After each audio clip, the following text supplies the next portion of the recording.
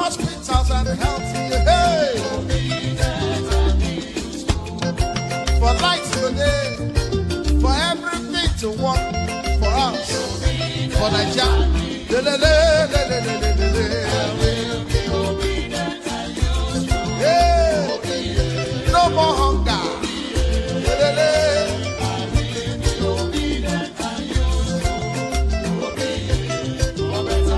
Obi for better Nigeria. Obedient and useful. Obi, Obi, I'll be obedient and useful. Obi, oh yeah, Obi, get it,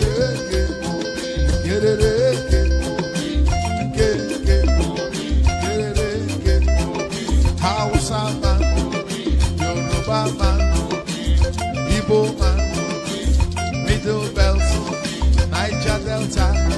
Let us come together for better Nigeria. For better life, for better health, for better road. From consumption to production.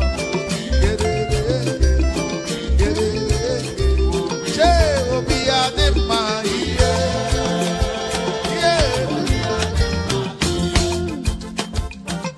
Obi Adema, Obi Adema, Obi Akachamba, Obi for Nigeria, Obi go to good, Obi follow Obi, Daga daga daga daga, Obi Obi. Obi Adema.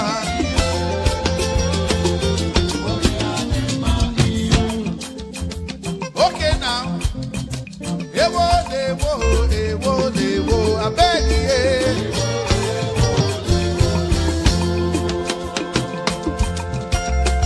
Ewo.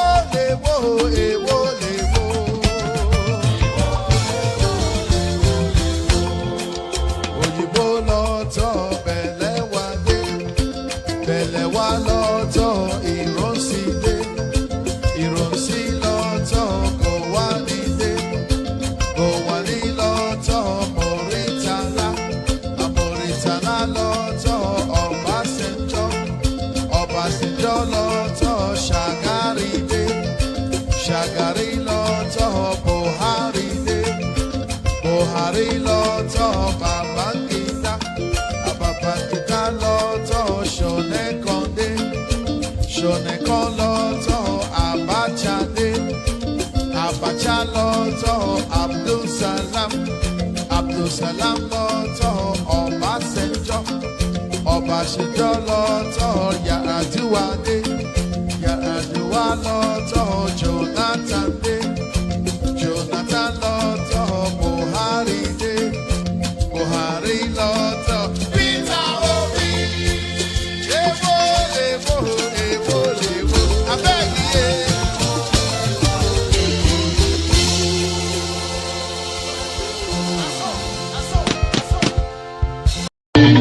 Ẹni bàbá ilé, bọ́lá ọmọ Tinubu, ìpàdé lọ́dọ̀, báwo la bìlú ni, ìpàdé lọ́dọ̀, àtàlù níní, àtàlù méjì, àtàlù mẹ́ta, àtàlù mẹ́rin, àtàlù márùn, àtàlù mẹ́ta, àtàlù méje, àtàlù mẹ́jọ, àtàlù mẹ́sàn, àtàlù mẹ́wàá, wàhálà wúwúwú, ẹlẹ́yìn òkọ́, àbẹ̀bẹ̀bọ̀bọ̀ ẹlẹ́yìn òkọ́, àtàlù sílẹ̀, àbúrò ẹ̀dùn ní, àtàlù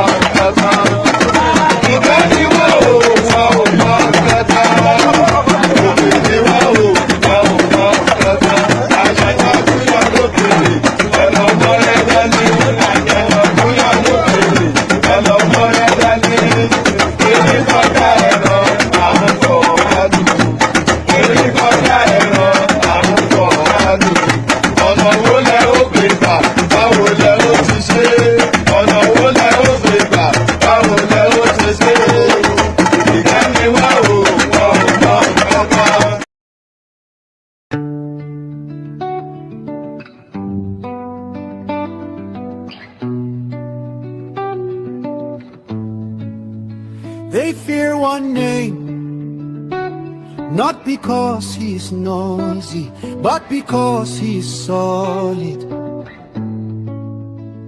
The only candidate they truly want out of this race is Atiku Abubakar, because they fear him.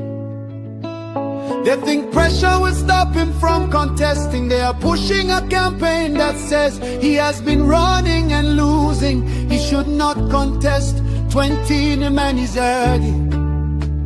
But listen well, Nigeria.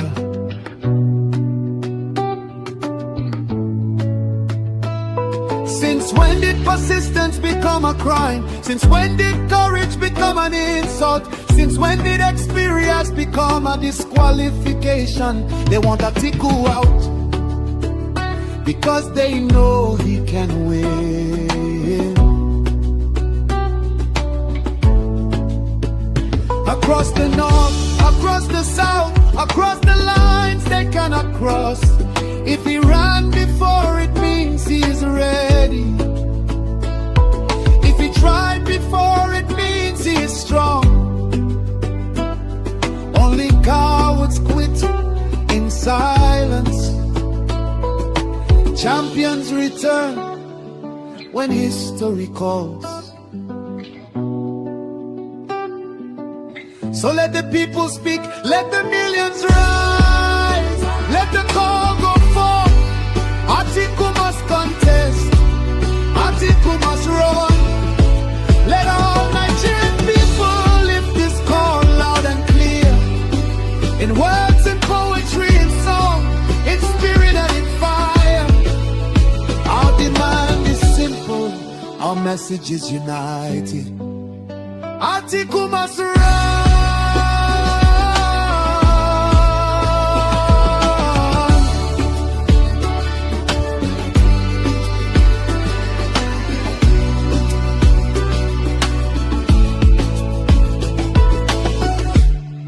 He's loved by millions across Southeast, Southwest, South, and the North. Nigeria needs him, Nigeria wants him, and history is waiting. Atiku must run, Atiku must run.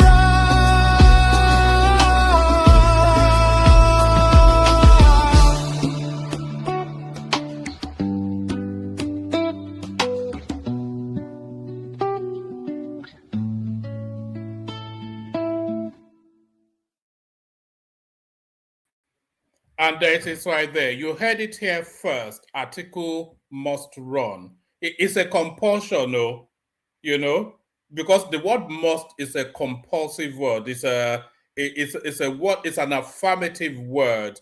So if they're saying Atiku must run, then there is no room for anything other than so. Atiku must run. It is set in law. I think it's actually written in the Nigerian constitution that Atiku Abubakar must run every presidential race.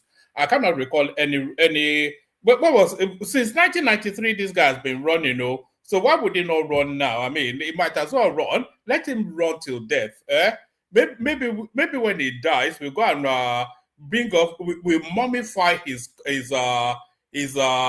we'll mummify his corpse. And then we'll run him at every election till the end of Nigeria. So Atiku should be mummified at death so that his mummified figure can run elections. Atiku must run. So Atiku must run. Let's my water. So Atiku must run. Good day to you. Good to be in your company and all that. Good day to you. Good to be in your company. And how are you? Hope you're having a wonderful day so far. Another weekend, though. A lot. I follow Formula One, and I'm looking forward to the Hungarian Grand Prix tomorrow in the hope that Lewis Hamilton would win. You know, because they stole 2 championships from Hamilton. The first one they stole for Rosberg. The other one they sold for Max Verstappen. So it's 2 championships out. So I'm hoping that he can at least win this year and recover one of them. So that it is right there.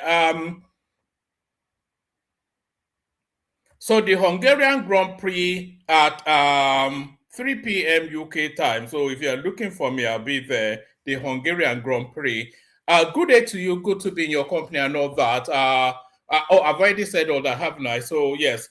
The protocol. Why don't we do the protocol? Click on the like button if you would, please. If you haven't done that already, please do that. Click on the like button. Subscribe if you are not already subscribed. Share the links.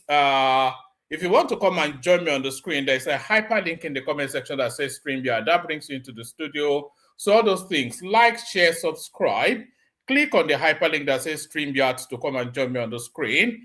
Say hello to me in the comment section as well. So all the usual things that you usually do in all of these sort of spaces, do them here as well. Like, share, and subscribe and all that.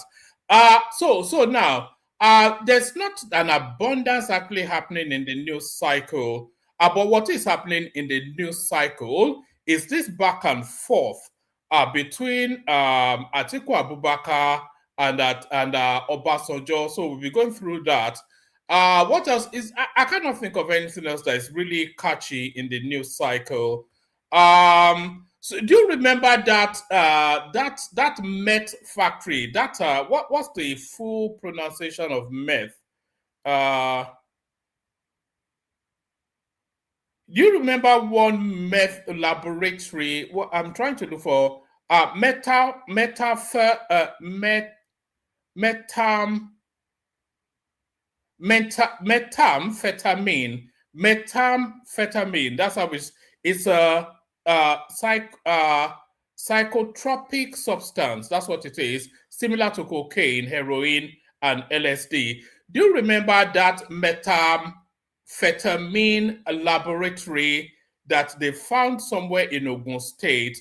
So there's been a court order now to destroy it entirely. So that facility is actually worth in the region of 480 billion naira. So if you want to do the dollar conversion of that, that's the better part of $300 million right there, if I'm not mistaken. So that's in the news cycle. Inside suspected coup plotter secret transition note. So maybe we'll touch on that. There's just not much in the news, I have to say. So we just have to mooch around. And you know that the Nigerians being repatriated from South Africa, they are now arriving safely back home and are recounting the harrowing stories of their experiences there. So we could talk about that as well. And then there's a DSS operative, an ex-DSS operative, that has come out to give up a new inflection on the Abacha death. So he's telling us now that Abacha died of... Uncle Beno, good to see you there, my guy. So he's now coming out to tell us that Abacha died of natural causes. So quite how that is, you know, and Al Mustafa has come out to debunk it. So I don't know. It still remains a mystery, whatever killed Abacha. But I don't think he died of natural causes. I wouldn't say that. What the DSS operative is actually saying is that the lady that Abacha died on top of, firstly, she's not an Indian. You know, people said that Abacha died on top of some Indians. So firstly, it's not an Indian. It was actually a Nigerian pharmacist who then just who alarmed that the guy just passed away on top of her. So that's the narrative that this DSS operative is coming out with. Al Mustafa coming out to debunk that. So there's all sorts of that going on. But like I said, there's not an abundance in the news cycle. So why don't let's start it off with actually rattling through some of the clips that we do have. So we'll be starting it off with an Atiku clip, rather. Just some of you that are not familiar with who or what Atiku is, watch this. This is a refresher note on just who Atiku Abubakar is. Ikot Basi was the biggest in Africa in aluminium smelting. It cost federal government $3.5 billion to set up that ASCOM. But what did Atiku do with it? Atiku sold it for $130 million. You have facts. I am telling you, I am quoting figures. In fact, there are documents that state this. $130 million. something that cost federal government $3.5 billion, the biggest in Africa.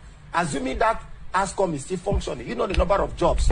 I would have helped the Nigerian economy and the people of Akwa Ibom State. So that was not the only one. That was not the only one. Delta Steel Company, it cost federal government $1.5 billion to set up that steel company. But Atiku sold it for $30 million. What about Osoba Steel? Are you very steel sure rolling, about this? I am quoting Osoba Steel Rolling Mill. In fact, there's what they call National Union of Electricity Employees. They even accused Atiku around June this year, when Atiku talk about a 3-point agenda. They say he's coming to continue what he started. He brought Nigeria to this situation that we found ourselves. Most of these assets that were sold with the aims of revitalizing them and making them more functional. According to President Goodluck Ebele Jonathan, in 2011, he described them as massive failure, the privatization policy. Obasanjo wrote a book. Obasanjo picked Atiku after Atiku won governorship election in Adamawa State. He was supposed to be sworn in as governor of Adamawa State. But Obasanjo picked him to be his running mate and subsequently the vice president. Obasanjo wrote a book called My Watch. If you read My Watch, page 31, Obasanjo accused Atiku that the resources Atiku stole from Nigeria can feed 300 million Nigeria for 400 years.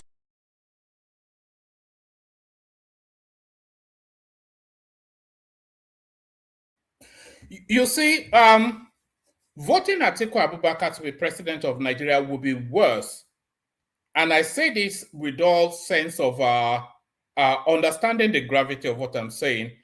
Voting Atiku Abubakar as president of Nigeria will be worse than voting Peter Obi.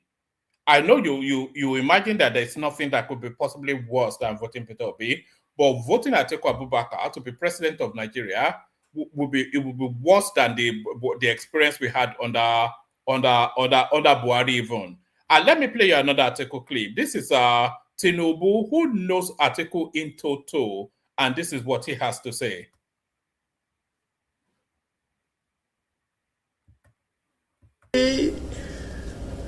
The leadership of Northeast challenged because of terrorism and banditry. I could see our collaboration, that we work together. Only we stick together, we think together, we face the challenges the best way possible as a united country. The golden age is here now. If you can stabilize the economy. Nigerians are not asking for too much. Simple stability, social welfare. And among the visitors today are some pensioners. I hope you are receiving your pensions if you are afflicted with illness. Well, so if I can go political, somebody among my prospective opponents, they privatized government investment in public-private entities, but they forget to pay the pension. I'm clearing the pensioners now. So clearing the mess they created. But I won't complain. So that dig, of course, is at Atiku Abubakar, who you recall he was in charge of the privatization of Nigeria, and he privatized the whole country into his pocket, and that is where the wealth of Atiku. Even Obasanjo said it, that if he ever backs Atiku in an election, that he should not make heaven. Voting Atiku will be worse than as terrible as you can imagine Peter Obi being your president.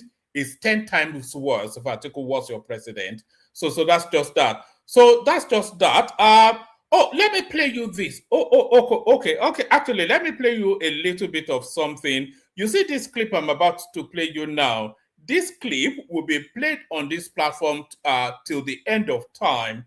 If we need a light-hearted comic moment, this is comic relief. This is for comedy purposes. But this clip I'm about to play you now, there will not be a time on this platform that this clip will not be played. Do you know the law? Is my question to you. Because I know somebody that knows the law. But I also know somebody that doesn't know the law. What am I talking about? Watch this. You don't know what justice means? You have no idea what justice means. You don't know what justice means. Useless black African people. You don't even know what justice. Your constitution says you cannot try anybody unless the law is written. Show me the written law. Show me the written law. I want to know the talk to me now. Show me the written law. Are you okay? Don't go close. Don't try that rubbish. Don't try it. Don't try it. Don't try that rubbish. Don't try that rubbish. Useless people. You don't know law. You don't know law. Your own constitution you don't respect. Supreme Court judgment you don't respect. Then why we the court of law? Why we the court of law, I ask? Nonsense.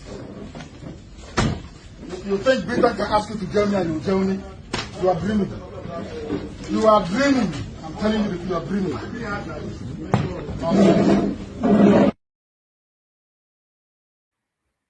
So there it is right there. The time will never come when that clip will grow old. Show me the law, Motosho, show me the law. And that guy, by the way, was a dropout from Nnamdi Kanu, Nnamdi Azikiwe, University of Nigeria, Nzuka, whatever it is that they have over there. Is a dropout from there. Doesn't have a certificate to his name.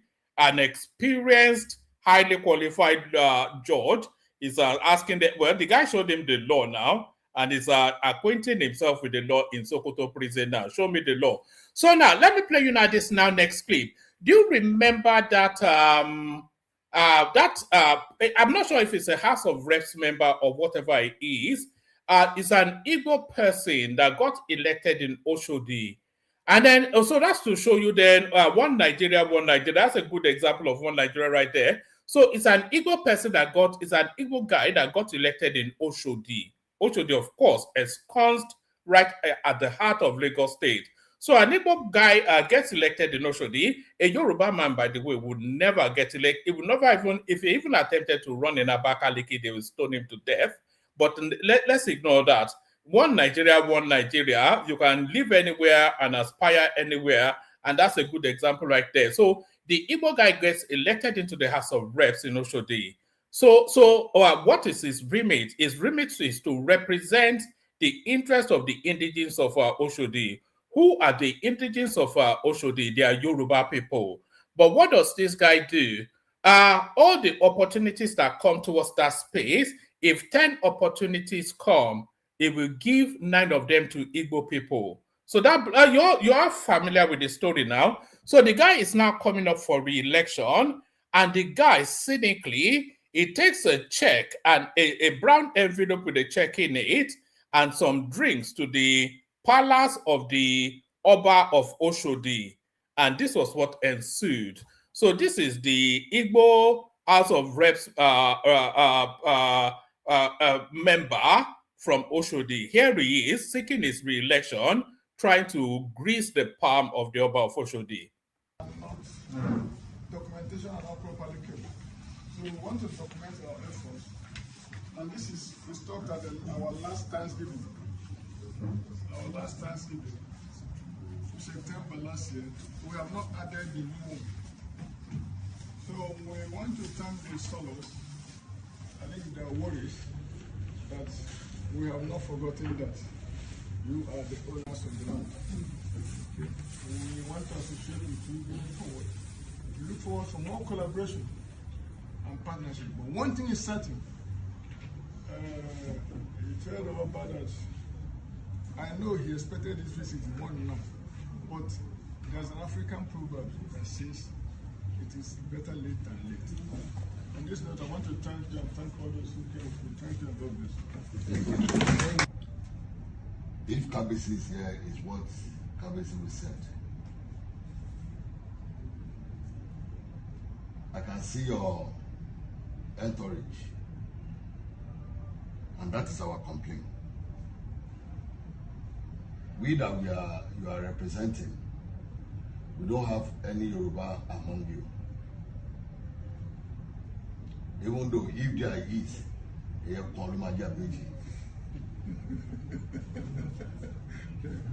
now if there is, it's going to be one. If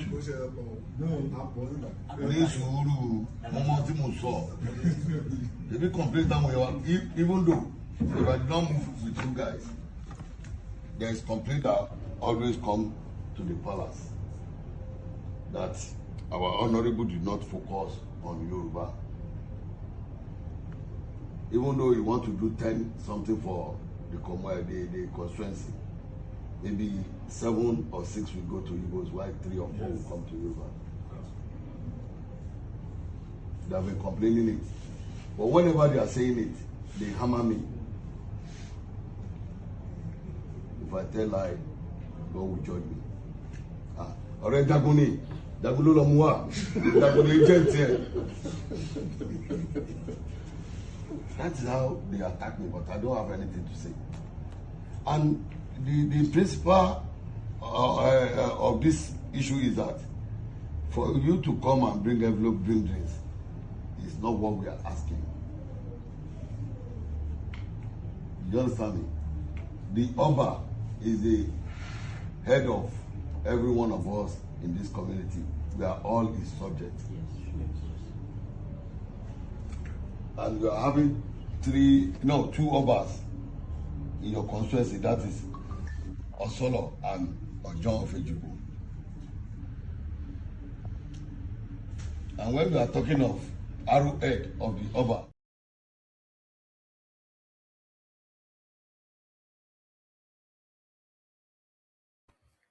oh, all right, so that goes on for an additional 2-3 more minutes, but you get the drift of it. So it looks as though, like the guy said in Chuno Achebe's Man of the People, he has taken enough for the owners to see. So that's a quote from the Chuno Achebe book, A Man of the People. He has taken enough for the owners to see. So that's the language of enough right there. So we're hearing that from the palace. But But the only thing we're now waiting to see is to have that guy removed. So if that guy is not removed, then we can expunge the people of Oshodi from the Yoruba race. I mean, how can it even be? You know, and I'm not even being an ethnic jingoist or anything. How can it be that an Igbo person is the House of Rep member for Oshodi? The Yorubas are not qualified. They don't have an educated person in Oshodi. How did that happen? You know, so, and of course, the opportunity that now presents itself, how does this guy act? Act typical of what you expect an Igbo person to act. Just gluttonously cutting everything away to his home state in Anambra or whatever. You know, opportunities come, scholarships come towards that constituency. 7 will go to, where is the homestead of Mr. Okafor in Oshodi? What's their chieftaincy title? What's their Oriki in Oshodi? You know? So an opportunity comes to, they say, okay, they're distributing scholarship. 5 goes to Oshodi, and then this guy will gather all the Chinedus and give them 4 and look for some, for the son of his flunky to give money. How can that be? How is that possible? So a shame on Oshodi, which they should expunge.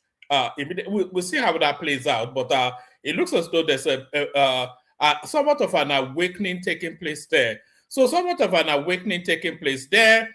Let me show you this. This is even more in the direction of that awakening. Do you remember when Tinubu cannibalized? It did not even, it balkanized. Let's use balkanized. Do you remember when Tinubu balkanized the Nigerian military structures, and he moved then training centers? You know, all these, you know what they have in Zaria, that army training school. So he balkanized that and distributed it around all the geo regions. So the ones in Yoruba land is already fully fledged. Watch this. Welcome to Depot, Nigerian Army, Osoba, the training ground of patriotic young Nigerians who have answered the call to serve, uphold the nation's integrity, and defend its sovereignty.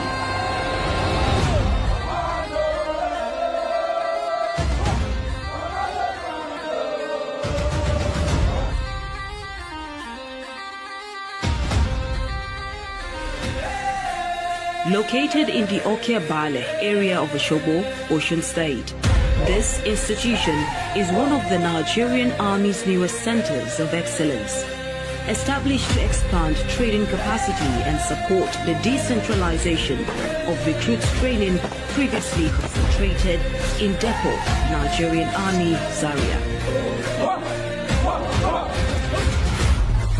Here, the transformation from civilian to soldier is guided by discipline, resilience, and an unshakable commitment to national duty. So there it is right there. Tinubu is not joking, no. By the time Tinubu finishes his 8-year term, Nigeria will never be the same again. It'll be a totally different country. I think we can all see all of the steps that's leading to that. So there's no controversy there in what I've just said. By the time Tinubu finishes with that country, by the time he finishes his 8-year term, it will be a totally different country.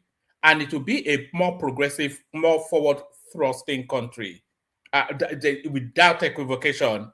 And all of the politics of the old guards will no longer be able to play out in the Nigeria that he will bequeath to his successor. It's just not possible. You know, they would have decentralized it. They've decentralized the army. They've decentralized the police. They've decentralized electricity. They've decentralized the capacity for you to develop and grow. And he has done that very quickly. And he now has another, 5 years to solidify all of these things that he has done. You know, by the time Tinubu leaves office, you know that he would have graduated he would have graduated a good 15 million people as skilled members of the Nigerian population. The ones in tertiary institution, the ones in artisanal trainings, all of these people, because I think as early as next year, we'll see the first graduates of the Tinubu funding. We'll see the first graduates, and then every year we see people graduating under this Tinubu system. So by the time, and by the way, the artisanal skills ones, those are 6 months, 12 months training. So all of them are already coming into the workforce now, more equipped for the world that is to come. So this is what is going on now. Look at all the road works. Go to the southeast now. Look at all the road works. Go to the middle belt. So by the time this guy is done in 8 years, it's a totally different country. Is this not the guy that was insulting me on Rudolph's platform? Just it's not the one. It's another one. What was I even saying? So it's just going to be a totally different country. You know, everything has changed. You know, the local governments are empowered. An educational system that can self-perpetuate, that can self-sustain is in place. Infrastructure's being built, security being sorted out. Everything just in a forward thrust. So you know, I'm just so excited for the future. This is the first time that we actually have reasons to be excited for the future of that country. In the history, do you know that what Tinubu has done in 3 years is more than what anybody has done from the start of that country till now in terms of reforms? You know, what this guy has done in 3 years is more than the sum total of what everybody has done. What has anybody done in Nigeria? At the most, most of them will have 2 or 3 marquee projects. You talk about Buhari And then you talk about the second Niger bridge, and that's it. You know, is that not it? What else did Buhari do outside the second Niger bridge? You know, the Lagos-Calabar Superhighway, and then, the Lagos-Calabar, no, not the Lagos-Calabar Superhighway, the Lagos-Ibadan rail something. I think he did that, and then he did the second Niger bridge, and then he did a train to his own people in Maradi in Niger Republic. Those are the three things. What else did Buhari do in 8 years? But look at what this guy is doing. Sokoto Badagry, you know. In fact, forget Sokoto Badagry and Lagos Calabar. Forget those. All of the major artisanal artillery roads, all of them being fixed. All of them, every single one of them. You know, so all of the artisanal roads, all the auxiliary roads in the second Niger bridge, all done in 3 years. So forget all this nonsense now. But actually, still in that particular vein, let's listen to this one. Let's watch this. And unfortunately, they don't even seem to be talking about that great achievement. Let me outline some of them. One is that he just came in immediately. Apart from what he did on fuel subsidy and all that, he actually went straight to the governors, removed that electricity from the exclusive list and put it to concurrent list and say, governors, get into the act. Lagos, Enugu, and some other quickly got into the act. And that is going to expand electricity in a way that we haven't seen before. Then secondly, he now said, okay, called them, said, I want state police. And they said, okay, they agree. But I think there is one step forward and two steps backward. They're going to ramp up speed on that. Because that has a critical role to play in security that is so pervasive. The third one is, he said, okay, look, I'm going to set up all these regional development agencies. Everybody should go back and organize their region. That is positive. And in fact, you could even see that Northeast has already been there, NDDC has been there. But Southeast, before you say Jack, they've done 30-year development plan. And then others are queuing in. So there is there is a traction in that area. He also ran to Supreme Court and said, look, can we have local autonomy, financial autonomy for the AGs, local governments? And that is pushing, is going, but I said, make an executive order. But there are still some lacuna, though, that we need to address, because you might well require Supreme Court being asked to interpret Section 7.1 of the Constitution in relation to their judgment. And that will now sort out all the contentions that we have there. But he didn't stop there. Revenue mobilization, he's doing something there. He has amended the Act 2025, giving them teeth, made them more independent, and they are now able to enforce revenue collection. And then, in fact, he's even done the biggest thing that nobody even thought he could do, is to bring Presidential Order 009 to decapitate NMPC. Because let me tell you this, any president that doesn't come to terms with what happens in Central Bank and NMPC is just on a roller coaster. Now he's got Central Bank solidly, and then he's getting results. Now he's decapitated NMPC and putting it in their right place. So, which is why you are going to see more revenue, you're going to see more traction in that area. But he must also have the political courage to blow away OPEC. We don't need OPEC anymore. It is just a big clog in the wheel of our refining capacity that we are heading out to. But we can talk about that in detail. Now, he's also gone to the collection fee of 15% on VAT and said, tossed 5% of it to governors, and they're keeping only 10%. Now, he came to national development. You mentioned national development plan. I took part in Vision 2010, Vision 2020. In Vision 2021 to 25, I was actually national chair for 3 subgroups, for 3 thematic groups. I chaired bioeconomy, digital economy, and science, technology, and innovation. So I was central to that job, and then we got things like bioeconomy into the government development plan. So I was involved. But now this one, I was in the National Economic Council conference where we, for the first time, presented what is going to happen on the Vision 2026 to deployment plan to 2030. And I saw a radical change that said to subnationals, come and drive national development. Now, again, you can see that he's pushing everything down to national development. He's reducing more power from the center and devolution that power to local government and state government. That is the way to go, so that you can encourage them to become active participants in the economic field. So that is the way to go. And people are not mentioning this in any way, but that's all right. I'm not advertising the progress. Now you move to the second area, which is the macroeconomy. Now, macroeconomy includes the like of fiscal policy, monetary policy, trade policy, investment policy, industrial policy. In each of these areas, there are some remarkable achievements. For example, in the fiscal space, we have a reform of the fiscal space. Now, that has also come in because it hasn't been reviewed for more than, it was in the early, I think, 50s or 60s, it was necessary, and that reform has put us in a better stead to achieve many of the things. It's only just being started the implementation. But I can tell you that when I read that reform with the Revenue Mobilization and Reform Act, I can see hope. Because that act has brought in OECD, threw away a lot of these items on a base erosion and profit shifting, and that address them. Minimum effective tax rate of 15% for multinationals that don't want to pay tax, they're going to pay 15%, whatever they like it or not. Then you have all these 5% that he has sorted out a lot of things. That act, those ones have sorted out a lot of things.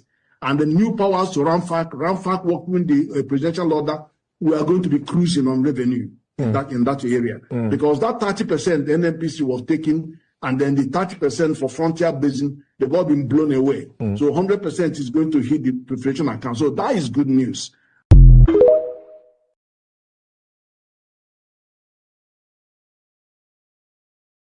So you could hear the excitement in that guy's voice, but it's not talking about somebody that's been managing Nigeria for 20 years. So these are just some. It's not even all. That's not up to 10% of what the guy has done. These are just some of the things that this guy has done in 3 years. 3 years, and you're saying Peter Obi, what are you talking? No, let's not be silly now. Atiku what? Atiku to come and do what? Do you know the one thing? The one thing that damns all of it all, the silver bullet, is that there's no single one of them. I think Atiku may have said it all, but there's no serious candidate that says that any of these policies that Tinubu is prosecuting now, that they're going to jettison it. No one has come out to tell us that they will stop the nail fund. Nobody. Has anybody come out to tell us they will reinstate subsidies in Naira and the oil and petroleum? Nobody has said that now. As they come out to tell us they will cancel the Lagos-Calabar Superhighway, nobody has said that now. Have they told us they are going to reverse all the tax reforms that Tinubu has done? Nobody has said that. Are they going to cancel state policing? That this guy finally, they've been battling that since Obasanjo. This guy has gotten it done. Is Obi coming to cancel it? He hasn't said that now. Is he going to, what exactly is he coming to do? He say it's his compassion and it's quantum, and then in China they have 200 and something. No, forget that now. Let's not be silly now. Let's put on our big boy trousers and look squarely to the front and pay. Let me signpost you in the direction of something. Peter Obi is coming out tomorrow on Ashew or Kimbaloye, 8 p.m. Is it tomorrow on Sunday, 8 p.m. on Sunday? So I want you to pay attention to, hopefully Shewa Kimbaloye will be able to push him in the way that Rufai was saying is not able to push him. And this thing of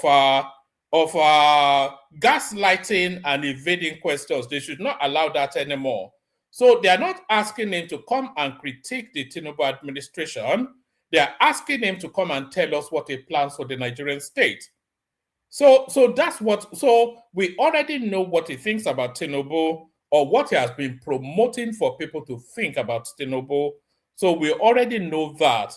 So having now given us a good diet of his critique of the Tinubu administration and the personality of the Tinubu presidency, or the personality of the president himself, what Peter Obi then needs to do now, or what the people interviewing him need to do, is to press him on his own ideas.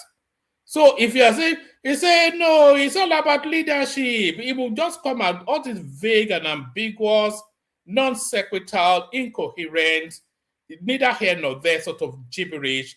It is all about, okay, it's about leadership. But then that leadership has to have some sort of doings. You know, there has to be a plan. There has to be an agenda. There has to be a vision. I will give you 10,000 megawatts in 4 years. How will you do it? Don't worry about it. Don't worry about it. I will do it. I will solve insecurity in 6 months. How will you do it? Don't worry about it. No, now. Let's not be daft now. Let's not be idiots about this now. We're talking about the largest African black country on the planet, the biggest black democracy on the planet, the most significant black country, the most important black people on the planet. We're talking about one of the top 30 economies in the world now. So we're talking about these are serious things for serious minds. I will do it. Don't worry, I will do it. Go to Anambra and ask them. I gave them 24. There is not one abiding legacy of Peter Obi that is in Anambra that, as we speak now. You cannot point to one single thing. Let me play you this actually, because this guy has been getting away with a lot of Sakama J for too long. But people are now calling him out on his bullshit. But here is Dave Umahi, who is just looking for an opportunity to corner this miscreant for Magulu.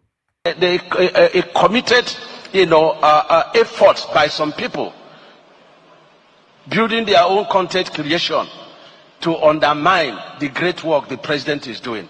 But we will not allow it. We sharpen our mouth. They tackle us, we tackle them. Okay?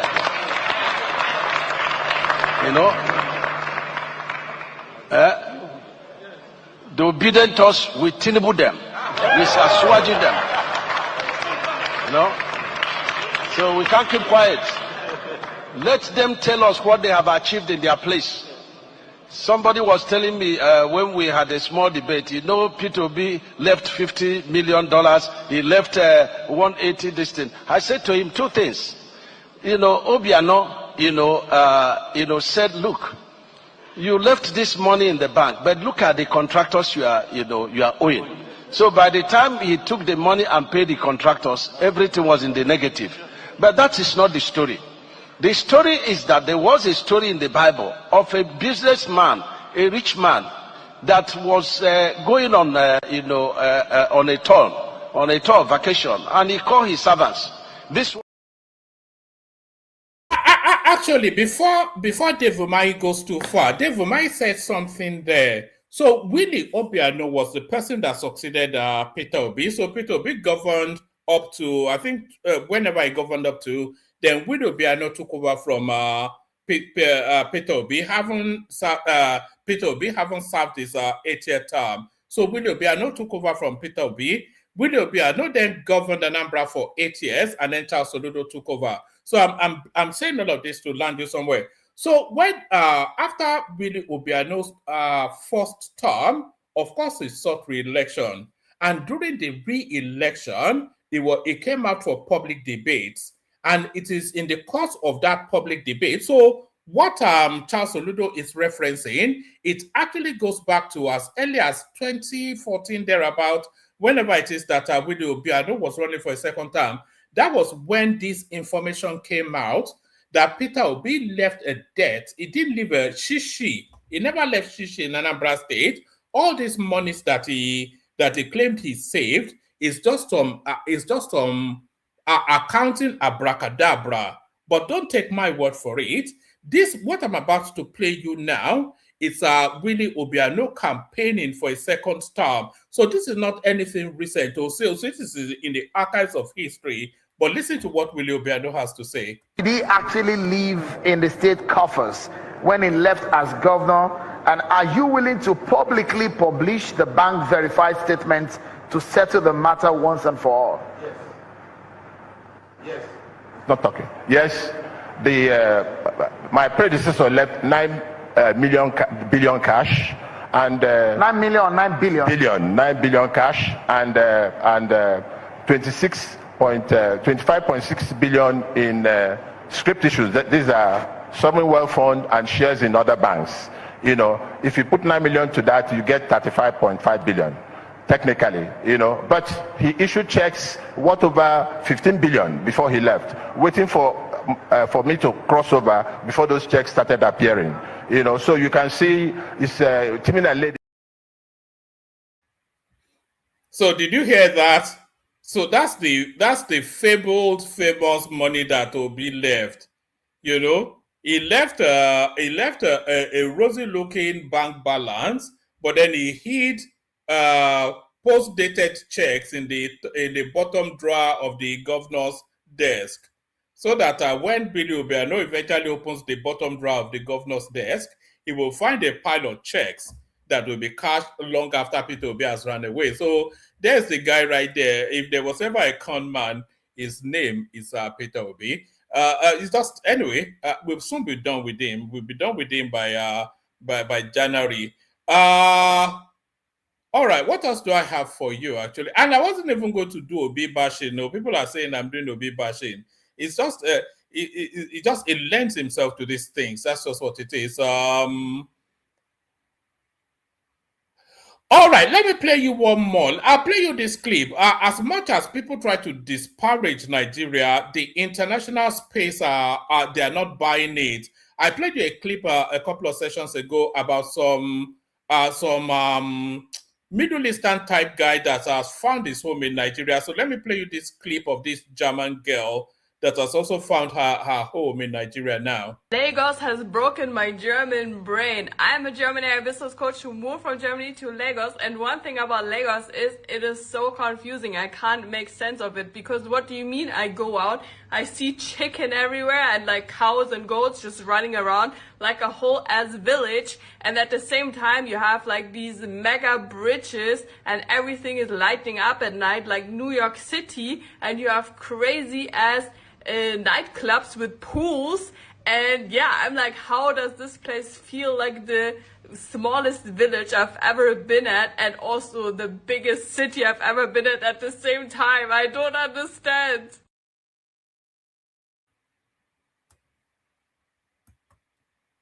All right, so that's that person right there that has found a home in Lagos in spite of all of the campaign against the country by citizens of that country. So let me just give you two articles, and then I'll send the link again if people want to start coming in. I deceived nobody. Obasanjo tackles Osoba, accuses Atiku of funding impeachment plot.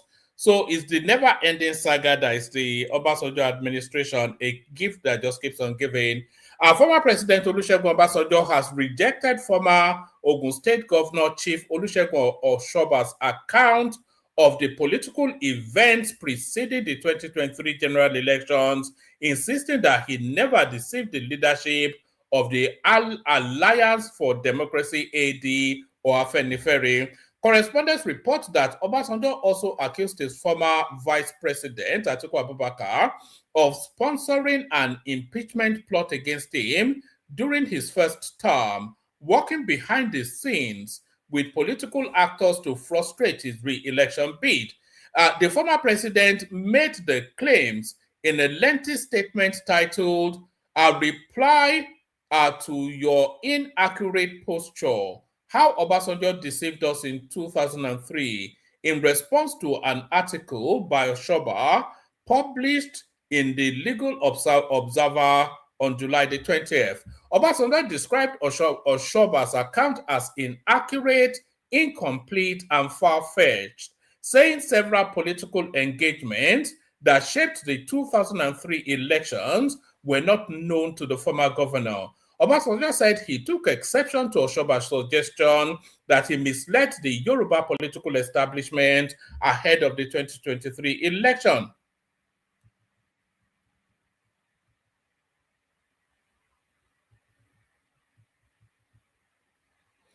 I take strong and serious objection to you, to your calling me a deceiver, because I deceived nobody. I always presented my case and all issues as I had them. Let me do that again.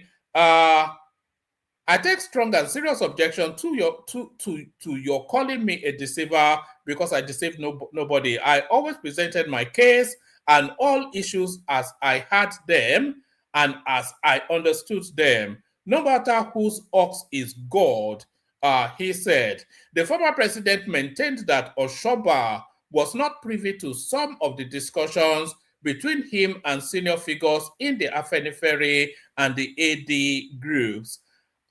There were issues you did not know or understand because, as he pointed out, they were above your head. They were handled by your elders in the Alliance for Democracy and Afenifere, he said. Obasanjo also defended the outcome of the 2003 governorship election in the Southwest, during which the People's Democratic Party, PDP, took control of 5 of the 6 states previously governed by the AD. He maintained that the defeat suffered by the AD governors reflected the wishes of the voters, although he alleged that the results were manipulated in one state. Your loss or defeat in 2003 was genuine in all the 6 states except one, where the figures were successfully and moderately changed. So the one that will be successfully and moderately changed will be the one that he lost, of course, which will be Lagos State to Tinubu. Your loss or defeat was genuine in all the 6 states except one, where the figures were successfully and moderately changed.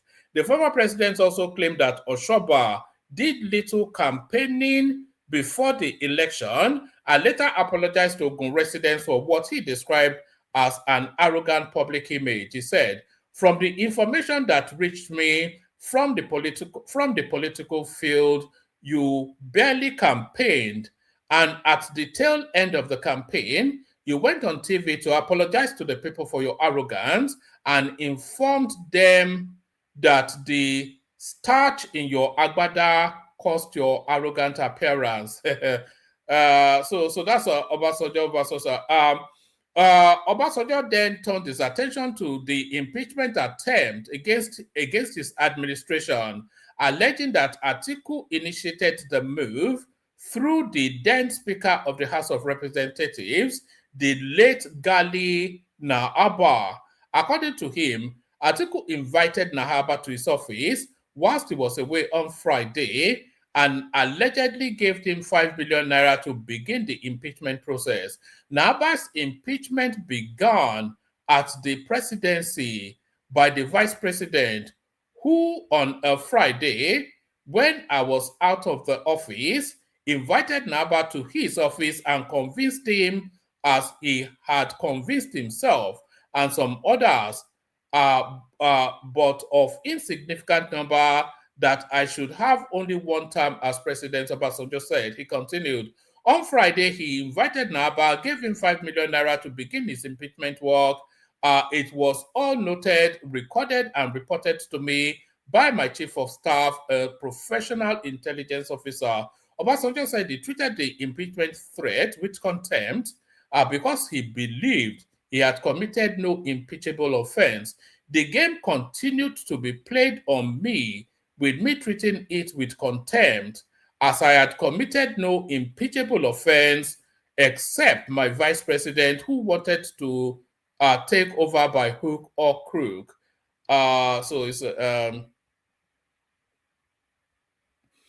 He added that former President Shehu Shagari later offered to intervene in the matter. The former president further alleged that after the impeachment bid failed, Atiku pursued another arrangement involving the 6 AD governors in the Southwest. According to Obasanjo, Atiku wanted the governors to face no serious opposition in 2003 in return for supporting his presidential ambition in 2007. When he failed in the impeachment exercise, he made a 2-track approach, one to go to Alex Ekweme and Alex to hand over to him in the 3rd year of his presidency. Second is for the 6 AD governors in the Southwest not to have competition from any other party in 2003, so that 2007 you will all yield the field to my vice president. So that's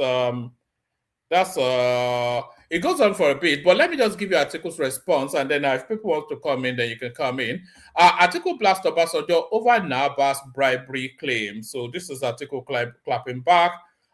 Presidential candidate of the African Democratic Congress ADC, Atiku Abubakar, has described former President Olusegun Obasanjo's allegation that he bribed late Right Honorable Gali Umar Naba to impeach him as politically motivated, aimed at boosting the electoral fortunes of Obasanjo's preferred candidate ahead of the 2027 presidential election. So who is Obasanjo's preferred candidate? It's not Peter Obi, I can tell you that. Obasanjo's candidate has always been, still is Tinubu. That's who Obasanjo is batting for. Pardon me, presidential candidate of the African Democratic Congress ADC, Atiku Abubakar, has described former President Olusegun Obasanjo's allegations that he bribed the late Right Honorable Gali Umar Naba to impeach him as politically motivated, aimed at boosting the electoral fortunes of Obasanjo's preferred presidential candidate ahead of the 2027 elections. In a statement signed by his senior special assistant on public communications, Frank Shaibu, on Friday, Atiku said, are coming at a time when the political landscape ahead of the 2027 general elections is taking shape. The obvious objective is to besmirch my person and reputation and confer an undeserved political advantage on the former president's kinsman. So who's the former president's kinsman? Is of course Tinubu. Nigerians, however, know better. They are too discerning to be distracted by stale allegations resurrected for political convenience. The ADC leader, urged Obasanjo to declare his political preference publicly rather than rely on unverified allegations, saying, if former President Obasanjo has chosen to take a political position ahead of 2027, he should simply declare it and allow Nigerians to judge it on its merits, rather than attempting to influence public opinion through allegations that can no longer be tested because the principal witness is no longer alive. The former vice president questioned why Obasanjo chose to make the allegation only after Naba's death, arguing that he denied Nigerians the opportunity to hear the other side of the story. He insisted that the allegation lacked any judicial or official backing, adding, if there was indeed evidence of any criminal conduct as alleged, Nigerians are entitled to ask why no action was taken at the time by a government that wielded the full power of the Nigerian state. Atiku also linked Obasanjo's continued hostility to his own opposition to a third-term agenda for the former president, stating, rather than surrender democratic principles on the altar of personal ambition, I defended the Constitution and successfully asserted my right through the courts in a series of landmark legal victories against a sitting president. Those battles are now part of Nigeria's democratic history. It is evident that the bitterness arising from that defining period has failed to leave former President Obasanjo. He said he would not be drawn into historical political disputes while the country contends with economic hardship, insecurity, and etc., etc. Our focus remains unwavering, offering credible alternative, defending democracy, demanding accountability, and working with all parties, all patriotic Nigerians, etc., etc. So that's the back and forth between Atiku and Tinubu right there. I think that's enough, actually. Like I said, there's not that much in the news. So we'll just we'll play the Kegite music. We'll send the link if anybody wants to come in.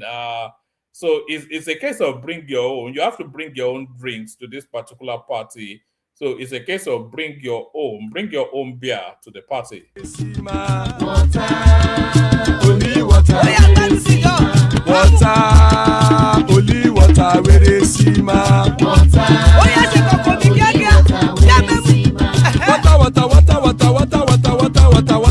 water. Only water, where is Sima? Hapa o naido. Hapa o naido. Hapa you don't come o.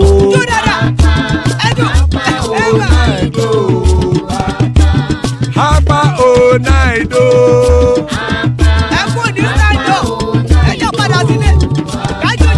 Oro kẹ̀kẹ́ ẹlẹ́mù yé o.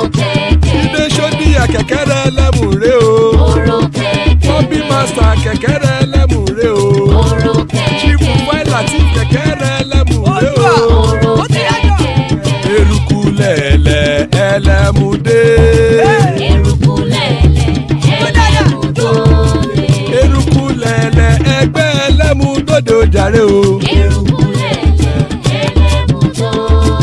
Eruku lẹ̀lẹ̀ Ghana ti dé ẹgbẹ́ bọ́ọ̀dì o. Ọmọ ẹlẹ́yẹ ẹ̀yẹ o ó dìlé o. Olúyẹ̀lá ẹ̀yẹ o ó dìlé o. Petrosoname ẹ̀yẹ o ó dìlé o. Petrosodunke ẹ̀yẹ rẹ̀ ó dìlé o. Ẹlẹ́kọ̀ ọ̀run mú ìní o.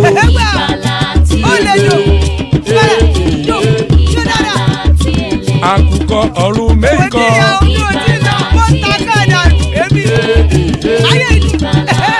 Ikú kò ní ríwà gbéṣe o.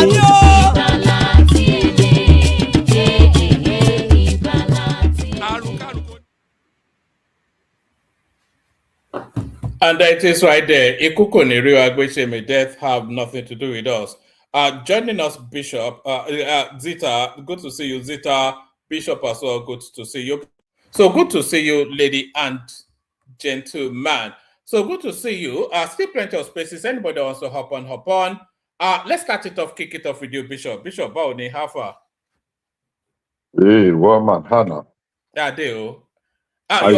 Your audio is so clear and lucid today, so that's great. Oh, okay. Good to have you. I'm seated before the bowl of amala, so it's the Oh, God. It's yeah. There's a party.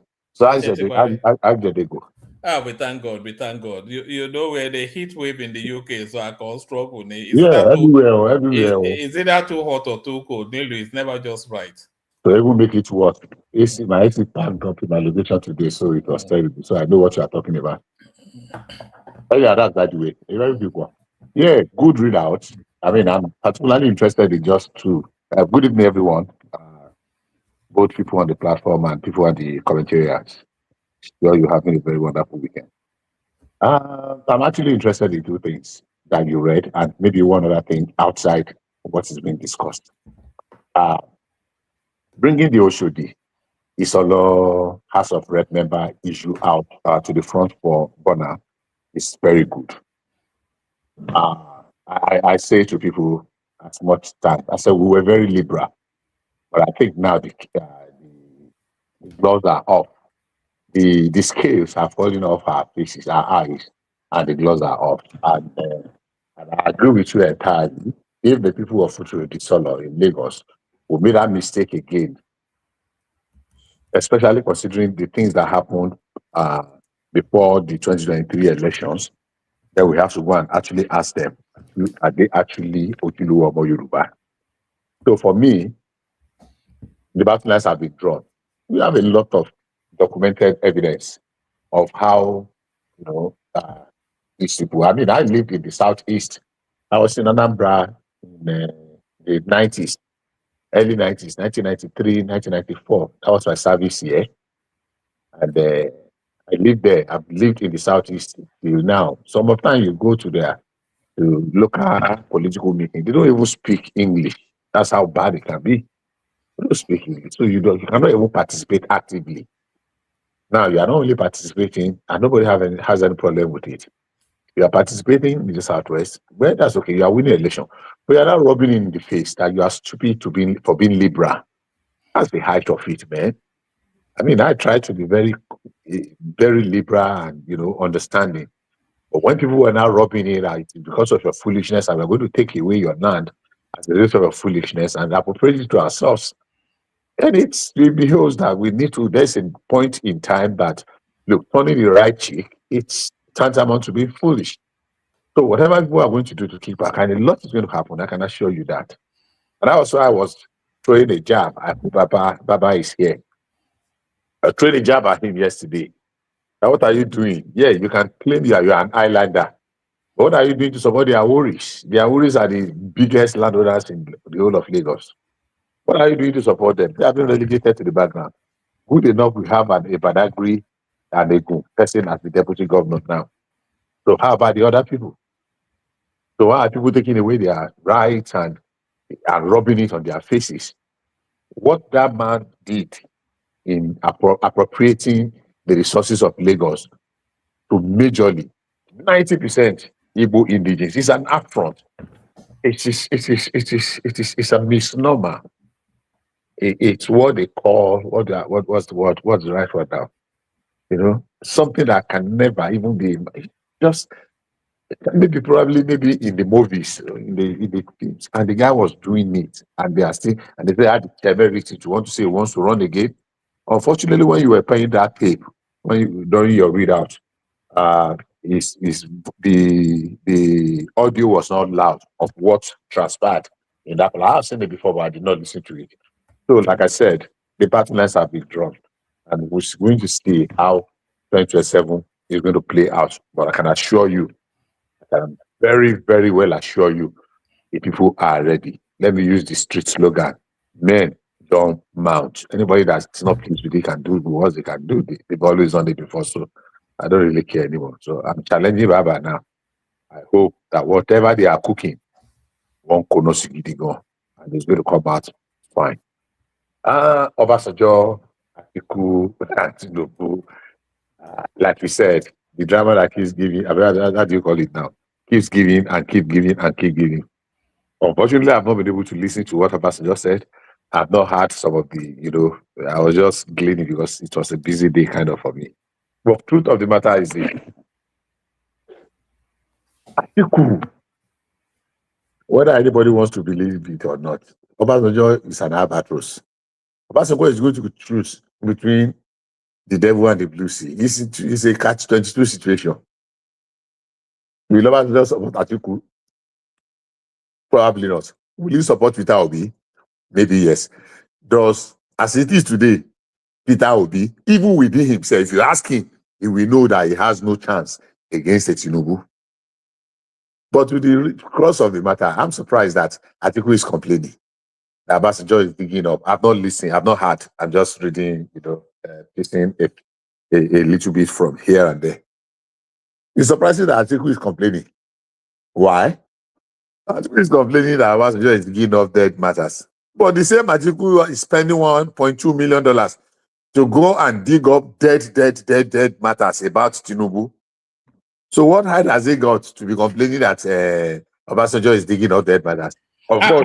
But Bishop, Atiku said Obasanjo is surreptitiously backing his kinsman. Okay. So do you what do you make of that? Do you think, because I somewhat think that Tinubu is Obasanjo. I've always thought that Tinubu was Obasanjo's candidate anyway, but that's what Atiku is inferring in that comment here. So for me, my only response to that is, and so what? And so bloody what? We know people that are already bloody supporting Atiku. Irrespective of the fact that it's an insult to our sensibility. That another Fulani man is proposing to come back after 8 years of Buhari. These people have sense at all. So what is wrong? Let's even assume without conceding. In 2019 or 2023, when Oyedepo and Gumi went to Obasanjo and they openly supported Atiku, did anybody die? So I'm not saying Obasanjo is supporting, but let's even assume without considering that Obasanjo is supporting, and so bloody what? Is Atiku not always playing the ethnic card? Didn't you see it in the Kaduna presentation before the Council of Elders, when he said the best candidate is for the North is a northern candidate, not a Yoruba candidate? He said it openly and boldly. People did not pick on that, but they picked on someone that said power is not served a la carte. I don't know if you remember that. We discussed that exhaustively. How do you call it now? I don't know if I got that English right. On this same platform. Have you forgotten, woman? That we had that conversation. He said it openly and he said it proudly. So if what he said then, there is nothing wrong with it, and Peter Obi could say that, yes, he expected to get 100% in the Southeast, he expected these people to vote for him, then what the hell is wrong? So don't let us glorify the nonsense Atiku is spewing out. So I'm not going to start defending that he did not. That's not no. He meant it. So if Obasanjo is defending Tinubu, another Yoruba man, and so bloody what? Sometimes some of our people, they just think that the rest of us are just what do you call it? That can be led by the nose. So for me, I'm not going to waste my energy. I'm not going to dissipate my precious time trying to justify. No. And so bloody what? People defended Atiku not because of his competence, but because 70% of people that are supporting him today were supporting him because he's a Fulani man and they want the Fulani hegemony to continue. So bloody what? So what is he talking about? And I see the Frank Shuaibu, of course we know him. He's always a failure. He never supported any successful candidate.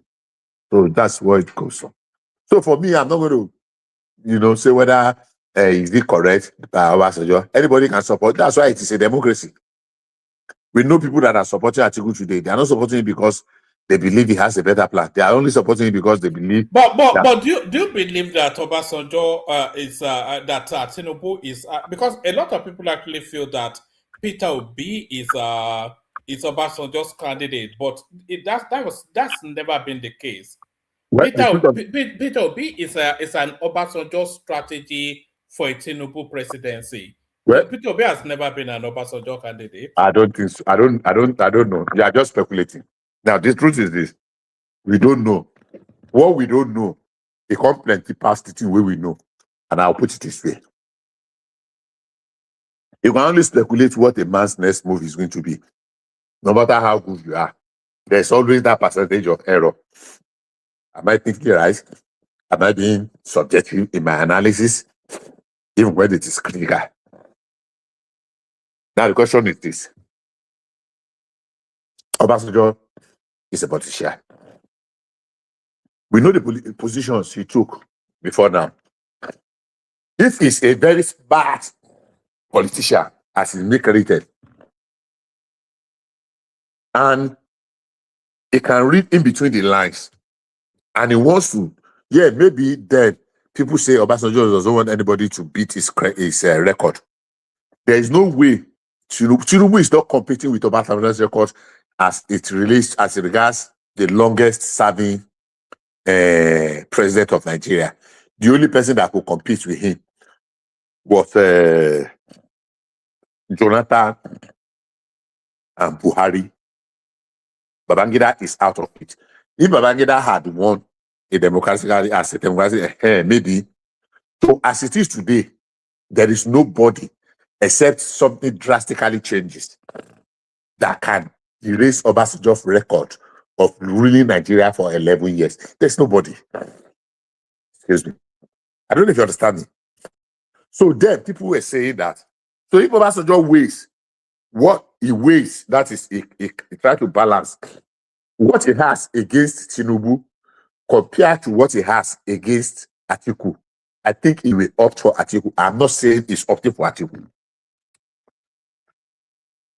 And that is without not putting ethnic whatever in it. Because he has an axe to grind with Atiku. He has his court to settle with him. So the more we continue to put that in the front burner, irrespective of Oyedepo and Gumi's interference now? Intervention. The fact is that Obasanjo has made it known that he's never, for him to be still be talking about this. Look at the kind of things Obasanjo wrote in his book, My Command. about Atiku. If Atiku is a serious person, you have sued the hell out of Obasanjo. Bishop, by the way, that thing you were saying about Atiku, I think I have it. So let me play it now, and then I'll ask you a question. Okay. Somebody who is from the north and who also understands the other parts of Nigeria and who has been able to build bridges across the rest of the country. This is what the northerner needs. He doesn't need a Yoruba candidate or an Igbo candidate. This is what the northerner needs. So I believe I stand before you as a pan-Nigerian of northern origin. Thank you very much.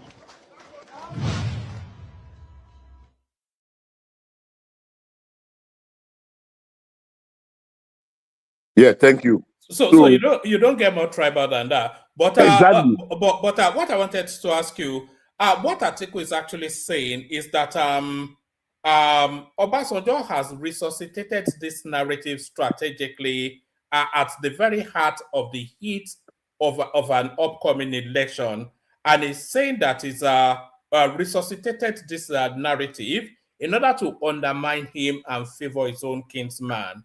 So is there any argument against that? Is that not the fact as it presents? No, like I said earlier on, I don't believe that Atiku is right. But I'm just saying, let us not assume that he is very correct and so bloody what. He went there and spewed what he spewed. Obasanjo supported Atiku at one of the elections. He supported Peter Obi at one of the elections. If Obasanjo now chose to support Tinubu now, when Obasanjo supported Atiku, Tinubu did not cry now in 2019.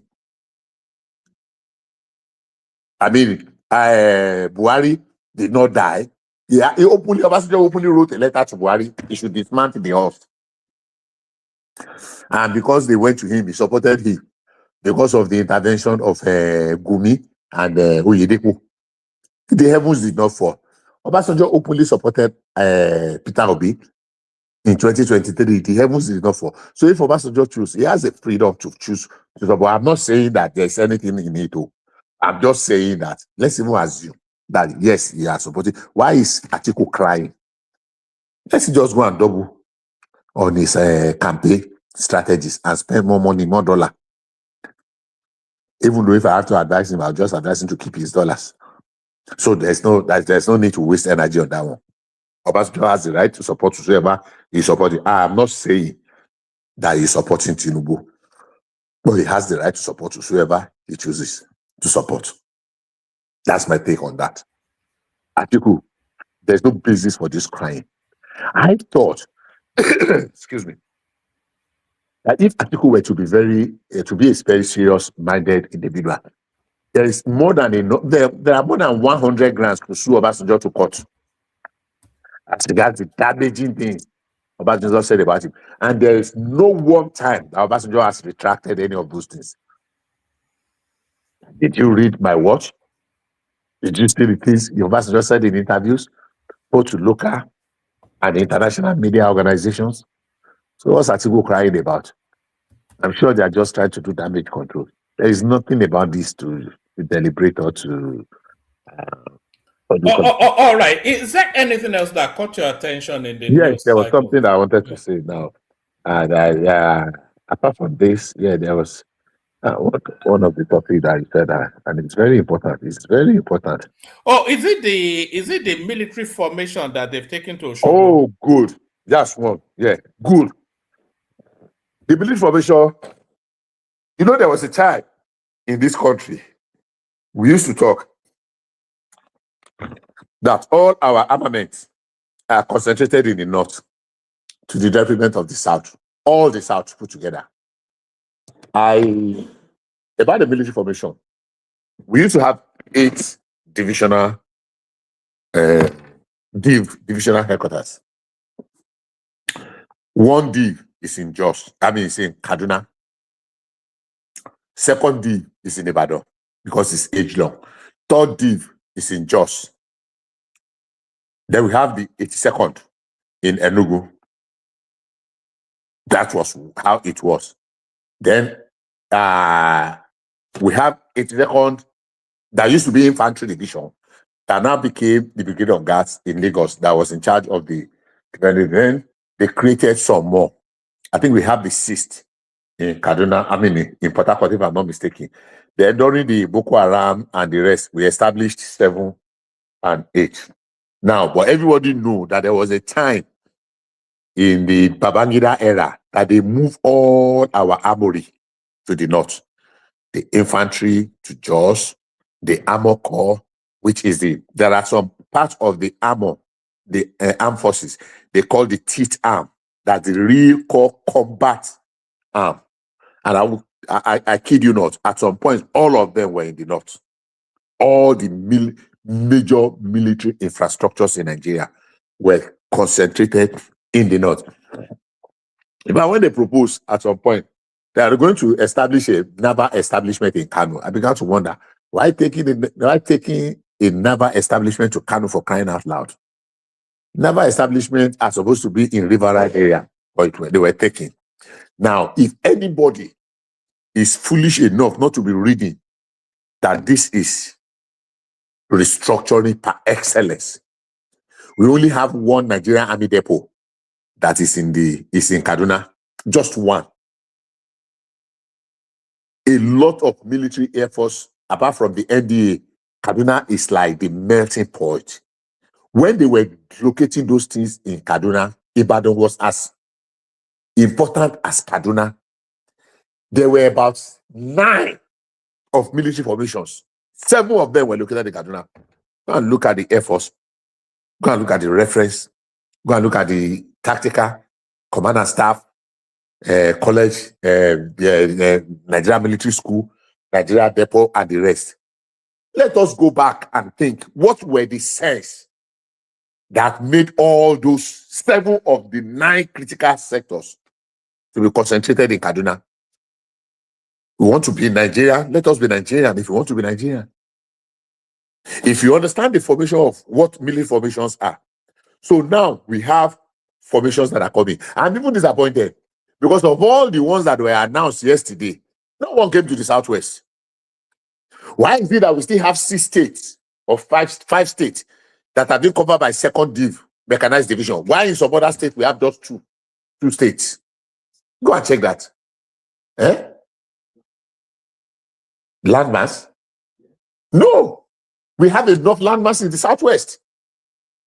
So, sorry. So what I'm saying is this. Yes, Tinubu has scratched the surface. Why I salute that, he could have done more. Today now, we have the newly created, none of them is coming to the Southwest. No. The only one that is coming to the South is going to the South-South. Out of the 5. Yeah, it's going to be the divisional headquarters. So in the Southwest, I'm not complaining to that extent, but I'm pointing it out. So is it a good thing? Absolutely. And this is restructuring, just showing its face. It's just unfolding.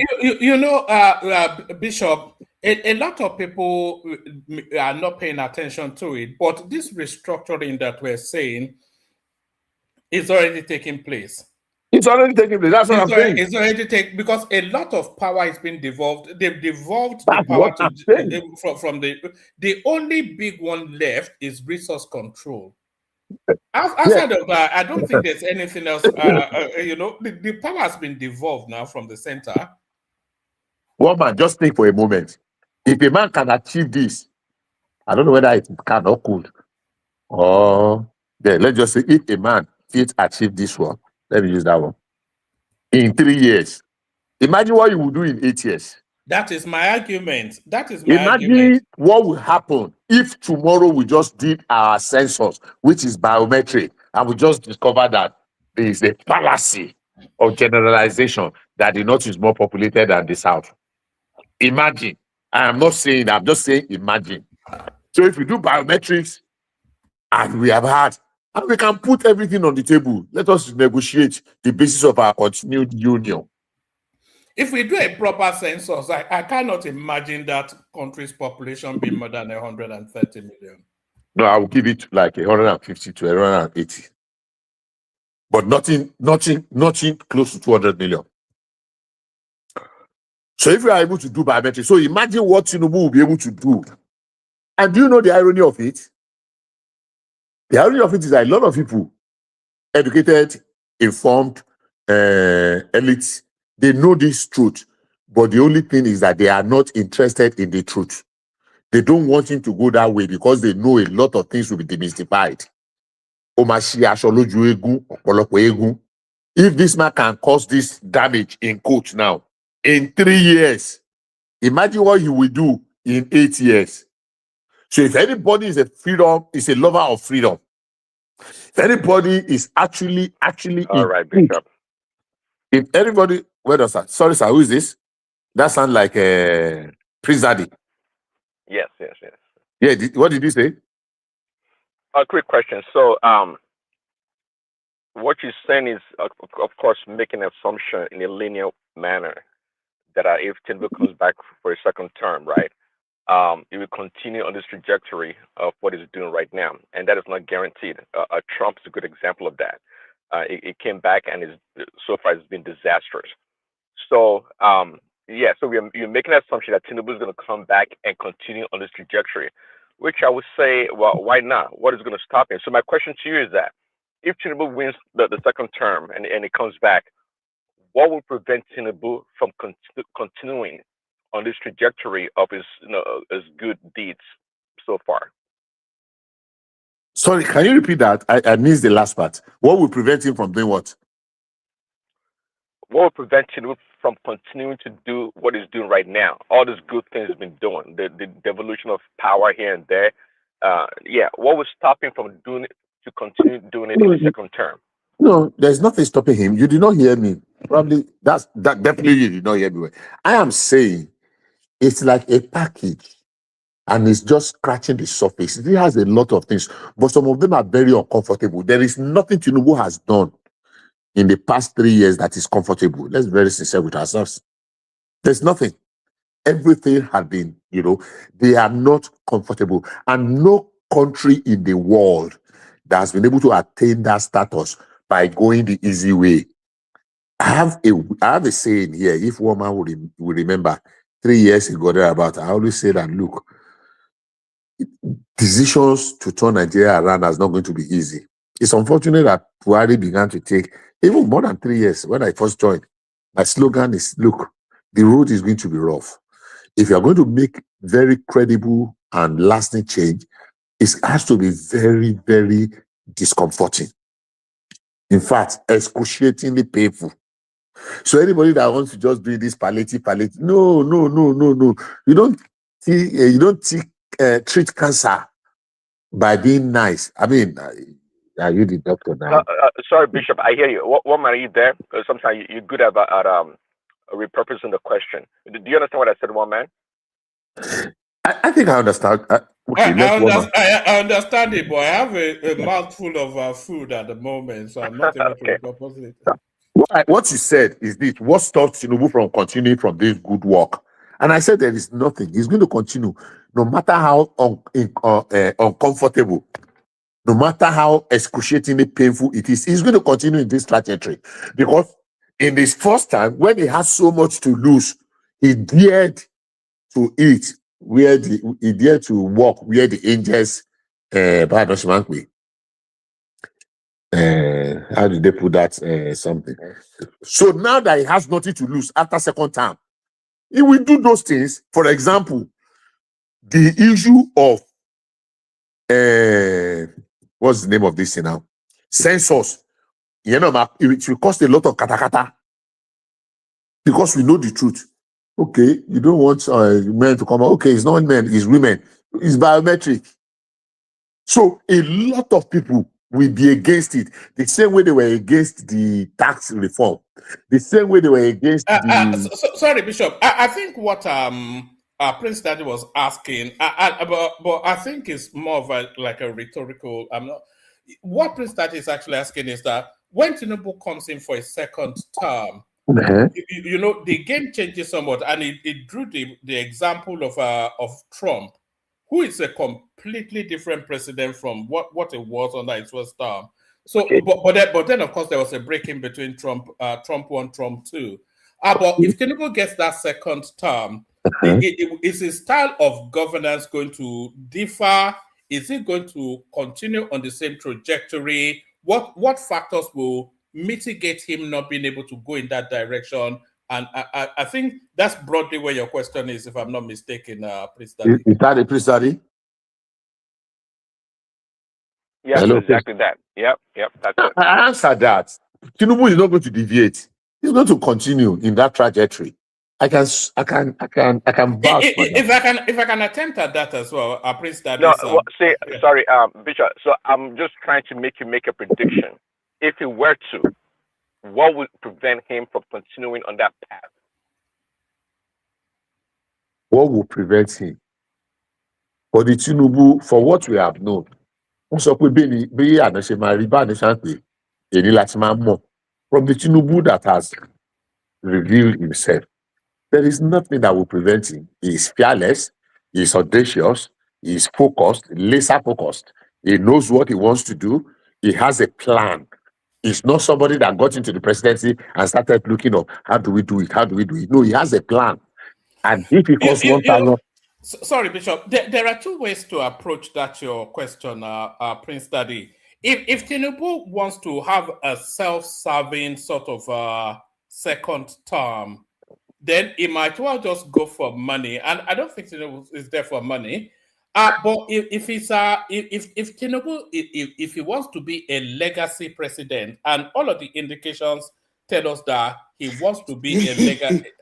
Oh man, you are funny. Yeah. Say he's not there for the money. Come on. Huh? Well, you know, I'm not sure that he is there for the money, but I mean, how much more? But even if he was there for the money or not, but I think the abiding thing with Tinubu, just if you are reading the body language and his administrative style, the abiding thing for Tinubu is to be a legacy sort of a president, similar to how he was a legacy governor in Lagos State. And if he's going to be that legacy president, then he has to bring a lot of things to fruition. So, and also when he gets that second term, you know that he's not campaigning for anything anymore. So it's going to be extremely ruthless. You see all this nonsense of people making noise up and down. Now, they will quickly clamp down on that. All this nonsense. As soon as he's sworn in, they will clamp down on the nonsense. If Obi gets too funky, they'll throw him in jail. You know, because there is no comeback against that anymore. So I think it's just going to clear the deck of the nonsensities, and it will double down on but that's at least that's what I aspire for him. I aspire, you know, that's my projection towards how I would like him to ambition. I want him to double down on this, and then I want him to break the back of the knot permanently, because if he doesn't break the back of the knot permanently, after 4 years power goes back to the north, then we just revert back to type, and then they will seek to punish him and his people. No, I don't see him slowing down. I see him accelerating. But Zita, I was going to say to you, we're just free flowing, so just come in whenever you like. But that's just my response to your question, Prince Daddy. Okay, so I to some extent I agree with you, but not totally. I agree with you to the extent that Tinubu is not. I mean, making money is the least out of whatever he's starting. Tinubu wants to make a name. Tinubu has every opportunity to be the Lee Kuan Yew of Nigeria, the Margaret Thatcher, the Indira Gandhi of Margaret Thatcher of the United Kingdom, Indira Gandhi of Lee Kuan Yew of Singapore, right? And all the great leaders that have put, even what's this guy's name? Even though he was messed up eventually, Gerald Ford of the United States. We know people that make great impact. So I think there's no point debating that. Tinubu is there to make a name for himself, because he believes that he is the transformational leader that Nigeria needs. Nigeria is at the verge, you know, at the very tip of making it to the greatest, but we need to unlock that. I think there is a leader that is well positioned today in intellect, in everything, to unlock that chapter. I think that person is Tinubu. So for me, I don't think I was trying to really relate what what's his name, Prince Daddy was trying to reflect when he was using Trump. So yeah, Trump came. People know what Trump wanted to do. He was managing, even though he was like a bull in the China shop. But he was trying to manage his first time. But the second time he has unleashed. And you'll be very shocked for so many reasons, different reasons, that if Trump has the opportunity of taking another ballot today or a third term, that he will win. That's the uncomfortable truth. As extreme as some of his policies are, as very, if he goes on ballot today, a lot of people really like the trajectory, the direction he is going, because they want some changes. In UK today, we see what's happening in Europe, in a lot of places, in Netherlands, in Dublin, in name it. So if Trump, as unpopular as many of us, the media is making it to look, if about 2 days ago, I saw in the media that the mastermind of the Benghazi embassy attack, and that they have been arrested and brought America to come and stand trial. That we exactly a lot of people who were there when that happened under Hillary Clinton as the Secretary of State and Obama. They did not pursue those people. But how many years after that, Trump was able to bring them, to arrest them and repatriate them to America? Some people are very excited. There are some areas that people... So if Trump stands election today, you'll be shocked, but he will win. That's the truth.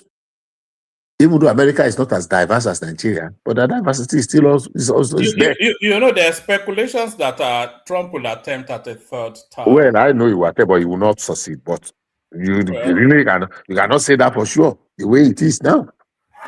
Because he's serving a section, a very desired section, but that desired section, they are very popular. There are lots of them. So whether you like it or not, a madman gets his own crowd where they clap for him. So for me, yes, Tinubu might not go that extreme, but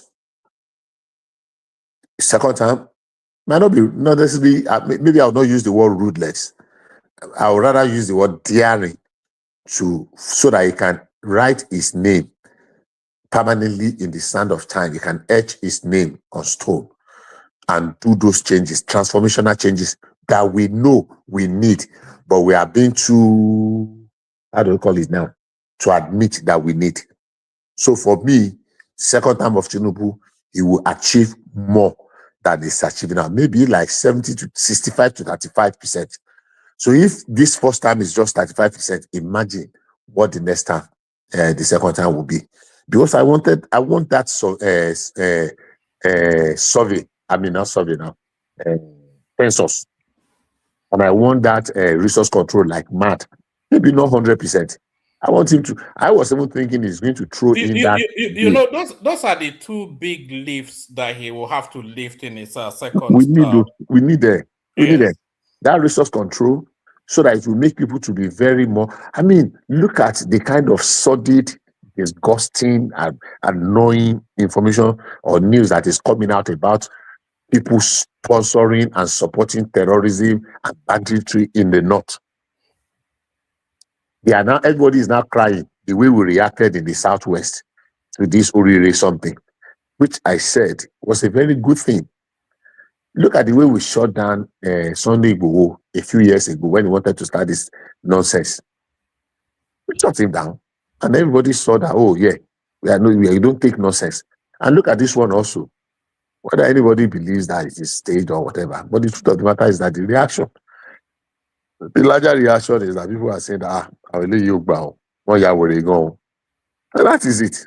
I was thinking Tinubu will be able to, apart from because I said it on this platform, if you remember, that the things that we got Tinubu, the South, is three. I think I mentioned three things then. If you remember, if you can go back to it. Number one, push this. Then they were just proposing this coastal road that cuts through all the south states. push it through, number one. Number two, introduce a resource control. That resource control, not entirely, or just derivation, just propose that, you know what, we have been doing 13%. Can't we do 25%? To let them negotiate that 25% to either 15% or 75%, the South will vote for him massively. Because unfortunately, as good as we think Jonathan was, Jonathan did not do anything significant for the South. Obasanjo brought NDDC. Yaradua brought Ministry of Niger Delta and Niger Delta and what again? What's the amnesty? Check. What significant thing did Jonathan bring to the South? Nothing. So if Tinubu says that, look, we have been having this 13.5 for how many years now? I think we should have a change. Even if he wants to achieve 15% or 16%, let him propose 25. And look, you don't have anything to complain about. We have lithium, we have gold, we have bauxite, we have all this. You two will take your own 25%. And what do they call these people? People around the Boshiroro, this power something. You two, you are going to get preference and your 25%. So some of the North people will even support it. Say, okay, it's going to benefit also, except the people that don't have anything. So the fact that Tinubu is going to propose 25% for the South, we make him to win South landslide. So we have the coastal road, and anybody that sees that coastal road from South will fall for it. Then we have this resource control derivation, increase derivation to at least minimum of 70.5% from 13.5. Add another 4% to it or more. People will fall on. So these are the things. These are the strategies. I don't know which card is going to play first, but Tinubu is head above shoulders, ahead of his competitors. I mean, Peter Obi is not in contention at all. So that's my take on that. Thank you for reminding me. I think I should just let other people contribute so that I'll still be here. All right, brilliant. All right, thank you. Excellently opened by Bishop there. So thank you, Bishop. I wonder if Zita is ready for us. Zita, we were just free flowing. Anyway, you could have interjected. So are you ready, Zita? All right. As we're awaiting Zita, let me play you this clip. This guy in this clip is asking a pertinent question, and I want you to give us the answer to it, either in the studio or in the comment section. This guy in this video right here is asking a very pertinent question. I asked my brother, is Delta an Igbo land? He said yes. I call answer and say, is Bayelsa an Igbo land? He said yes, of course. So I call answer and say, Igbo man don't rule Nigeria before. He said no, never. Igbo man never rule Nigeria before. Then I call answer and say, who be good Lord Jonathan? My brother, the guy pause. See, I don't understand. Make somebody will get sense. Tell me, maybe I don't get sense. If you get sense, borrow me your own, make I just listen now. I beg.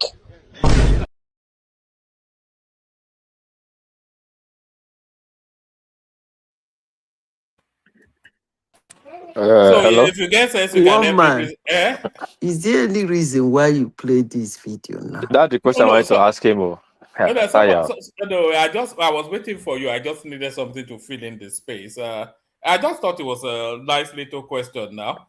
You see, woman, can I say something? No, the floor is yours. We called you. Oh, really? Yes, we called you. I must have, I don't know. But woman, you see, I've said this thing before on this platform. When I left Nigeria, there is one thing I was warned. Don't call anybody your friend unless you are sure down deep in you people are actually friends. Why was I warned there? Because the person I married is somebody who studies where I'm coming from to be able to advise me where I am going to. In Nigeria, you meet somebody in a store. We use the word friend very easily. You talk to somebody in Nigeria 1 or 2 times, this person is now your friend. Oh, that my friend will live for that. Oh, that my friend will get that. Go to my friend will get that store. You don't try that in the Western culture. It must really be your friend. Call it what it is. My neighbor, my customer, the store I always shop in, my colleague in the office. I used to know him. He was my classmate in the university. He was my classmate in college. You don't call people your friend. Now back to what you just said, the video you just showed. You know, Bayelsa State is not in Igbo land. And it's not an Igbo land and can never be an Igbo land. But Goodluck Jonathan came out in 2011 to contest for that election, put his name, Goodluck Jonathan, Goodluck, whatever rubbish he was answering. And then he said he's an Igbo man. Even Amechi the other day came out and said he can no longer call himself an Igbo man. And then people call him his brother. In 2023, I came to your platform and I made a comment. I said, Igbo people said they've not ruled. What of Goodluck Jonathan? Because in 2011, they say he's their brother. 2015, they say he's their brother. So after saying he's your brother, you come out again and say that you have not ruled. So it's so many noise without us. I just gave you an example. You don't call somebody something that you are not sure he is. Goodluck Jonathan is not an Igbo man and can never be an Igbo man. Never. Bayelsa State is not an Igbo land and can never be an Igbo land. Somebody that is called a Bele is not an Igbo man. Or is it a Kanuri man? So now that I answer Zita, I'm an Italian. You see, when we say things like this, we begin to confuse people. Name is liking. You liking a name, you like the meaning, you can decide to give it to your child. It doesn't matter the tribe you are in. It's even in Nigeria that I noticed that most times the names go more into the tribe. If you go to other nations, in their ethnicity, you find out that they swap names.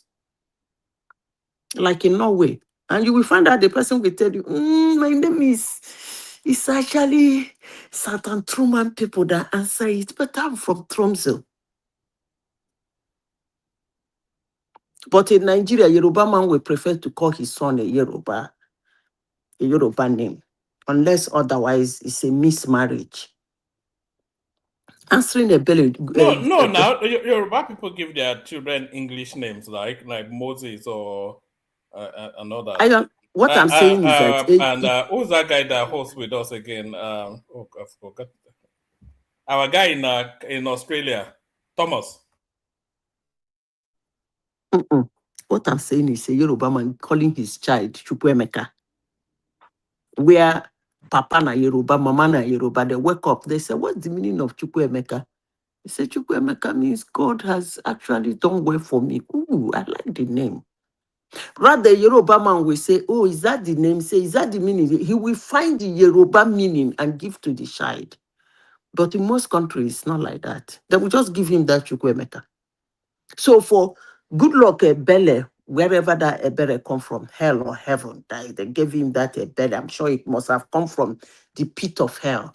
That Goodluck Ebele, Jonathan, he answered. It's just a name. He's not an Igbo man. He's not an Igbo man. Nowhere near an Igbo man, because I don't think his blood is anywhere close to Igbo. I stick to that. So back to the discussion of the day. One man, wait till you say Obasanjo talk. I actually keep forgetting that Obasanjo is still alive. So what did he say? Oh, he's resuscitating the narrative of his impeachment. And he was saying recently, actually, he was attacking Segun Osoba made commentaries about Obasanjo, and then Obasanjo then did a write-up to respond to Segun Osoba. And then for however he managed to co-opt Atiku into that response, he then talked about how Atiku tried to impeach him. He said he bribed the then leader of the House of Reps, something Gali Naaba or something his name was. He said they bribed him to try to impeach him, and then he then gave us his own version of that narrative. So Atiku has now come out to say that he responded to that commentary by Obasanjo that is very interesting, that Obasanjo will resuscitate, will resurrect this narrative. Yeah, he has always been doing it. Yeah, just on the eve of a very important election, and is hinting that Obasanjo is doing this in order to favor his own kinsman. So it's essentially telling us that Obasanjo is trying to undermine him for Tinubu, and that was why Obasanjo came back to resuscitated that narrative. So that's the gist of it. One man, you used one word. Atiku used. You said on the eve of a very important election. Yes. Is that election important? Oh, the upcoming one? Yes. Well, it is important because it's not. Why is it not? To me, it's just a mere waste of money and resources. Right. It's not important.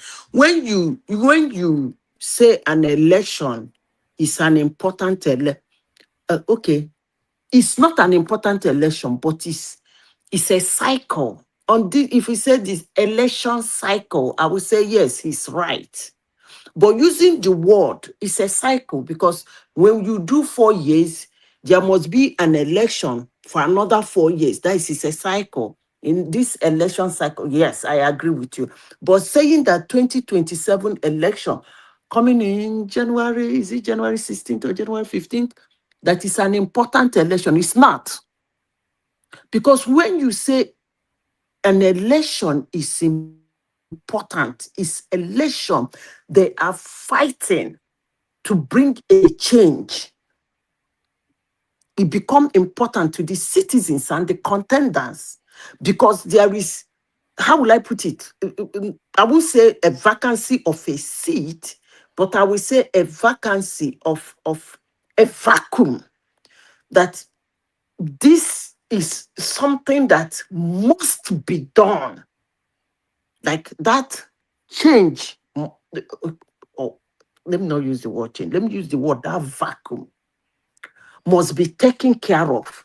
It will become a very important election. But this election, one man, it is not important. It's just a cycle. All right. Let me tell you why some people might consider it important. You see, this election that is coming now is probably the most significant election we've yet had. It's going to be a turning. I'm hearing something. What's that? No, that's coming it's not from me. Bishop. I pulse myself. No. Sorry, that was coming from Bishop. Let me just mute him for a moment. It's going to be it's a turning point election. So a lot of things will happen in 2027. In 2027, a lot of political careers will come to an end. A lot of political styles will come to an end. And the direction of that country is going to change sharply. So if Atiku wins that election, that country will revert back to the old guard, the ways things were under Buhari, those sort of Abacha, Obasanjo sort of governance style. So that will happen. If Peter Obi wins that election, it will be sort of like having an intern. It's like putting a teenager in charge of $1 billion. It's going to be a mess. If Tinubu continues, then the trajectory of whatever it is that is doing now will follow through. So whether whatever is doing now is good or bad, that will be the direction. But whatever happens in 2027 is going to determine that country for maybe the next 50 years, if not forever. The style of politics will change. The political actors will, if Tinubu wins, the political landscape will change completely. So it makes Aregbesola, Peter Obi, Atiku Abubakar, all of these people, they are completely dead in the waters. They become redundant. They are thrown completely in the dustbin. We have a new wave of new generation type politics or politicians. So that change will take place.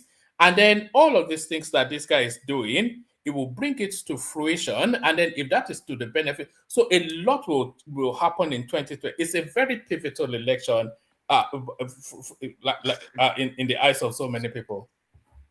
Not in my own eyes, because something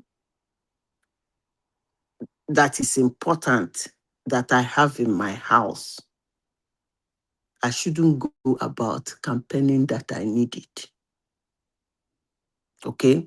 Now, you mentioned people's political career dying and end of, I don't even know where you got that one from. If Arabosha is not contesting for any position anyway, I don't even know why you mentioned him. But no, it's in terms of political in terms of relevance and being a senior actor.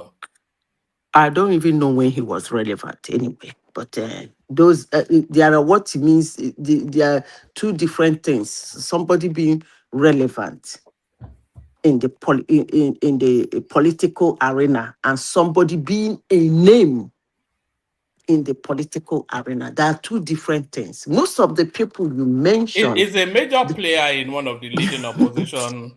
It's a name. It's not a player. One man. Most of the names you mentioned are names in the politics in Nigeria. They don't actually move a needle that much, including Obasanjo. Because upon all the noise, Obasanjo, anytime Obasanjo ruled this country almost 20 years ago, if I may say. But every time that he still see himself as a game changer in Nigerian politics. He is no longer a game changer. He's just a name in the political arena. That's why anytime politics, you will see Obasanjo jump out, thinking he can move on. And the person he supports or claim to support or pretentiously claim to support never wins his state. And if there is any gift he's supposed to give anybody he's supporting, it's his state. Who do you think Obasanjo is supporting in this cycle? One man, I am not in anybody's mind. But whosoever you say you are supporting, after all, he is the one that came about this Obi Kwankwanso. Who do you think is supported in 2023? Oh, Peter Obi now, that's who he told us he's supporting. No. One man, listen. Yeah. You both in 2023 and in 2027, it's a Tinubu man, Obasanjo. See, let me say this, one man. Politics is not what you do at the backyard to win votes. In as much as Obasanjo is a name in politics, he can excite people. Coming out in 2023 to say he's supporting Obi was exciting for that team. In as much as he didn't give them the seat. So I wouldn't sit down here and say that Obasanjo that said he's supporting Obi is secretly behind supporting. Sorry, let me ask one man. How did Obasanjo support Tinubu?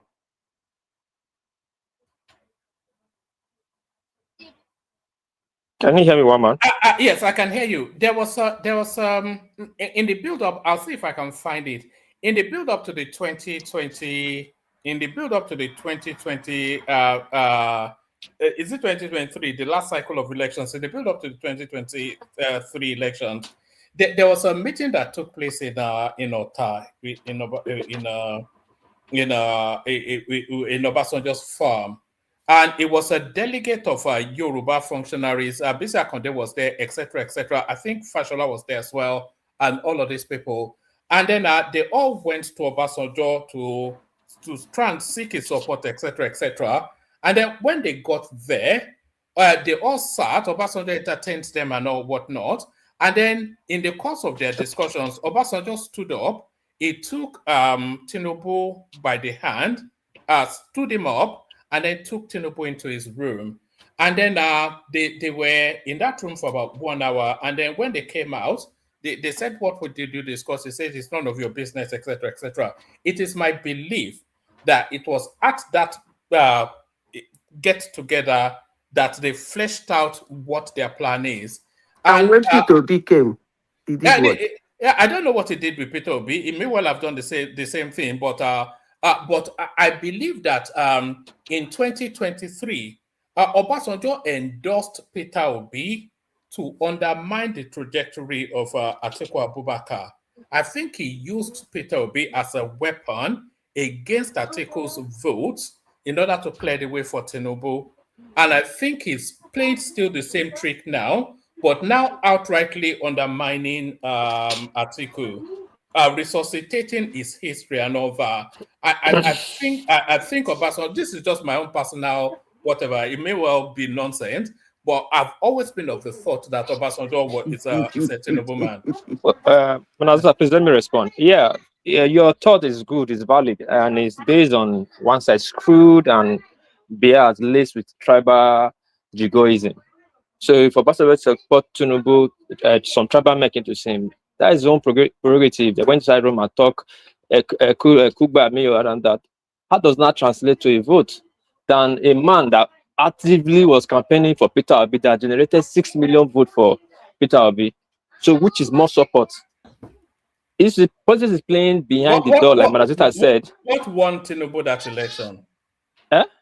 What won? What's the, if you was to say, if you Tinubu, were to name one, hold on. If you were to name one thing that won Tinubu the 2023 elections, what would you say it was? Obasanjo is far from it. Tinubu, no. I'm not saying Obasanjo. The one thing that won Tinubu that election was Peter Obi. Nobody disputing the fact. Tinubu did what he did to win an election. Period. They were three-way race, and they were able to play their politics very well, and he won. But tying it or giving Obasanjo the victory or the trophy that because he supported Tinubu, that's why, because some trouble came to see him, and that's why Tinubu won. That's a completely one-sided story. I'm not saying he did not give support to his brother. He gave support. Even this guy, Colin Powell, before he died, he gave Obama a support, but he was a George Bush man. So we will not say that. Anyway, Madam, continue. I use the floor. So, one man.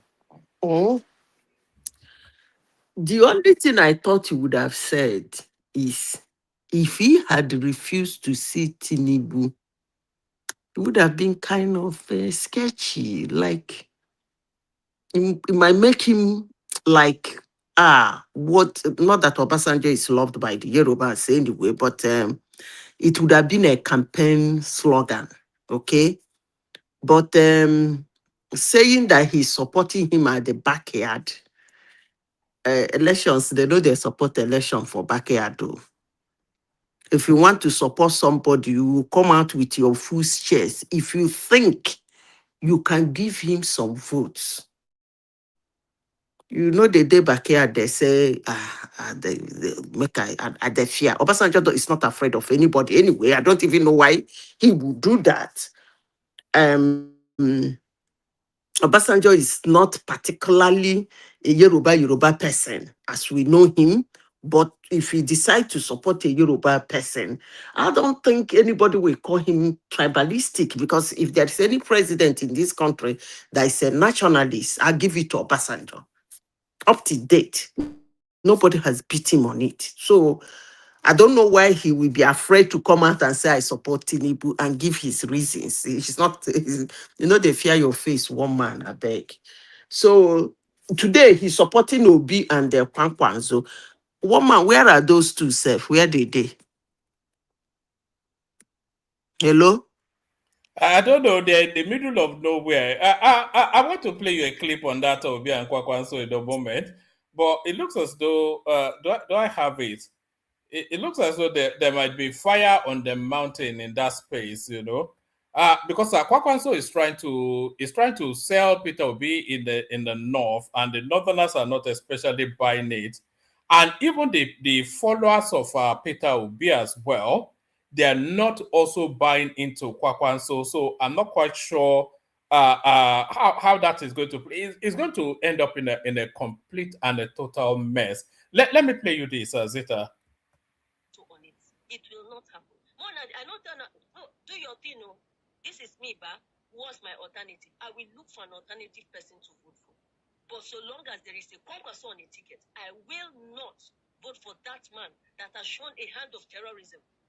Both in my life as a resident of Kano State, against me as a Christian, against me as an Igbo person. And now this in what? I should start telling you people the things he did against Igbos in Kano State, the things he still did against us, even in the regime of this his son-in-law. I should tell you, have I not said it enough?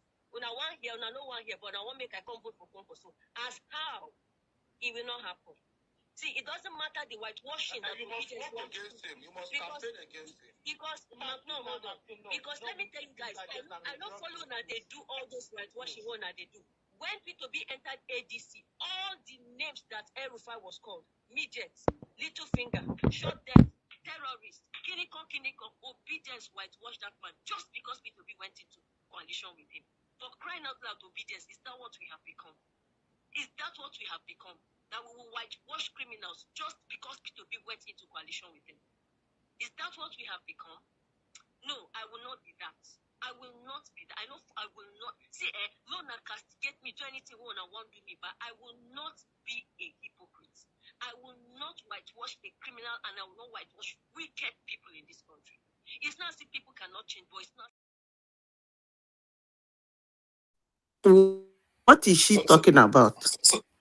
No, she's talking about that's an obedient space on Twitter X. So, and they were talking about you know, because they've been debating a lot on X actually, that are they even ready for the elections, the NDC? But what that lady was saying, because she lived in Kano under Kwakwanso, and it showed them Pepe. If you were a Christian and you were a Southerner, your life was hell. And she was saying that, look, we have to draw the line at some point, and we cannot whitewash. That's a hardcore obedience based on Twitter, by the way. That she doesn't buy into the narrative of whitewashing Kwakwanso's image to present him as a human being, haven't lived through the experience of living under his governance. So that's they are hemorrhaging from within. That's really the sum total of that. Anyway, if the Igbos doesn't want to accept Kwankwanso, the North doesn't want to accept Peter Obi, they all have their own reasons, right from the time immemorial. Peter Obi did not prepare himself to be a president of Nigeria. If he did, maybe he would have made a headway. If you want to be a president of a nation, there are actions you don't take. And there are things you don't say. Because you are not being a president of one region or one tribe. The moment you find yourself in the national stage, those things is going to hurt you. And they're going to hurt you real bad. More especially if it has to do with life and death. So he didn't prepare himself to be a president. So that's the problem he's having. Everything happening to Peter Obi is Peter Obi. Has nothing to do with the situation in Nigeria. So anybody who is saying the coming election is between Tinubu and Nigeria, well, I don't really think Nigerians have another choice. So because if they will be more, they will be better off saying the election is between Tinubu and Peter Obi and Atiku than saying it's between Tinubu and Nigerians. Because if you say that, that means you are offering Nigerians to Tinubu. On Tinubu to Nigerians. I'm telling you. They said Tinubu is begging doctors overseas to come. Yes, he's asking the doctors in diaspora to make their way back home. That's not the way to do it. The way to do it is, first of all, you don't tell them to come back because the kind of money they're earning there, you can't pay them in Nigeria. The way to do it is you have equip our federal hospitals,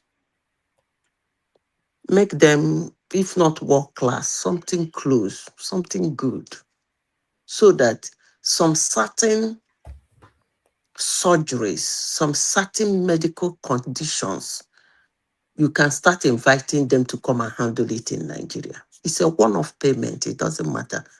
You might not going to pay them exactly what they earn over there, because most of them are very good, but they don't like earning that heavy. You bring them, you pay them some millions in Naira. They will take it like what they're doing for their country. And before you know it, they will start forming a kind of an NGO that will be bringing them to Nigeria to do handle some certain medical conditions. You don't tell people to leave their job wherever they are to come and do what exactly? I mean, I don't think he meant it that way, but if he says that's one of the most careless statements I think he has made. You don't make such statements. If I can interject, Madam Zita, Go ahead. Well, thanks. Yeah, well said. So, they can start with a volunteer program, maybe a sabbatical, whereby the doctors will come into the country, they volunteer the time, and just come and offer their services. Of course, given that they have facilities to work in, that would help a lot too. But paying them, you can't pay them. How much are you going to pay them to work? They'll be more than happy to volunteer the time, really, for free. They'll do it. But to try to not force them, but have them come back home and to work. I mean, people making $300,000 or more. I mean, it's not going to work. But a good program that allowed them to come back on sabbatical or volunteer the time to do something, that'd be a good way. And if these people see a trend or some, opportunity, they'll gradually spread the word and they'll come back gradually. I think that'd be a good way to approach it to start. Thanks, Greg. Please, they can also, they don't necessarily have to give up their work in the diaspora to come. They can have a presence in Nigeria and then, and they still have their whatever it is in their abroad now. So that's what I'm saying. And again, there are a lot of things you have to handle. Insecurity in Nigeria, they have to handle it. At least move it back to at least worse, bad, the worse, move it to at least 1995. Where people can travel anywhere in Nigeria. If they can get it to that level, then they're talking. Then they should. I don't even know why electricity is a problem in Nigeria. I still can't lay my hands. Is it that their juju don't like electricity? Mazuta, electricity in Nigeria problem is a cartel problem between the Western companies and the Nigerian interest players. That's why electricity is the problem, but that's not even the issue. The issue of doctors became worse in Nigeria during the APC government. Mostly when that minister Ngigi was the minister of I think health. We saw the mass migration of doctors. They were doing openly. The government did not do anything. They were recruiting in Lagos, Abuja openly. Saudi Arabia got a lot. More than 6,000 doctors left Nigeria. Doctors left Nigeria at that period, which took a lot of hit in our health sector. Look at Canada the other day when King Charles went there. They complained they don't have doctors. My cousin is one of the doctors. Abbas, Google it. One of the finest in UK. These are Nigerian trained doctors that left during the exodus of when Canada, Saudi Arabia, and UK were exploiting us, mining our doctors. Today they are the resident doctors in England. In Canada when Chris Charles sent them there We don't have doctors in Nigeria. Like you said, our doctors need a standard hospital. Our hospital have become cartel, a business center right now. We don't have equipment. We don't have. No, it's not even hygienic. Nothing. All doctors are open private clinic. You can't even move. You can't put doctors on call. How doctors going to move 1 o'clock in the night when they are on calls? If armed robbers will not attack them or kidnap them. So we have so many things that are affecting our health sector. It has become a business now. If people want to tackle the health sector, it's not a rocket science thing. There are some certain positions in Nigeria in government that is so sensitive. All gloves is off. Our hygiene is very poor. Yeah, all gloves is off. Because let me tell you, go to military regime time. I remember when I said my uncle again, my late uncle, the military guy, when they were talking about positions, he said there are certain position in Nigeria that the military, even the president, don't even dare interfere. They pick the best hand and let the best hand run that position. E.g., he said Minister of Health, Minister of Finance. It caused some key vital point positions that is very sensitive to the country, to the nation. That you must pick the best of the best and people on the know to handle that position. Look at our Minister of Health. Since they started picking quack people, political basis in the Igigi that they never practiced. After Igigi, who is the Minister of Health now? I don't even know. That's the most funniest thing. His name is Ali Pate. He's one of the best possible for that.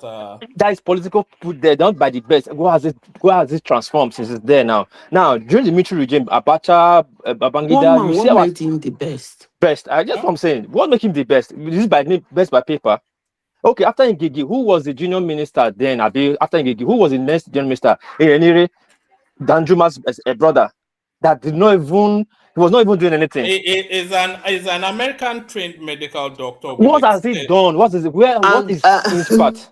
That makes it even worse. Worst. That means he has a wide.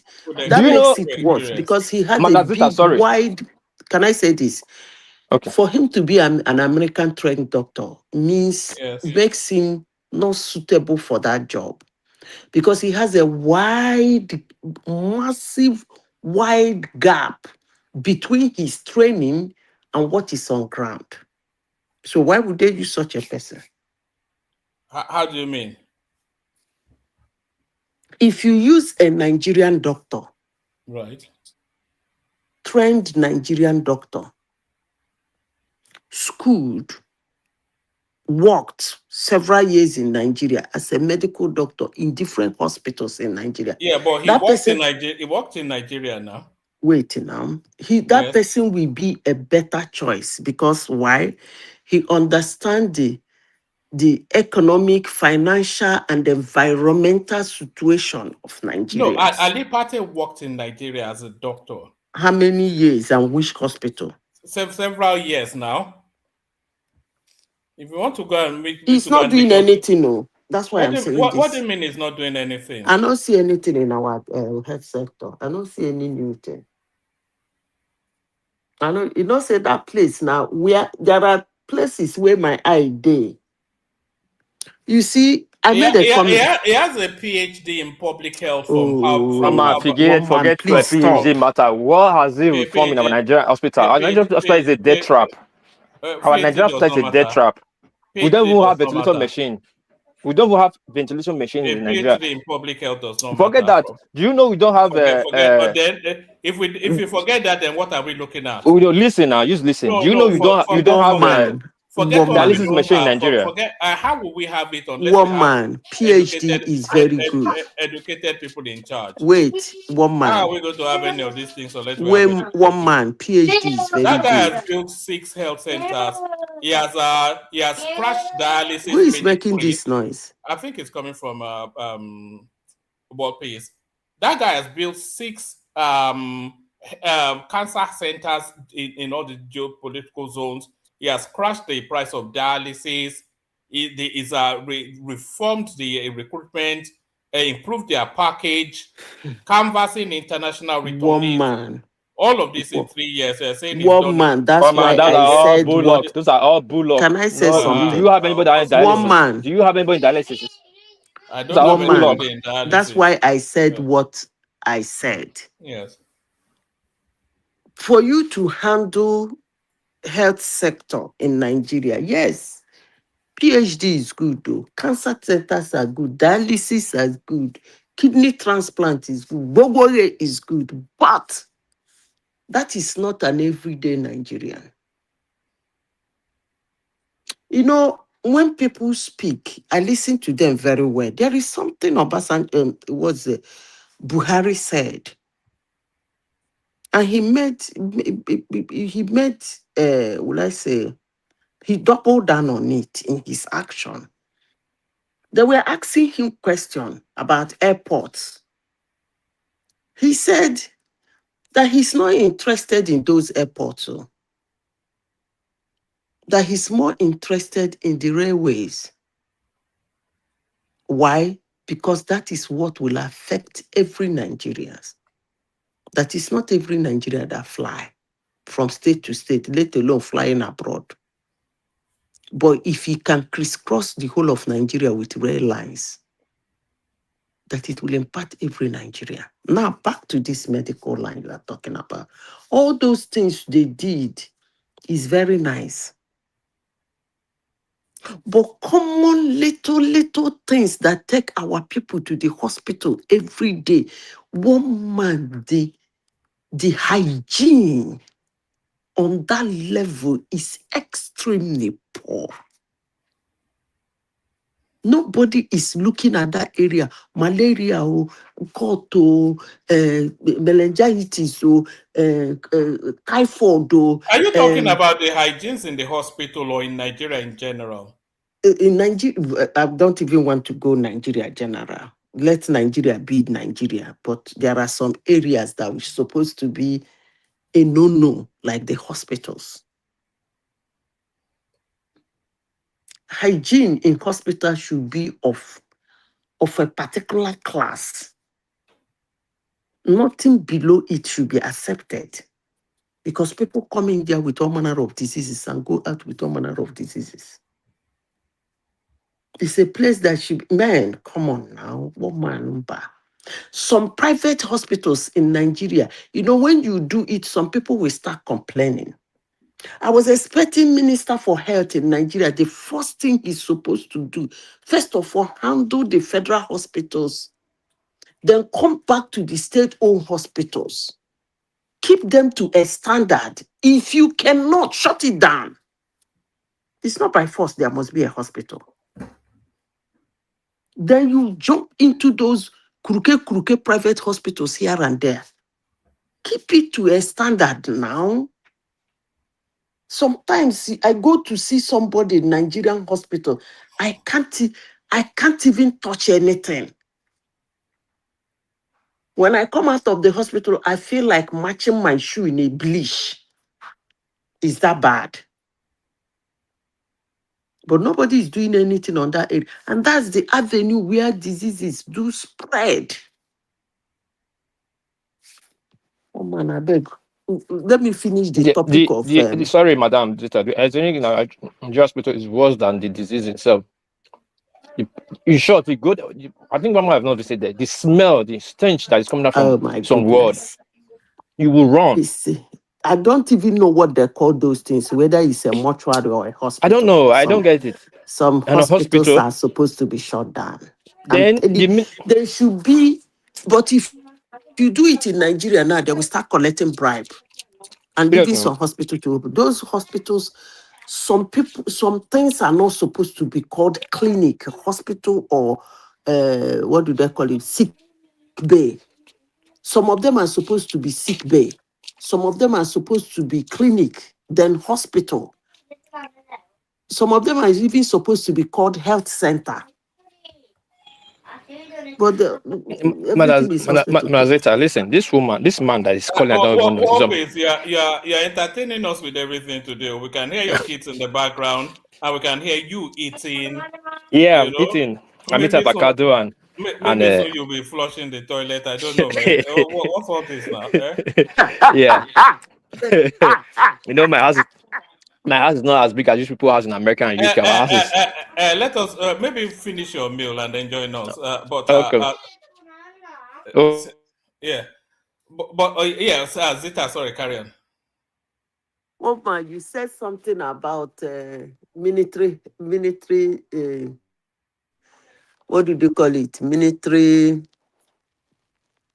that They they are build a military. no, they are moving on the military. Sorry, where am I bouncing off from? So we're moving. They are moving on the military formations round. Do you remember?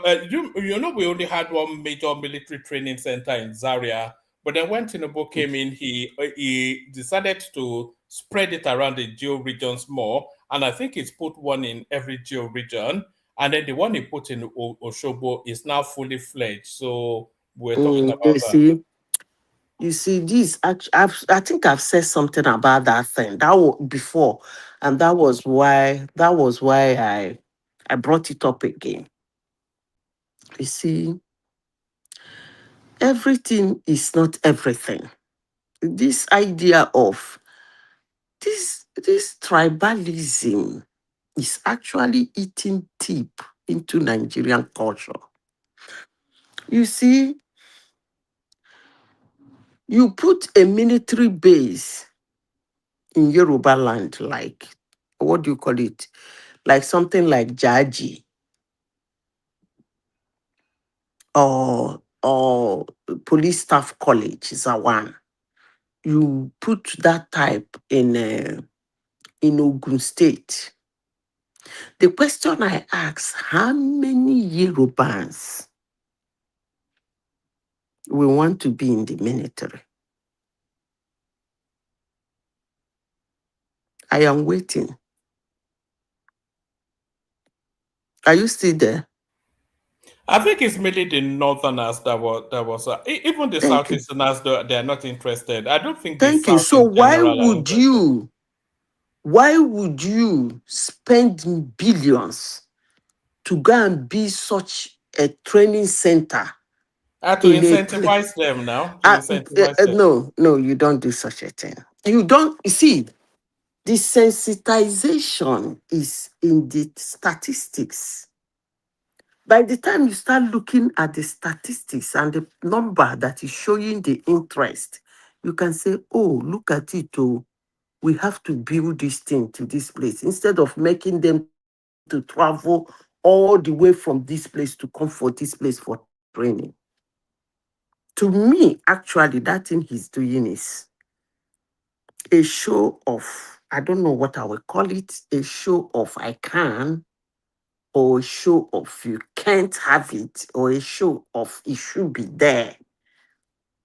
Because if I know Northerners, they will prefer to go to those ones in the North than coming to those ones in the Yoruba land, or those ones in Igbo land. Everything is not all about one must be in Igbo land, one must be in Yoruba land. We have so many things to do with our money. We don't have electricity. Can they channel that? Do you know what electricity we do in a country? That is the first point of civilization. Nigeria is not yet civilized, and you are building military centers. I don't get it.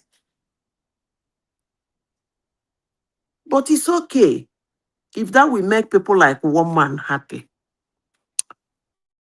Who am I to say otherwise if he's celebrating it? No, I think it's a good idea because I think It's you going know. to be an empty space. Hold on, it's not an empty space. So let me show you something. Welcome to Depot, Nigerian Army, Osoba, the training ground of patriotic young Nigerians who have answered the call to serve, uphold the nation's integrity, and defend its sovereignty.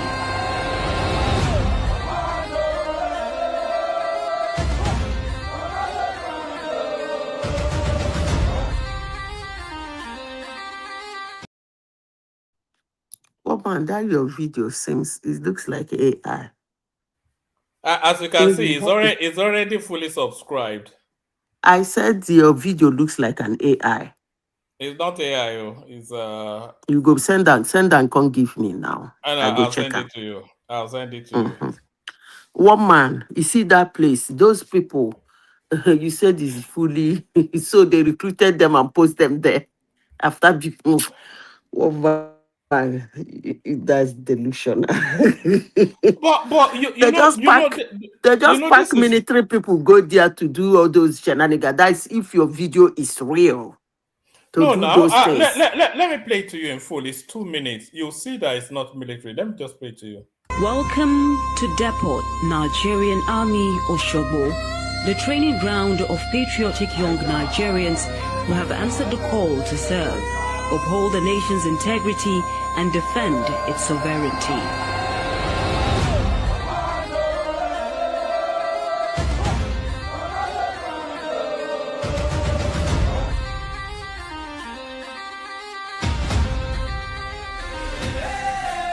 Located in the Okiabale area of Osoba, Osun State, this institution is one of the Nigerian Army's newest centers of excellence.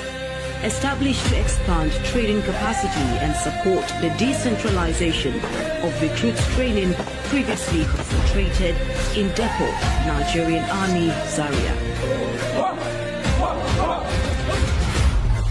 Here, the transformation from civilian to soldier is guided by discipline, resilience, and an unshakable commitment to...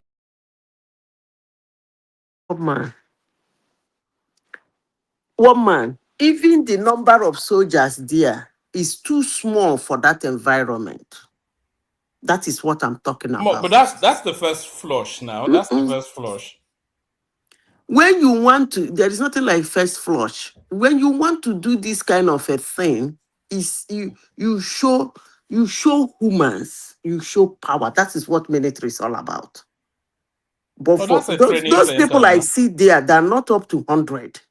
I know. For that's thousands of people now. Okay. Make I shut up my mouth. You know, I sabi but it's just a newly created something. You don't expect tens of thousands now. They have they should give us electricity. They should stop that bullshit of one in Yoruba land, one in Igbo land, and then what? But Zita, they can walk and chew gum at the same time now. It's not either or now. It's not an alternate, choice now. And yes, they should give us electricity actually, but the two things actually, electricity and security, those are just the two things. Although Tinubu has told us now, he just told us earlier on today that he's going to end insecurity in the north. So we'll electricity will help the insecurity go. One man, sorry, did you see the AFP, that French media? Is it AFP? What they reported about the 300 and the 200 something girls that was kidnapped during the Tinubu earlier administration. That the government said that the rescue and reporters coming out that the government actually paid almost 7 billion naira for their return. Did you see it? French? I didn't see it, but I'm not quite sure. And what about it? No, but how did they even establish? No, wait now. One man, let him finish. What about it? But how did they establish that ransom was paid? It doesn't matter. What about it? It just about it because the government said they're not paying ransom, they are fighting insecurity and all that, finding bandit. Now we are finding that because that video, but that thing came out, that report came out, just really related that time that a helicopter went into the bush and dropped from senior up and they came up to rebuff it, blah blah blah. But the report went details and details. I want to hold on, Madam Zita. I want to who they paid the money to. Hold on. Who the pilot flew the chopper. Who they paid to? Sorry, what is your meal is distracting me somewhat. I'm done eating. I can still carry on. Yeah, so who they paid to and all that. I hear you eating now. It's not a good sound. I've done eating. I'm not chewing my mouth. It's okay now. One man leave and let him talk. No, it's not a good sound for the platform. That's just it. I know, but I'm not eating anymore. It makes us look a bit yeah. Maybe they still skipping 5 minutes. I'm not. I've done eating like 5 minutes before I even start talking. Take chat there. So now the point of the bottom line is this: most of this rescue they said they are rescuing. So it points that they are actually paying ransom for them. Maybe the public one, the one that is so intense, they are paying ransom. If you are paying ransom to release people, that means insecurity will never end. It has become a business. That's the bottom line. Okay. Come on, Let anybody me you pay answer ransom to. you. Okay, go ahead. Have you finished? Go ahead. Go ahead. First of all, military strategy. They will not tell you they pay ransom. They will never agree that they pay ransom because. Sorry, Zita. Let me drop hand over to Simba. Thank you, everyone. See you tomorrow. Carry on. Okay. They will never tell you they pay ransom because, just as you said, if they agree that they pay ransom, insecurity will never go. That's why they will never agree that they pay ransom. But there is nothing wrong in paying ransom. Honestly, sincerely speaking, if you are holding 140 people, and then I've noticed that militarily, if I want to rescue those people militarily, I will lose my military men, some of them, lose some of those people I'm coming to rescue, and you too, as the kidnapper, go lose some people. And I find out that the easier way or safest way is to pay you that ransom. You release those people to me, then I can do with you later what I want to do with you. So there is actually nothing wrong in paying ransom. And nobody should expect any government or any negotiator to say he's paying ransom. It's not done. Zita, what you are saying, sorry, good morning, everybody. It might be right if that is the situation, what you just described now. If it is that way, yes, you are right. But that is not the situation in Nigeria.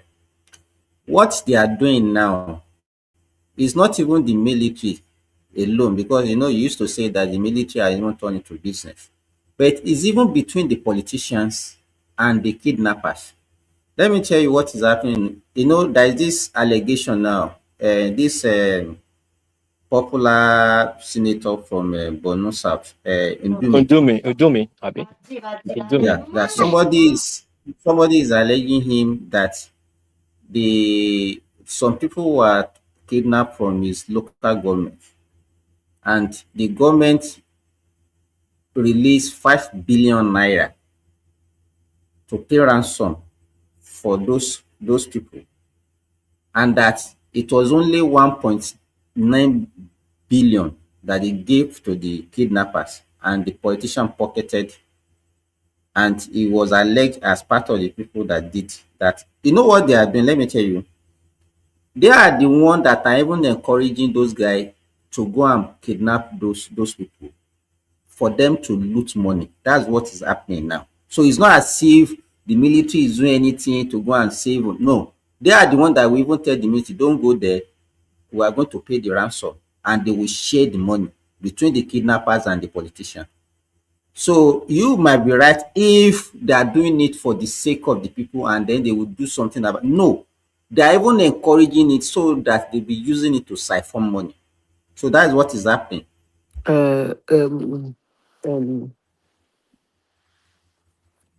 Remy, Simba, let me tell you something.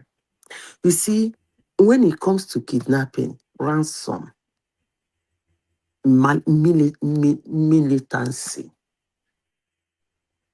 is something that I will say I have a clue of how it works.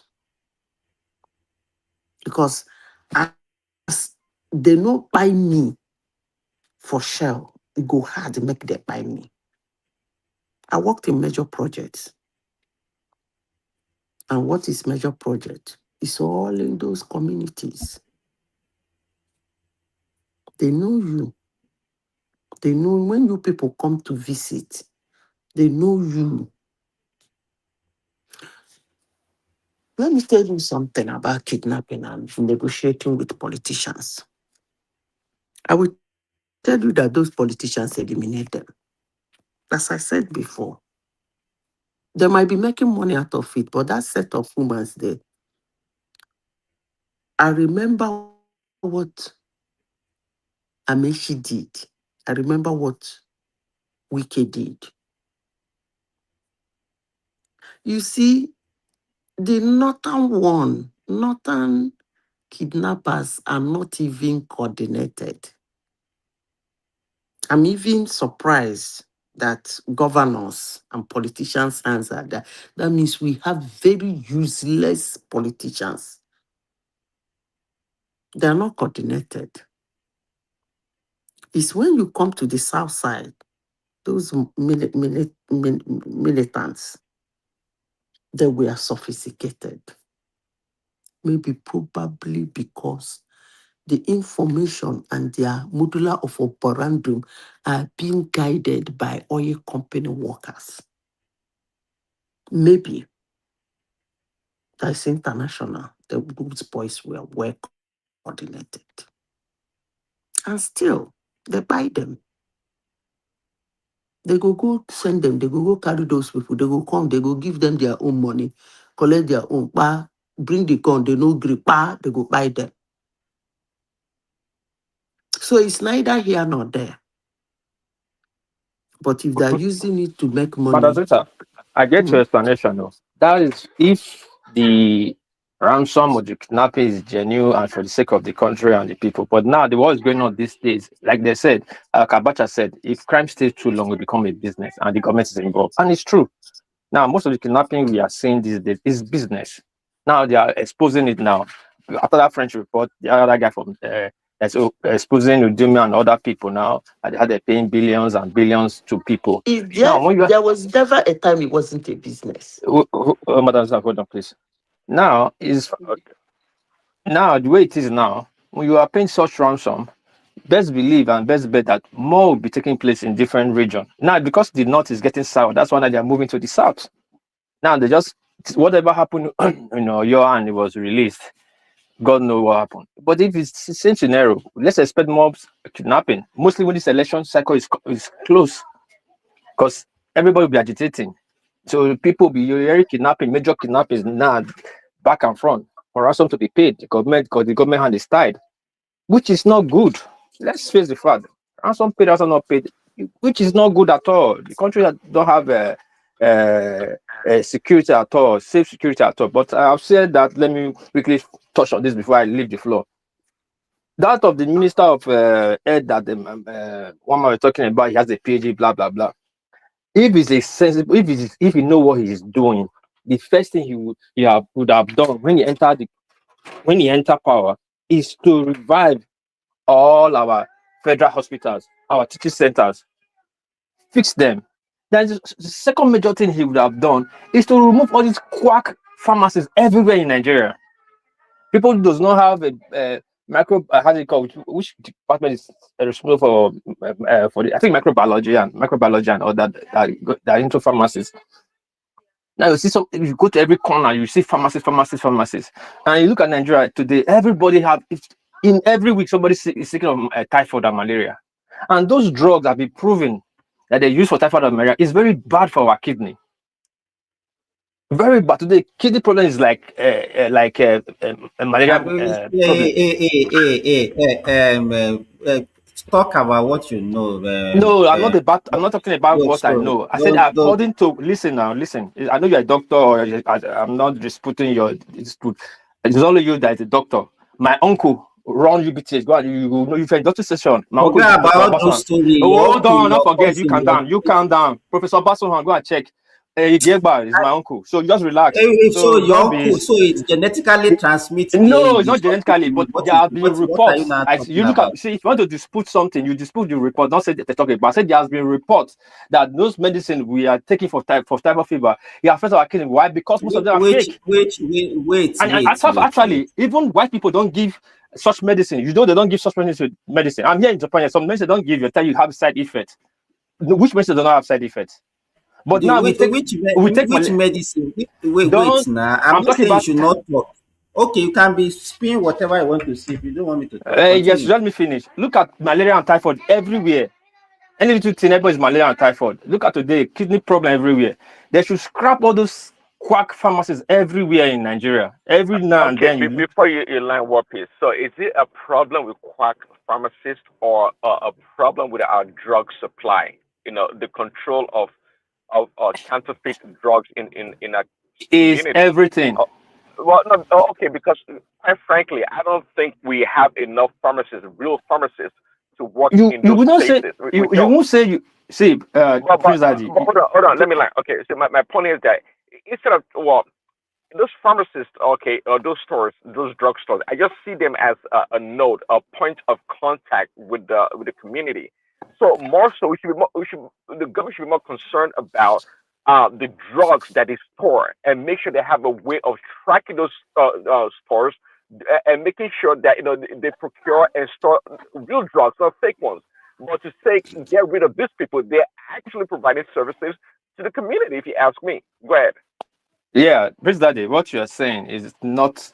If what you are saying, we won't say because of we don't have enough pharmacy shop to allow those one that they're now destroying the community to be operating. First of all, do you know how many microbiologists or which department, like I said, which department that is responsible for being a pharmacist? Do you know how many will graduate a year? Do you know how many doesn't have a job? You just go to every corner, you see people opening a pharmacy shop like they're opening a liquor shop, and these people have no degree, any qualification concerning pharmacy. You know what? Why do you think drug abuse is everywhere in Nigeria right now? People just go to wherever they go to buy drug in the East, and those persons not qualified to sell drugs, bring it and say it's pharmacy. Anybody walked in there and buy anything. In the 80s or even 90s, people who are qualified pharmacists, they open once they go to school, university, pass through their 5 years training, they come back and open pharmacy. Do you know we used to produce? So pharmacists used to produce paracetamol because they have buy all the components and make it in their own lab. Because they make paracetamol that according to our own body system. Today, you just anybody just open shop, put drugs there. The person that is giving you the drugs don't even know what is giving to you. As I said, there's what they call let me just use any word like paracetamol or whatever. You just take 2 tablets. He doesn't even know how he operates. Maybe the man that opened the pharmacy shop is not even a pharmacist. He will have like 7 because he got an NDA approval. These are the things you have to look into. Tackling our health section is not only one section. A sector, I mean, it's not only one section you have to tackle. You have to tackle all around that, and at the same time, we have to move as a unit. Let me ask you a question, because this one that you are talking about, sorry, Ola, this one that you are particular about, did something happen to somebody that you know recently? No, this is the problem. Not something happened to somebody in Nigeria. We all know we have problem when it comes to our health sector. Hold on. I want to answer you. I want to answer you, please. I want to answer you, not feel like I'm disrespecting you. We know this is a general problem in our health sector. Go to pharmacy. Any pharmacy now, just give somebody. I don't know if let me ask you. Do you know what they call a pharmacy? A pharmacy is where you go get your prescription. After a doctor gives you a prescription, a direct prescription for you, you go meet the pharmacist in charge. Wait. You know there's a difference between a chemist and a pharmacy. I know. And for you to have a chemist, what is tell us what is the difference? Listen, for you to be a chemist, you must have a degree from biology. It does not come free. My sister was a biologist. My late sister was a biologist. What are you talking about, this man? Hey, but what you are saying is not true. Why you say what's not true? Is it in Nigeria that everything becomes we have alternative for everything? Okay. I've never seen who is. Hold on. A pharmacy is simply a store where medicine is sold. As simple as ABC. You understand? A pharmacy is just a store, like a medicine store where medicine are sold. As simple as that. So I think I support War Peace. No matter how, I think he's making a lot of sense in this matter. You see, that practice in Nigeria, I think whether the medical guild or the You association know, of Ola, you know why I he has understand. Joke said, apart. wait, Let's take what Peace is saying seriously, to it's be not honest. easy. It does so many, I said so many things that are not factual and that are not true. You understand? Then No, because he even was if it's saying, not factual, the way we wait practice, now. Okay. Okay, you will continue. No. Let me tell you one thing. See, it's what we know. We wake up from our streets. We just go to the road. We see the roadside chemist store or pharmaceutical store. So to me, I don't think pharmaceutical matter is what we'll be doing apprenticeship for. It has to be a proper training. You know, when we say proper training, it's just like, okay, how do you feel now where you say you just move to the main road and you just see some people call themselves medical doctor, and they started giving people injection, they started writing prescriptions, started performing surgery. So if we are not taking that in seriously, I don't think it's stepping up, because see, the danger we are facing in that country is you see some quack, and these people quack, they are bringing unnecessary death upon the population. So that pharmaceutical area is where I think government should encourage a lot of investment and should standardize. Even by what we are saying, by standard, nobody that is below a bachelor, I don't know what they call the bachelor degree in pharmaceutical in pharmacy, at least a graduate, and not only the graduate, and someone that even has the right experience. You understand? After finishing university in a pharmaceutical courses or whatever in pharmacy, and you practice for a while, maybe like 5 or 10 years or whatever, you must have a proper experience before you can even have that store. Then you now have chemists under you, you have pharmaceutical technicians under you. But for Baba Shukudi to go and learn how to sell drugs somewhere, and you see them, in fact, to me, the prices in Nigeria is so Okay, is so terrible. let me interject you. That's where I am. I try to make point to what he didn't get me. So you guys, I think you're tackling the wrong problem. You see, trying to point finger at Baba Shukudi and this and that is not a problem, okay? Because you guys are pretending that we can truly serve the entire community, our society, based on the number of pharmacists or pharmacy techs that we have. We cannot. To me, it's a business. Rather than trying to criticize the people running the business, try to devise a model slash a system that tracks and monitors these people, making sure they procure and carry the right drugs. You just said it. They have to get an NDMA number, if that's what it's called. That means they have them in the database. They have the information. So make sure you track and monitor the stores that they carry the right medicine, not expired medicine or fake one for Bakaliki and all those things. That's what you should be tackling. You want to get a professional after 6 years in pharmacy school to go have a little store at the corner of the street to be selling drugs at pharmacy? Come on. How are you going to do that? See, you have to, hold on. You have to, model our society, our community accordingly. The proposal you guys are making sounds like the one they do in the freaking West. Yeah, you got a pharmacy, you have a pharmacist and a pharmacy tag. Who's going to pay for all that? Who's going to afford all that? Keep it real. Prince Daddy, to be honest, I don't even know what you are fighting. Let me tell you one thing. You are in America. You people, I don't even know why, and I'm the moderator. So, and you people don't want me to talk because I don't even know what you people are talking about. Let me tell you, I deliberately asked that question, that there is a difference between a pharmacist and a chemist. You people, you know, I used to. The problem that we have is that you people are already. You don't know the reality of the country that we have. You people, because you live in the Western world, you are looking at the standard of what you have there, and that is what you want to impose on our country. Okay, did you hear what I said, though? Wait, please, Daddy. Let me. When we are talking, you say I should not. Let me finish my own. Please, let me finish my own.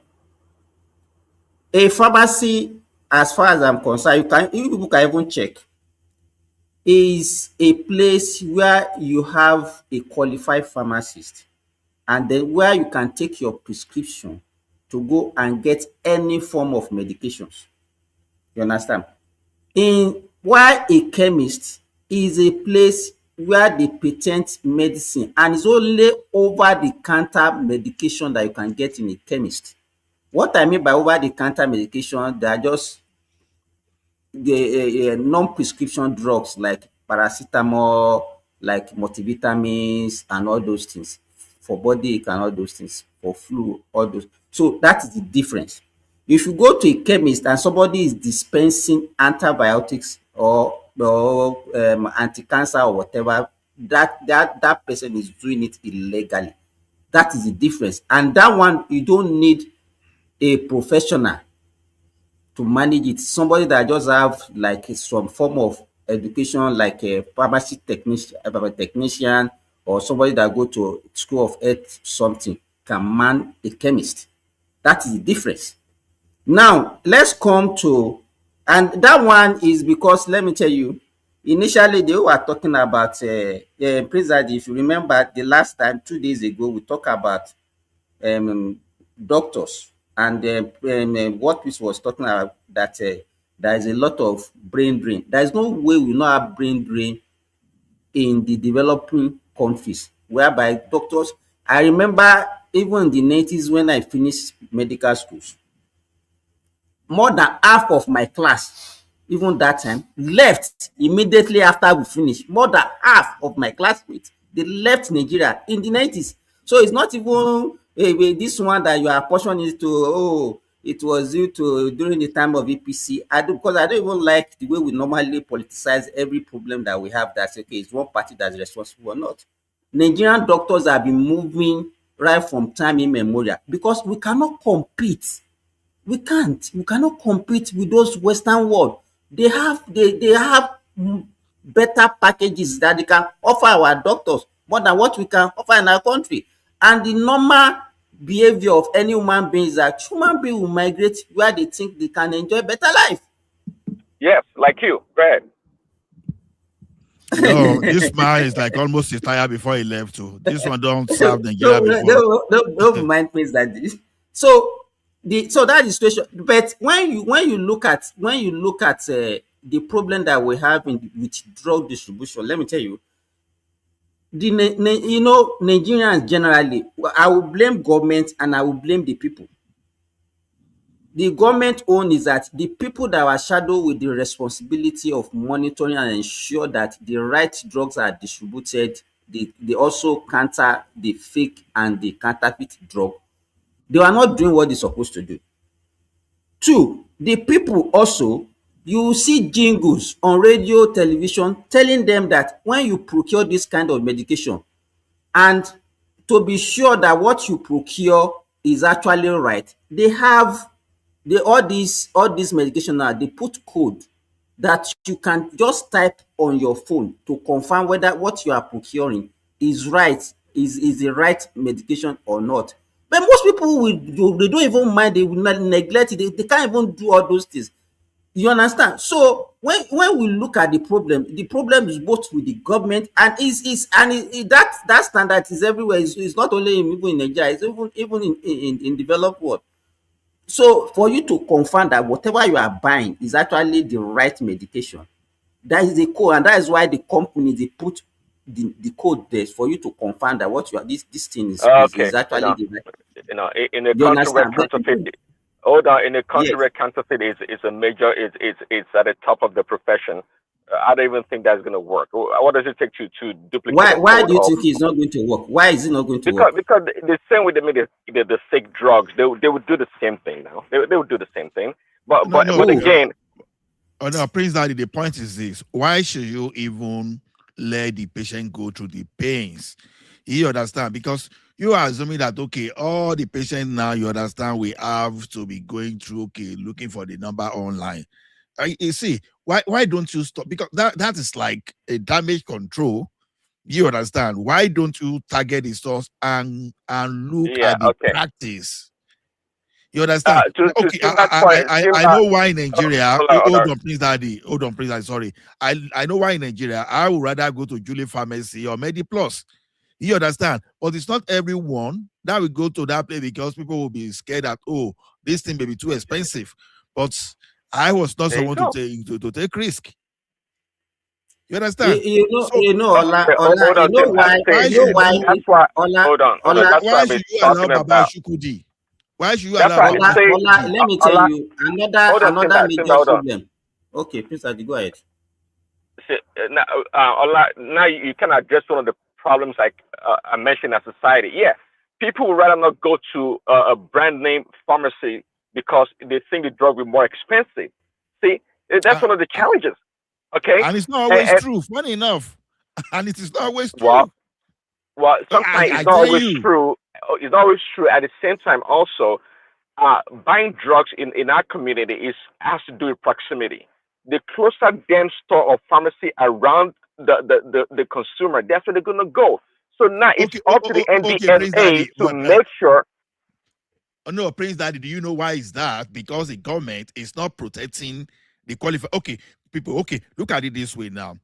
If you so democratize or you or you how do we say this thing when you allow so many people and not qualified people to do all those stuff, even the big brand want to protect themselves. But if you eliminate all those if you concentrate people that are not qualified, okay, let's assume in Nigeria now that we have 1,000 qualified pharmacists and we have like over 300,000 unqualified outlets. Now, naturally, those people, they are competitors to all these qualified people. If you take them out of the way by through regulation, you understand, those people that you see don't have proximity, they will have proximity. They will have. So those are the things. But when you just allow every Dick and Harry to be playing with people's life, you understand? So even the qualified one, they don't really want to open branch unnecessarily. So that's what I'm saying. Because see, let me tell you one thing. If you it's just like although this one is not that it's not like a direct example, it's just like when you allow everybody to be bringing cement to Nigeria, that they bring everything, they sell anyhow. The like of Lafarge and Co, they have to started importing too. The like of Dangote, they have to start importing. But when you clamp down on those importing, and you allow things to be done properly, today probably Dangote is the largest cement manufacturer in sub-Saharan Africa today. So likewise, if we take unqualified people out of the street and you let the qualified people man, even the NDLA, we have less job to do. The NDLA, we have less job to do. Okay, So, all right. Quickly, you're making a lot of assumptions. Prince Adi, let me say this. I think the only way we can eliminate such things in Nigeria is by making sure that everybody have access to healthcare, maybe health insurance for everybody. You know why? Because let me tell you, as I said earlier, Nigeria like to take shortcut for anything, even with their life. They can risk their life for anything. You will see people living beside the hospital. You understand? This is the hospital, is beside their house. They are sick, they will not go to the hospital. They would rather go to one chemist and procure medication just because of what? Because of poverty. Because they know that when they go to the hospital, they might not be able to. You understand? So if we have the reason why people are able to eliminate most of these things is because everybody have access, because probably you can afford, or you have health insurance. 80% of Nigerians cannot afford hospital bill because hospital is very expensive, and you people don't know.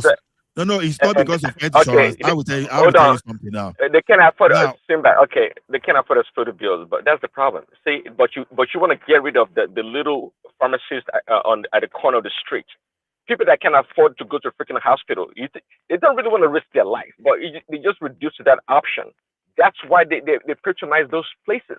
So exactly. Do you know to reduce the patronage? If they can go to the hospital, they know that they can afford it. Do you think they will go? They will not patronize those people.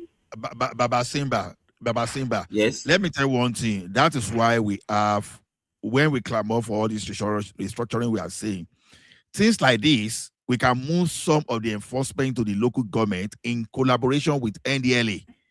Now, you see, if you want local government to enforce in a situation that you are not going to have any quack pharmaceutical shop, you understand? I tell you, if you standardize everything today, we will have a way to clean these people up within the next 5 years. 5 seconds. Say you are assuming that kind of, maybe I could be wrong. You make an assumption. You are assuming that even a trained pharmacist will be able to identify a fake drug. That's a big lie. No. Okay, can I come in here, please? Hold on, don't come in yet. Let's finish. Now, it's also on the line of what you are talking about. Why do you will come in? Let me know. I just want to respond to Prince Daddy. Don't bind me. Now, see, let me tell you one thing. When we are talking of this reform, we are talking. You understand? Now, when you set up a standard pharmaceutical shop, you understand? You know, many prescription drug, you understand? They prepare those things afresh. They will have the almost raw materials to make it. You understand? You are not. You are even talking about you are talking about the last stage of healthcare, which is to get your prescription. How would they even get the prescription in the first place? I know. If they standardize, okay, we see how Nigerian German chemical. We have those people that are licensed to manufacture because people are doing self-medication. You people, what you're supposed to be talking about, people should not be doing self-medication. No, see, if you are buying your Panadol, let me tell you one thing now.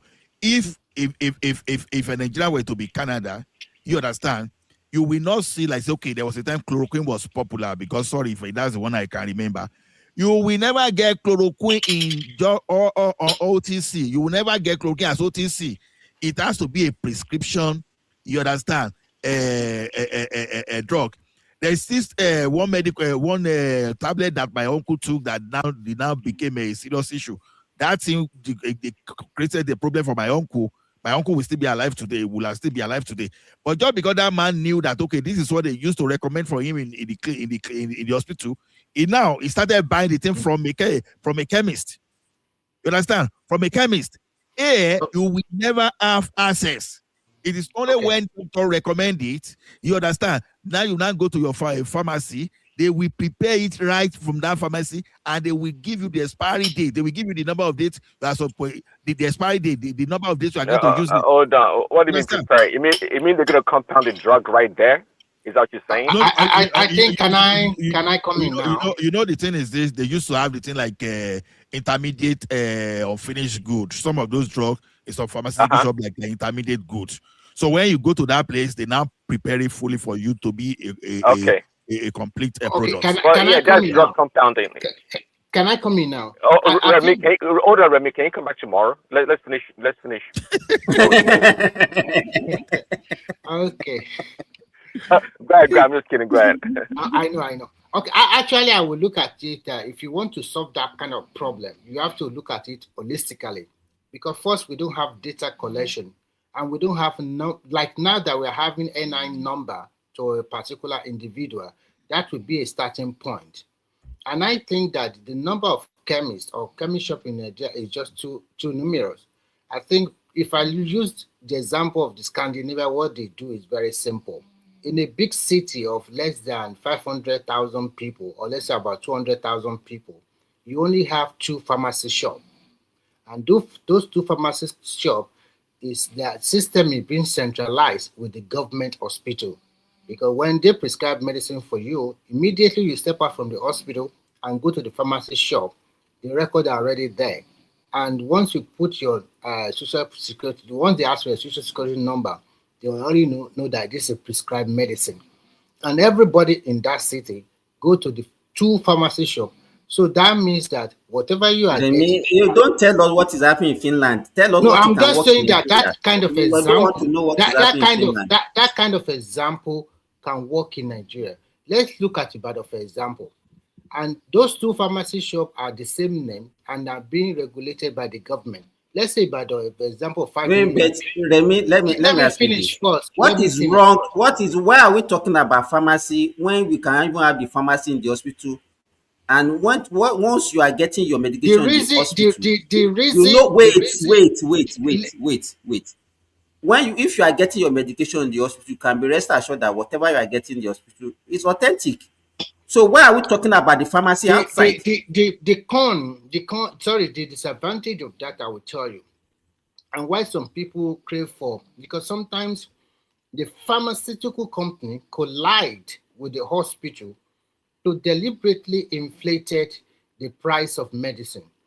And somehow the doctors are also implicated. This is the best topic for a long time. Yeah, I deliberately like telling the patient to buy this particular medicine or paracetamol or whatever. But when you have a kind of regulated pharmacies that everybody in that city, let's say, Remy, okay, where will you? If they collide with the doctors, who is going to give you prescription? No, you are right. They are going to give them the prescription. But so does it change? So now, if you are getting it outside, does it change anything? It changes a little bit. Simba, we are going to impeach you. Let me tell you how it changed a little bit. For example, let's say I am a doctor in the hospital, and then my patient comes to me, and I'm being influenced by pharmaceutical A, and both pharmaceutical A, B, C, D, they supply paracetamol or a kind of medicine to my hospital. And if I'm being induced financially by pharmaceutical A, more than the rest, but on B, C, D, there is obligation on me to prescribe that particular manufacturer from pharmaceutical A. I'm giving you a good life experience that I've learned. Continue what you are saying. So that is a drawback. But when you now have like 10 million people, like for example in Ibadan, and then you have like 10 pharmaceutical company shop that is. No, so if I write, Remy, if I write for you as a doctor, because I'm already influenced, and I said, okay, this is your prescription, this is the medication I wanted you to buy. Will you now go and buy another thing different from what I wrote for you? No, I'm not buying, because when you write your prescription to me, you do not tell me whether I should go and buy May and Baker Panadol. I will take that, I will go directly to the pharmacy, one of the pharmacy store. Before I even got there, the pharmacy store already have my information and everything. Once I give them my number, NIN number, they will not give me, they are going to be the one to give me one Panadol or the another Panadol, because they know the composition of what you wrote. So it's already there with them. So what I'm trying to say is that this kind of system regulate very well, and it stopped the issue of people open up chemists and issue of adulterated medicine or the fake medicine. It will nip it in the bud. Do you think Simba has some kind of pharmaceutical outlet somewhere that is trying to protect? Because he has been fighting against. No. I understand. I understand the way. No, we need to investigate Simba. No. I think he might be partly right, but unfortunately, I'm just trying to tell him that these are the drawback from. I'm not saying it's good for a hospital to have their own pharmacy inside that hospital. At least also a kind of increase their source of financial for that hospital. Let me ask you, Remy. In Finland, you don't have pharmacies within the hospital in Finland? No, never. No.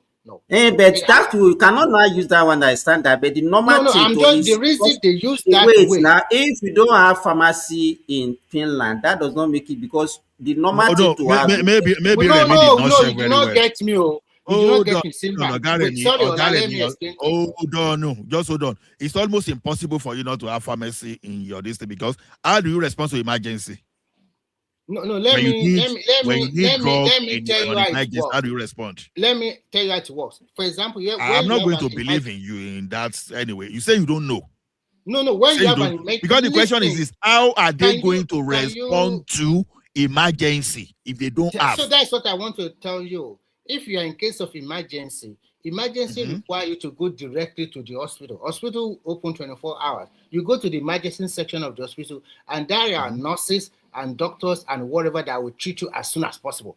Emergency does not mean that you go there to give you. Of course, if they see that, they will. So if you are attending to emergency, you don't need medication for emergency. I'm not saying they do not need medication. I think that will be the first. Or a patient that is on admission, will not be going to the pharmacy outside to go and get the medication for a patient that is on admission. Simba, you are a qualified and experienced doctor. You know when No, they no. say What Ola is trying to let you know. and that's Wait, what Ola. I'm trying to tell you now. Remy, wait. Don't Remy, stifle wait. my voice. Let me explain. Okay? We are not stifling, but if you are saying something that what he's saying, it's not possible for you to say hospitals don't have pharmacy. Okay. Yeah, it's impossible. Just say you don't know. Maybe what they have for emergency cases, they might have some kind of medication to treat their patient. Fine. But what I'm trying to tell you is that in terms of prescription medicine, when they prescribe medicine for you, the medicine they prescribe for you, you have to go to 1 or 2 or 3 of the pharmacy store in the city, and they get your number. Immediately they will give you. This one reduce the influence let me tell you about hospital arrangement in this place. Hold on. Do you know why I don't believe that when you don't know this and say you don't know, it's okay. Now, when they recommend for you to go and do scan or you go and do radiograph or whatever outside. No, they have all of those ones in the hospital. No. Mafarabale. Hospital, they used to have this. But if your case is not emergency, they will give you paper to go and do that thing outside. And they can No. That's why you understand? But anything that have to do with emergency, all those things they recommend to go and do somewhere outside. No. This listen carefully to me. Ola, listen. Okay. What you guys are talking about is pharmacy and it's related to medicine, both prescriptive medicine and also OTC. When it comes to scanning, when it comes to diagnosis or whatever, they have everything in their hospital. They have all the machines. They have pharmacy within the hospital. No, I've never seen any hospital without pharmacy. Can you calm down first, please? I'm not calming down. Just say I don't know. Okay. What I'm trying to tell you, what I'm talking exactly what you are talking about. Your base of argument is about prescription medicine and also fake medicine. And I'm telling you the example I've witnessed in 2 or 3 countries I've lived in. And I'm giving an example of this place. If you are going for emergency situation, Simba as an experienced doctor, the first thing is that you give the person immediate treatment. Because emergency is not something that you have been lying down in your home for a long time. It's something that happens to you that need immediate attention. The doctor will attend to you. They can use various machines or machinery to diagnose whatever is trying to happen to you. And if it requires some kind of giving you medicine, that they will give you for you to quickly relieve you. But in terms of prescription medicine, because prescription medicine, you still have to go to the pharmacy store in the city to buy it. They don't have that kind of pharmacy in the hospital. That's what I'm trying to say. So I understand. So Remy, MBBS. Is it MBBS? MBBS. Now, I mean, because you don't. Let me tell you one thing. That is not MBB. That MBS is Finland, though. It's for Finland, though, not for. So you see. Let me tell you one thing. When you say hospital, especially hospital, you understand.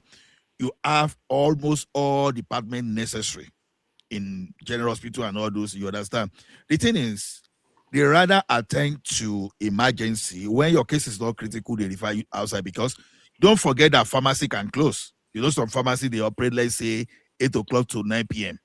Now, when emergency is there and they need drug, you understand, they see a pharmacy within the hospital that will take care of all those you are talking about. Maybe you can say kind of. Ola, we have some night services here. Pharmacists and chemists.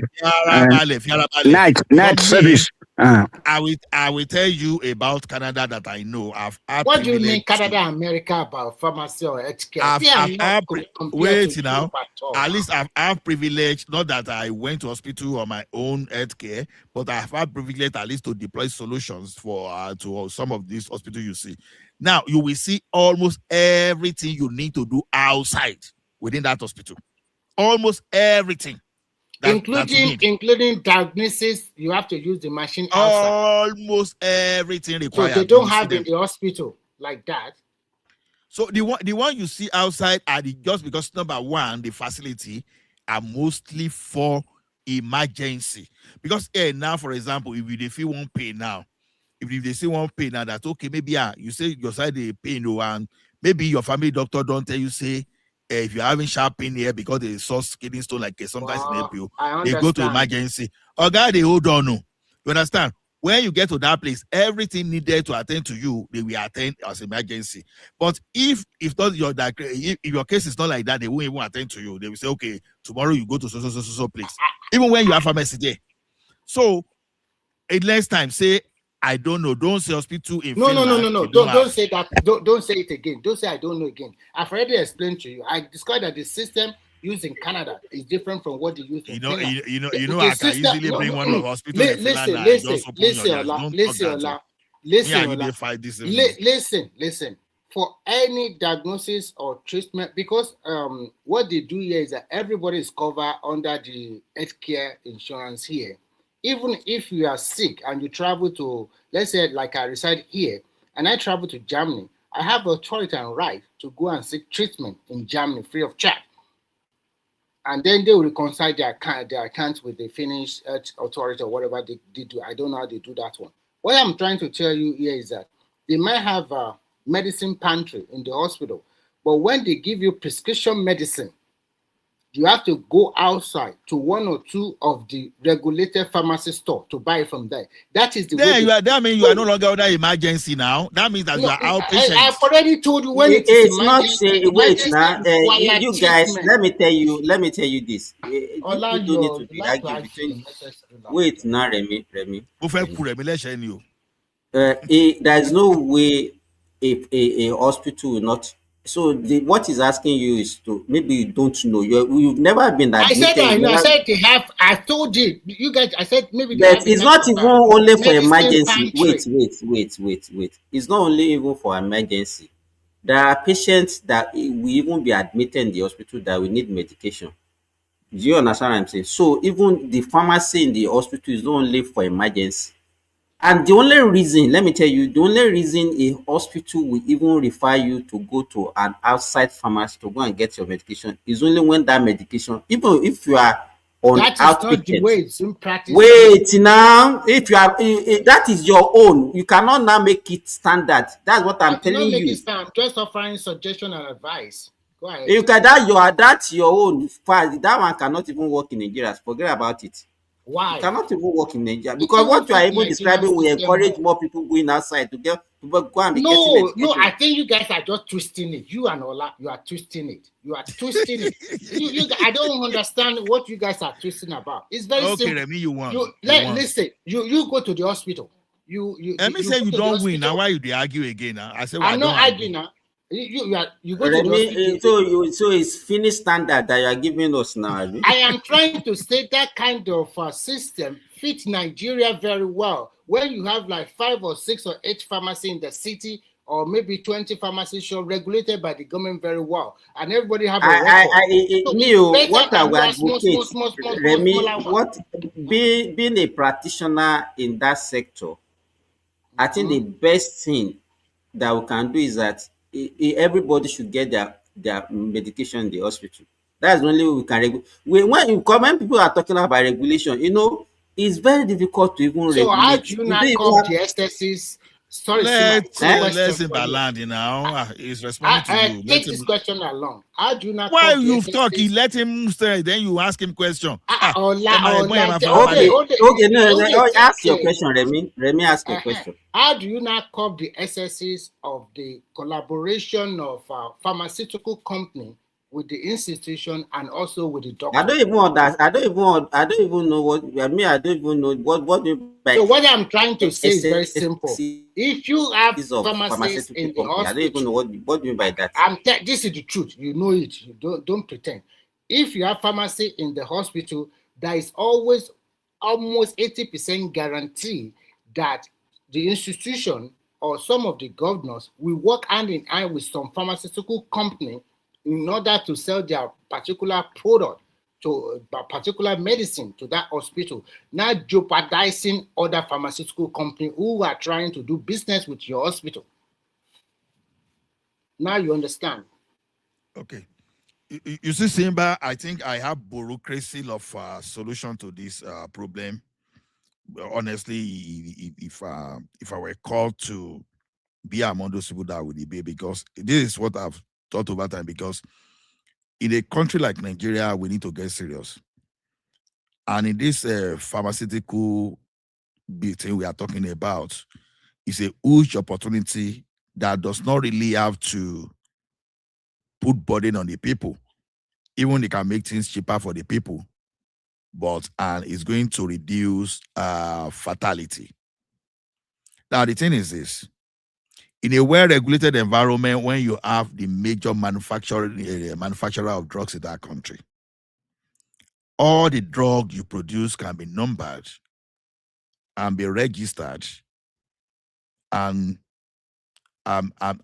be stored in a database. Now, this thing will work in urban area and cities where you can deploy some kind of system that as you are disposing, the number will be tagged. So patient, so patient body, so that patient body, so that in case anything happens and you need to investigate, you will know the crooks. I'm just summarizing, you understand? So this thing is not that difficult. It's not that difficult because when you can do it in the urban areas, because the urban areas is the major economic profit hub for all these fake drug manufacturers. So if you target Lagos now, and there's no pharmacies that will not have all the drugs you are buying in your database. You understand? You do it in such a way that when you want to give license, you give it license to those people that have something to lose. Don't just go and train someone because someone has been working with a chemist for the past 10 years. And the next thing, because they just want to make quick buck with that, without caring about the implication of all those stuff, and you go and give them and they start buying a Abba-made drug and all those stuff. This thing needs to stop, whether we like it or not. We need to standardize what our pharmacists doing. Those people that went to school, I think pharmacy in the university 6 years, Rabi. Those people that went to school and spent 6 years to study pharmacy, what are they doing? What the association doing? Because this is their field. They are the ones that are supposed to be outside there, put the standard down to protect us. If you should operate chemist, I think the chemist should work with the pharmacist. Not that every day canary will just go and open one small shop somewhere and start selling. No. And for everybody that wants it, you understand, even if you have a major importer of drug, they should be the one be distributing. Every store that we open should have one. So Ola, you are talking about opening a pharmacy shop should be by a licensed pharmacist. I'm telling you, that is the way it's going to do. Exactly. Exactly. That is how it's supposed to be. You went to university, you learned this thing, then you got some certification, you have some experience. You are supposed to be the one to do that. And if you do any mago, they will draw your license and close down your pharmacy. Exactly. Both of the counter prescription, let it be by them. I don't know whether someone learn chemistry or whatever. Ola, this is the thing I raised. Thanks for coming in.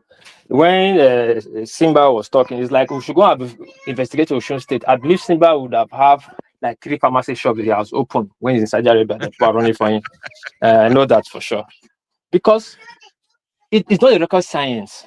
It's not a rocket science at all. Look at Nigeria. If you want to tackle drugs problem anywhere in the world, a pharmacist, a drug is this natural security. You don't just leave it in the hands of quack. Now, everybody have what they call chemists, but they have upgraded. In like Japan, they call it a drugstore. Chemists, people that is qualified chemists, they're like semi-doctors because chemists actually attend to like first aid, light wound, and the rest will send you to a bigger hospital. They can even give you light injection for minor things. Like you said, a lot pharmacies where they store exactly warpiece. They do administer treatment here. Yes. Yeah. So pharmacies like where they actually manufacture drug or store drug, like sensitive drugs, powerful drugs. Now, I raised the motion like the Minister of Education in Nigeria, the first thing he has to clean up is our pharmacists, chemists in Nigeria, because we have more than 57,000 pharmacists graduating every day, almost every year in Nigeria, and they have no jobs. And we have quack people littering the street with chemists everywhere. Look at drug abuse. Look at problems of different type of illness now in Nigeria. because of fake drugs and all whatnot. And somebody is telling me, no, because of the littering the area, should you take them out because somebody wants to buy medicine? If the government want to even do something that will improve their administration, pharmacies should be one of the sector they should be giving this thing to what's it called, subsidy to. Like every pharmacy that graduated, that qualify to be a pharmacist, let's take it to first class. Okay, we will give you grant to go and open a pharmacy. We'll give areas to go and open. Every area is viable in Nigeria where you open pharmacy. There's business, there's customers. In 6 years, we will recoup our money. If you now ask them to go and open pharmacy, what would they be doing there? I want to do in pharmacies. Not everybody buy drugs. Pharmacy is a daily business. They will give you first aid. First aid also. Yes. What are we doing in pharmacies? No. So they will be, wait, before you answer me. Sorry. You know. Let me tell you. You know, a pharmacy cannot prescribe medication. Wait, now that's it. Let me modify my distance. When I say pharmacies in Nigeria, we are just saying pharmacies as a chemist. I'm using that word in Nigeria. We call pharmacies chemists. Whatever. If you ask them to go and be opening shops, how would they? Who would be giving them prescription? But they do give prescription in a chemist here. Hold on, just to help you out. In Germany, the chemists, they do give prescriptions too, because if you go there for on an emergency case, they will look at the computer and they will give you the medicine that is good for you. You know what I'm saying? There are some. They will look at the computer. Yeah, because that's what they are, they are qualified. But meanwhile, all this one they talk. No, it's not about Nigeria, because we used to have this pharmaceutical company in Benin City. Now it's being used to store rice for the politicians. You know what I'm saying? Look at the plane. Tony, wait. Hold on. You hold on. You're digressing. Hold on. Let me finish. See, Simba, let me answer you. Now you said if everybody have pharmacists, chemists in Nigeria, who will now be prescribing, who will be buying? Now, the all one they have in Nigeria is little everywhere. Who is buying there? Who is prescribing there? And again, let me back to you. Let me tell you why I asked you that question. You want to solve a problem. You understand? Is that not why we are discussing this? It's true. That doesn't solve the problem of what we are trying to solve. You understand? The first thing is for you. Wait now. Is for you to let work with land. This is not politics. Let work with land. This is not politics. I beg. I will kick you out if you don't want to cooperate here. Tony, stop all this your nonsense. Are we discussing politics here? Stop this nonsense.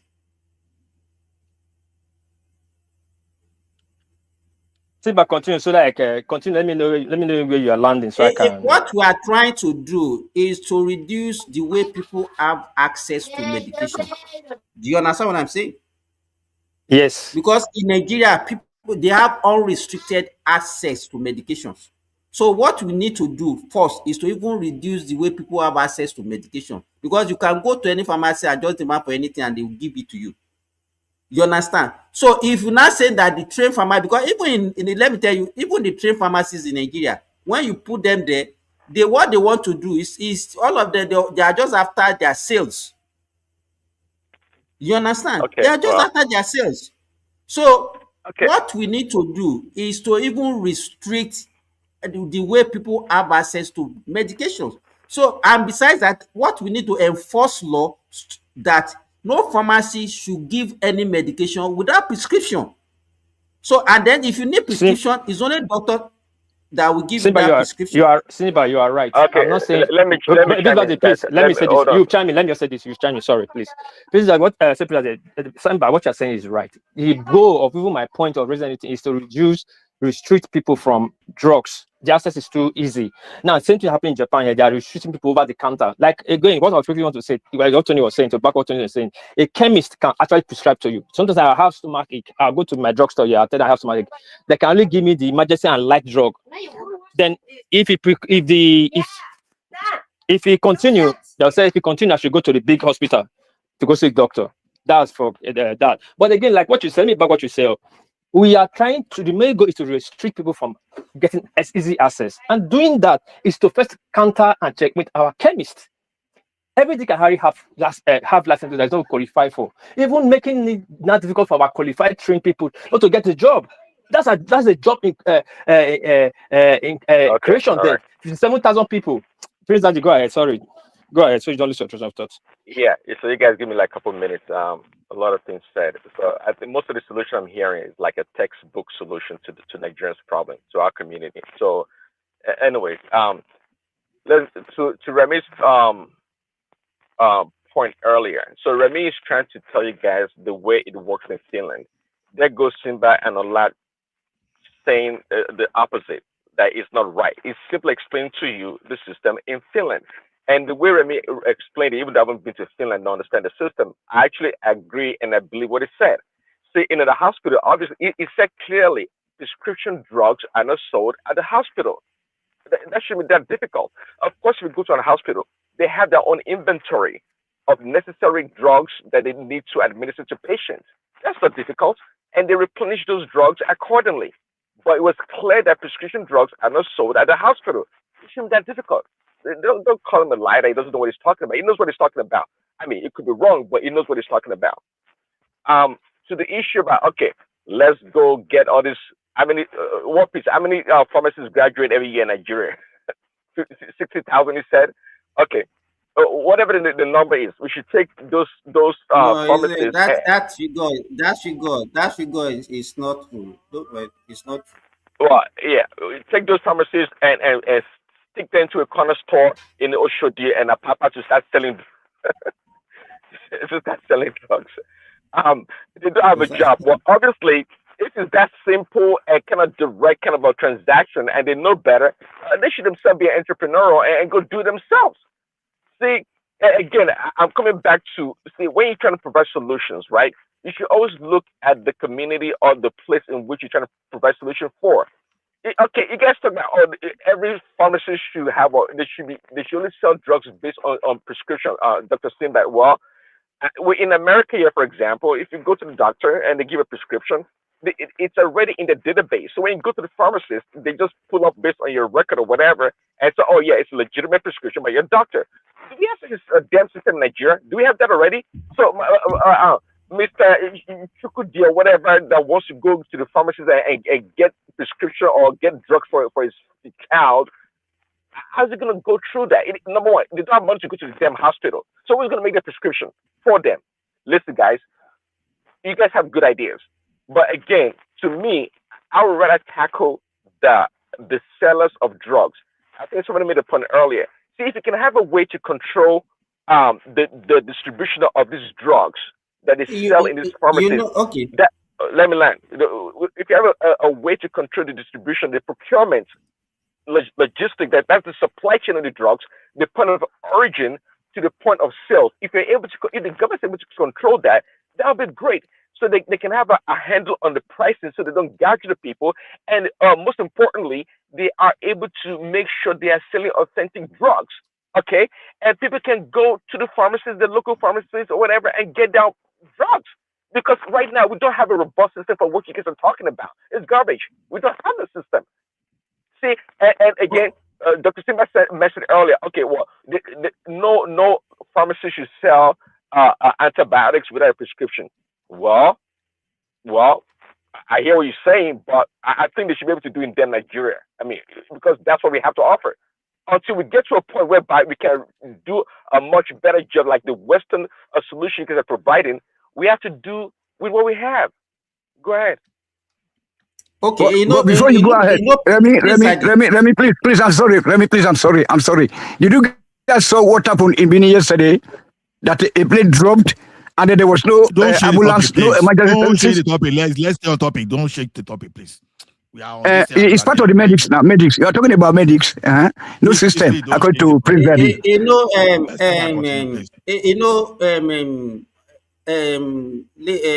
You guys, let me tell you this. There is no system that doesn't have its own limitations. Let me tell you, even the best thing, if you ask me, that the best thing is that nobody, let me tell you, nobody should take any medication without even seeing a doctor. That should be the standard. All these things that they're even doing for you people there that okay can go to the pharmacy and get a prescription is because you don't have enough personnel that can handle. Let me tell you So why don't what you you face the call. reality? Wait, Chris, now let me finish, Prince Daddy. Wait, Prince Daddy. That's ordinary headache that you think you have, that you think that you can, if you take ordinary paracetamol it will go, might be something that can kill you in the next 24 hours. You understand what I'm saying? That small abdominal pain that you think that you can just take antacid or whatever can be something that can kill you in the next 2 hours. You understand? But because are you suggesting that wait. whenever The reason why they said okay, you have to take, you can go and get over the counter medication, and then if the thing is not going, this is because they want to reduce the workload of the medical personnel that they have. That's why they give all those things. I've seen several cases of things that people think that they are simple things that have resulted in death of. Yeah. You do have a point, but at the end, Oh no, Simba, let me.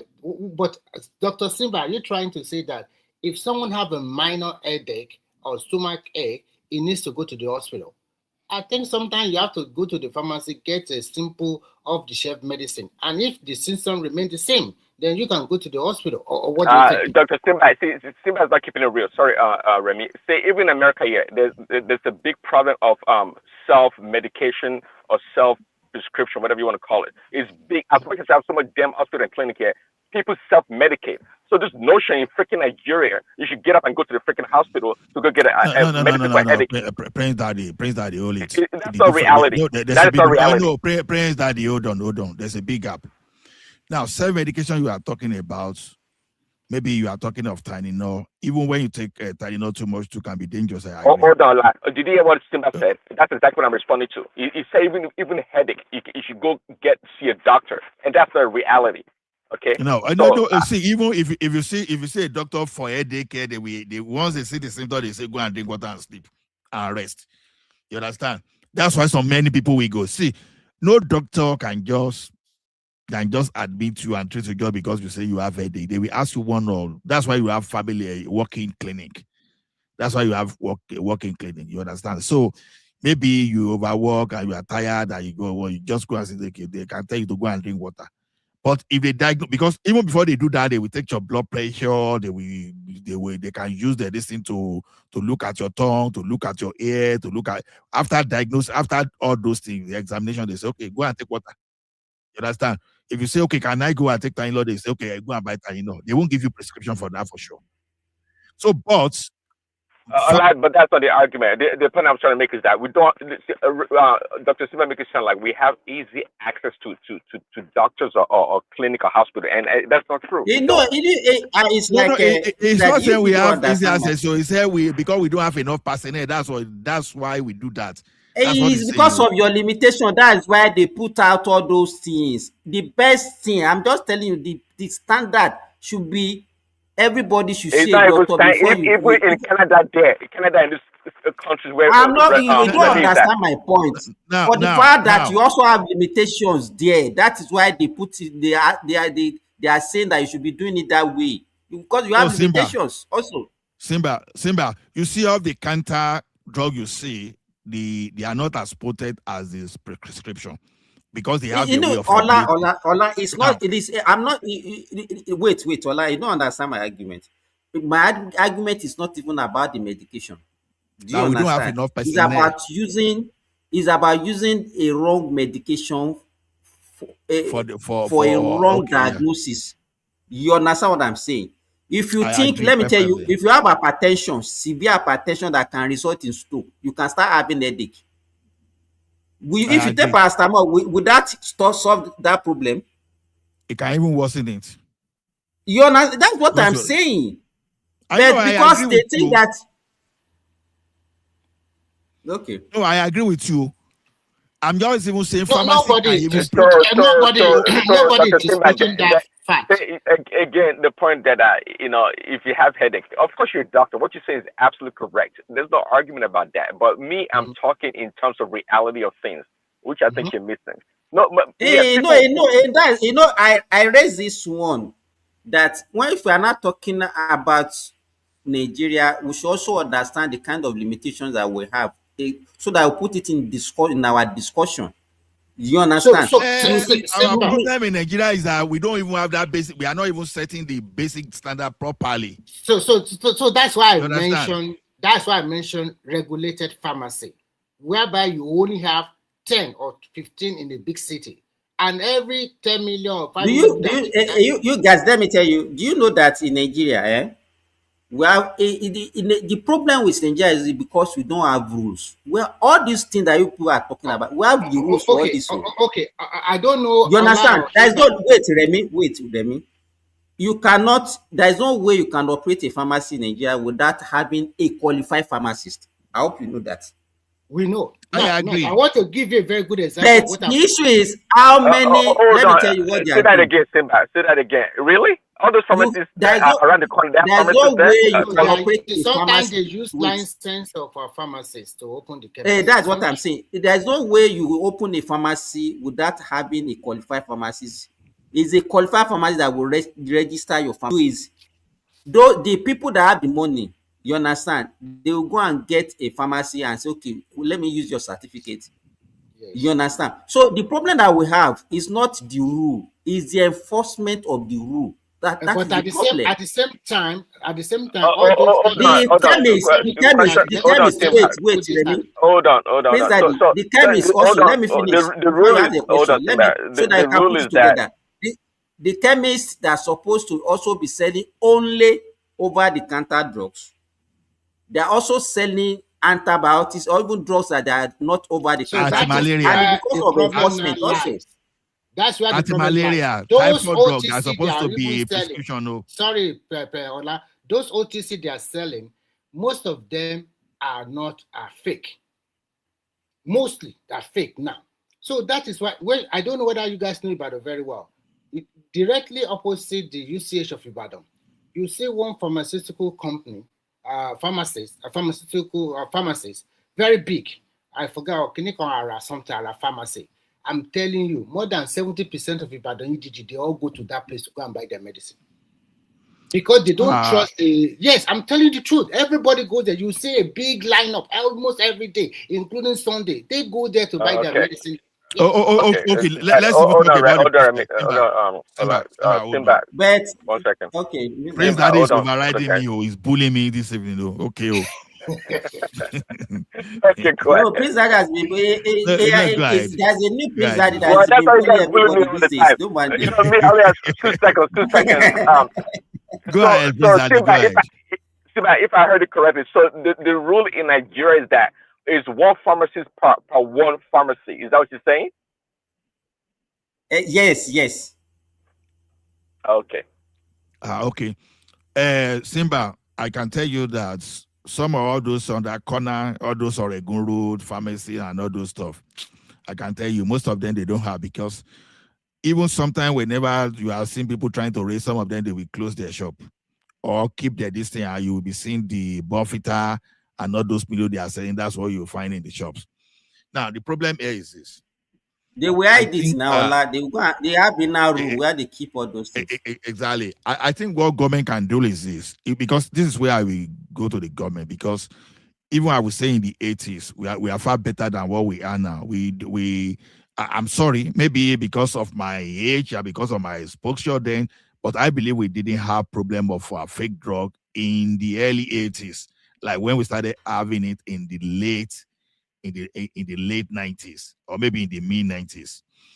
Now, I think what people here do, because they know, is that every drug has some kind of database. You understand?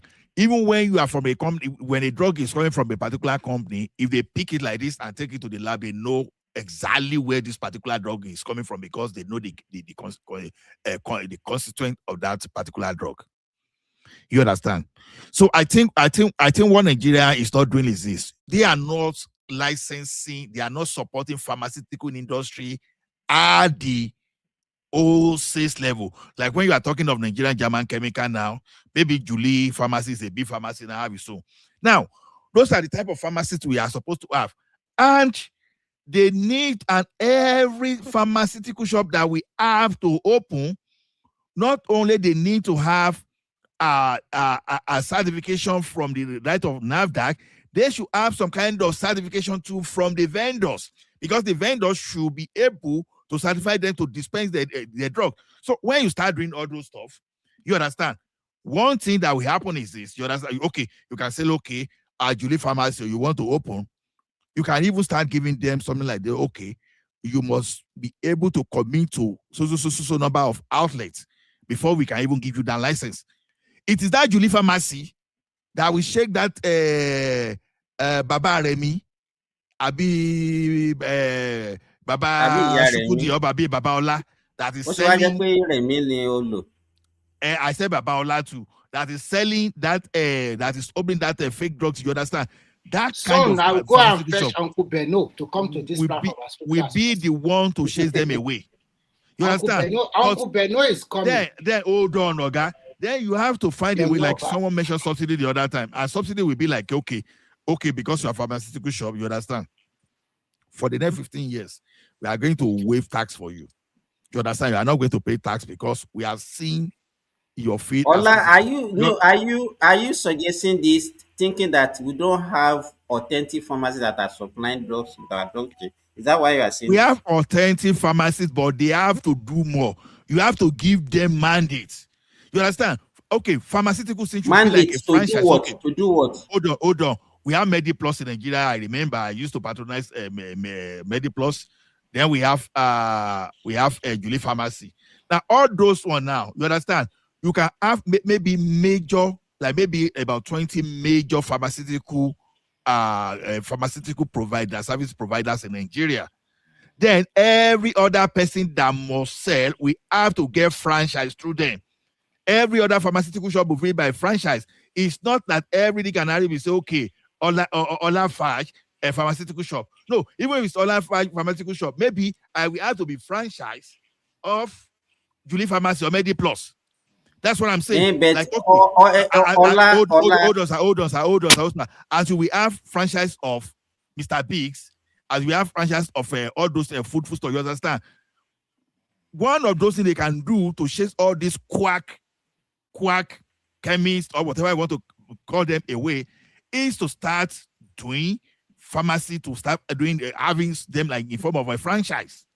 You have the major one that will provide. Okay, Ola, let me ask you, Ola. Yeah. Why are we concerned about this matter that we are discussing now? What's our concern? Because then they pipe people. Because you see. It's just like too many. Wait now, Ola, just explain to me. Kill people more than bullets. Fake drug kill people more than bullets, and this one is a slow death too. Oh, okay. Let me. How do fake drug kill people? Because they are buying it as OTC. Wait now, Remy. Just let him explain. Because it destroys internal organ and creates internal health crisis. That's my you know when we are brandishing the grammar, Abi. The grammar, you understand? Most of this terminology we don't even understand them. You understand? Because I'm not a medical practitioner now. So when you say a fake drug is a drug that does not perform the purpose that is meant for. You understand? Yes. Let's say a paracetamol that doesn't have the active ingredient of paracetamol that's supposed to relieve pain. That is a fake drug. It doesn't mean it might be dangerous to your kidney or all those things, because I think that is what people think, that once you take a fake drug, it's dangerous to your organs. No. You understand? The major problem of not getting adequate prescription or medication and normal medication for whatever ailment you want to use it for, the major problem with it is that, let's say you have antihypertensive and somebody sells a fake antihypertensive to you. That antihypertensive is not as if it will be dangerous to your kidney or it will damage your kidney. The problem with it is that it's not going to perform the function of bringing down that your hypertension, and you might eventually die from the hypertension. That is the danger. Then when it comes to antibiotics, the problem with that one is that when you have an infection and using, it's not going to actually address that infection, and it's going to encourage even resistance against that antibiotics, even when you use the one that is even the authentic one. So those are the major danger. Having kidney problem and damaging the organ, it now depends on, even you can, even if you are taking, let's say, paracetamol, if you take even normal paracetamol that is even working, that one is even more dangerous to your liver more than the fake one, in the sense that is the active ingredient inside the paracetamol that is actually dangerous to your liver. The reason why that one will be dangerous to You are you doing is that, self-prescription. and you are doing, and so you don't even know how much you're supposed to take and over how long you're supposed to take it. You understand? So those things will start accumulating in your body, and that is why. So when we are looking at this thing, is people should not even do self-medication, because if you, let me give you for example, there is one drug called gentamicin. That drug, even when you read the something, is it has ototoxicity. What I mean by ototoxicity is that it can damage your ear, it can make you deaf, and it has nephrotoxicity. Like all those old chloroquine that make and it can damage your kidney. Do you know that? Sorry, Remy. Do you know that there was a time I was in Warri and I saw a patient that came to me that he has been taking gentamicin. That gentamicin that can damage the kidney and cause deafness, and he was taking it every day for 6 months. Wow. And we asked him, I said, who prescribed it for you? He said the doctor prescribed it. He said he should use it for only 1 week. But when he was not getting better, he started buying on his own and extended the medication. Do you understand? So I think if you are concerned about the welfare of the people, what we should be discussing is not even for them to even have access or getting it from the professionals. What we should be concerned is that they should not even be taking it without seeing a doctor. So is that not the purpose of all this ordinary paracetamol is not even in where I work now. I've seen several cases of paracetamol poisoning. You know, mother used to have paracetamol at home. You understand? Oh, I know. Should be that the same thing when we talk of Tylenol here now. Tylenol is just like a paracetamol in Nigeria now. You know, the children, they will just go there because the thing is sweet. They will think that they will just they can take a whole bottle at once, and that one is dangerous. We've seen several cases like that. We agree with you, Simba. We agree, Simba. Sorry, we agree with you that what you are saying is true. All these things are concerns. Even we put good measures on ground. All these things will still occur, but it will be minimal because we have to we have to alerting the citizens. Even Japan, it happened. Now, if you can look up Japanese news, they are worried about how young teenagers now between 14 to 17 are abusing codeine over the counter drugs that they are buying. You understand? So these are one of those things. But the way Nigerian is over 150%. We are in danger. Our chemist must be that of Nigeria is going to be more than that. Honestly, it's endemic. Yes, it's pandemic. It's more than an epidemic. It's pandemic right now. We have to regulate our pharmacists, our chemists. I hear laughed and say, "Oh, so if we have 57,000 graduates every day, doesn't mean we have to. 57,000 of them have to open shops." And I laughed. Funny enough, you know how many doctors we produce every year in Nigeria? Does that mean all of them have their own? No. Wait, hold on. Let me finish. Now I know if you can correct the number later. Now, what my point is, in some pharmacies, they might have 3 biologists employed, or 5, 6, depend how big. In some chemists, they have like 2 or 1 employed, or 3. That is the main reason for the fact you open. Shut up. But the fact you open a chemist, the more you get busy, the more you need extra hand. Who are you going to employ? You employ under biologists. Now, the only way you employ a train, just like in hospital, they have a trained nurse and non-academic staff. They train them around that head settle. Now, the only way you employ other people a biologist doesn't work in a pharmacist now. Wait, now I'm just using that. Like I said, I just put a reference for people who's overqualified, who's over in charge of the pharmaceutical section. I mean, the chemist of let me just. Wait, I know you correct me. Let me land my point first before you correct me. Sorry, I beg, man, I miss my train of thought. Now, when you employ people like that, you are creating job opportunity. Now, there are people you cannot employ. The administration section who now take record of the drug they sold and all that. That's where people who is not even qualified as a biologist or whatever works in the chemist. Those people are in section of taking records. You understand? Those are in charge of taking records. Now, when it comes to the people that is going to attend to the medication, it is very good that people that have first-hand about this medication run that section, because even the fake drugs we are talking about, even like what we are talking about, people are abusing drugs. A chemist man will tell you this drug don't take it more than this, because they know the dosage you have to take. Now they even said the lighter one to people, depend on the illness. When it becomes serious, you take a prescription from a doctor and go see a pharmacist where they'll set some certain restricted drugs to you, because that case is serious. Some of the drugs, they can't even administrate it to you. You can't even take it by yourself. You have to go back to just what the doctor will administrate it to you. I know some drugs where they will give to you, simple will be any weakness. The doctor have to watch you about 6 hours when they administrate that drugs to you. Mostly doctors are taking it.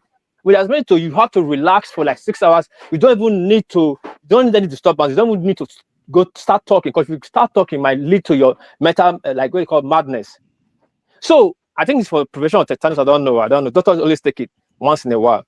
So this kind of medicines, there are some medicine that doctors have to administrate and monitor your vital pulse and all that for some certain minutes or hours. But in Nigeria, we have to go back to the fundamental problem of our drug issues. Scrap all this pharmaceutical shop that is not licensed. For the fact you are scrapping it doesn't mean we don't have pharmacists again in that same area.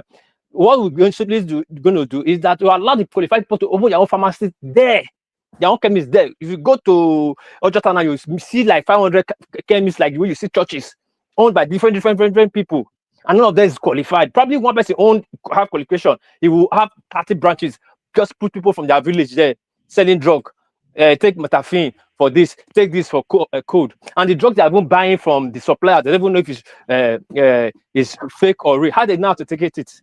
But they don't have the qualification to detect fake drugs. At least people went to school to detect fake drugs. NDLA are employing people. They don't just employ that. They employ people that understand how drug works, so they can detect the fake ones inside there. So we must regulate our pharmaceutical sector. If we are not, people that are producing, that are importing, that are selling, those three things, we cut those three things, our drug problem will reduce a lot in Nigeria. Our illness problem will reduce. What piece? You know, yeah, go ahead. As I said, and I don't know whether you listen to me, that the problem is not the law, it's the enforcement. If you could remember when Dora was the Director General of NAFDAC that time, she did a very good job. But since he left, do you hear any other thing again? No, and he did that because her sister died of fake drugs. So you remember the reason that prompted her, he said that twin sister, her younger sister, died when we were in early age stage because of fake drugs, and she went to tackle that matter. But go ahead, no versa. But what I'm saying is, the laws are there. She came and enforced those laws. But when the other people that are shadowed with that responsibility are not doing what they're supposed to do, you know, the problem with us in Nigeria, let me tell you what is. We have everything in that country, but everybody sees their position, their job as a means of making money. You know what? All these chemists that you see that they are proliferating around, you know what they used to do? Every month, they have certain contribution that they used to make. And then they will go and give it to the people that are supposed to be regulating them, just to keep them silent. Which is very bad. Which is very, very bad. So that is what is happening. That's what it was happening. Then the number, let me tell you, in Nigeria, we don't produce more than 1,000 to 2,000 pharmacies per year. How many? 1,500 to 2,000. We don't produce more than that per year. How many departments? Okay. Wait to how many departments? And it's Let's start enough. with Uniben alone.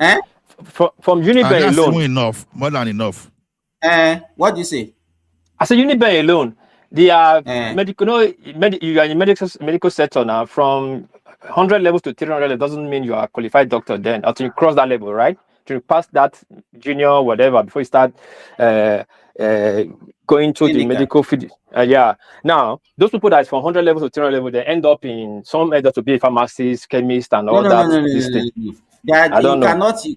They cannot even remove you from medicine and put pharmacy and medicine. They are in two different faculty. Yeah, I know from 100 level to 300 level, you don't pass that. No, in fact, pharmacy is not even. In fact, majority of our universities don't even offer pharmacies in Nigeria. Only a few are doing pharmacy. You understand? Then the pharmacist itself, their role is not even for them to be dispensing medication and be giving. A pharmacist should work in a pharmaceutical company to be producing medications. That's what they're supposed to. Or most people that which course is responsible for a chemist? Which department? We have pharmacy technician. We have pharmacy technician. Pharmacy technicians are the ones that normally dispense medications. Okay. And we don't have that in abundance. There's a difference between a pharmacist and a pharmacy technician. So the 57,000 that War Peace is talking about, where is it coming from? No. What Peace? It just is exaggerated. He just came. You didn't. Okay. I showed the number. I said I don't listen. Hold on. Praise Daddy, listen before you move on. I was throwing numbers. I quote. I put out. I don't know the number. Let's just say 57,000 is what they produce every day, every month, every year. So you mean those people will not get a job and people on the street will be running shops? More than that, because people want to push up. That's what I meant. And I throw that number again on that, like biologists. Let's assume biology is the one department that's in charge of creating pharmacists. So you mean people go to school and study biology and come back and have no job? I just threw the number there to make a point. I didn't say that's the actual number. Okay, I thought it was the official number. And okay, to allow you think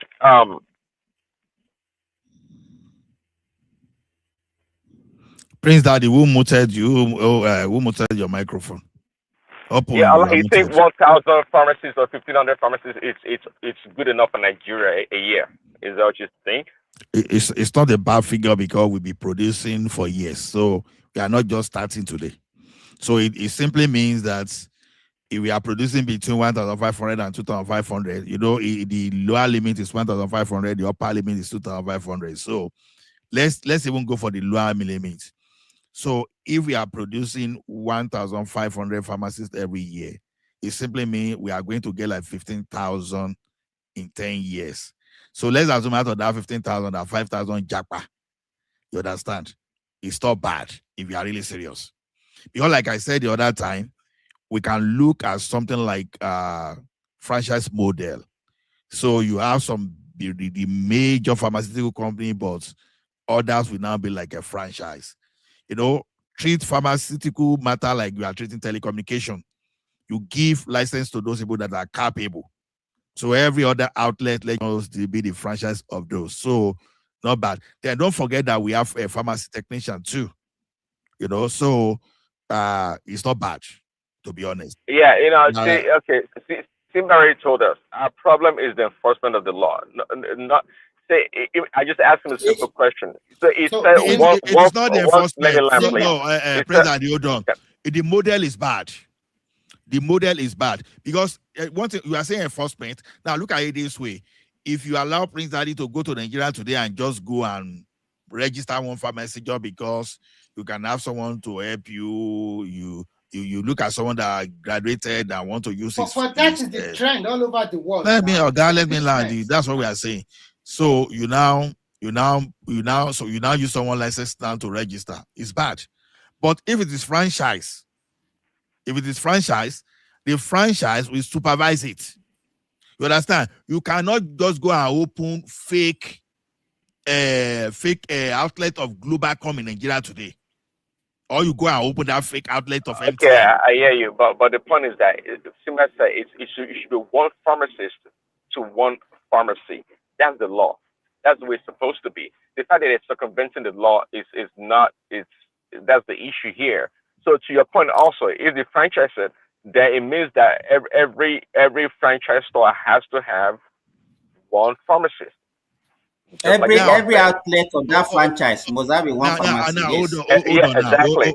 Every Do you store know, of that franchise. Hold on. Do you know what franchise does? Okay, let me give you an example. There is we don't want a definition of franchise. Hold on now. Okay, hold on. There is this big beef organizing company in this country today. In this country. So a guy wanted to buy a car, you know, not only for organizing doors with mechanical suspension and all those stuff. So the guy wanted to buy a car, and the guy now took that car to that thing for pre-inspection so that they look at it whether everything was okay.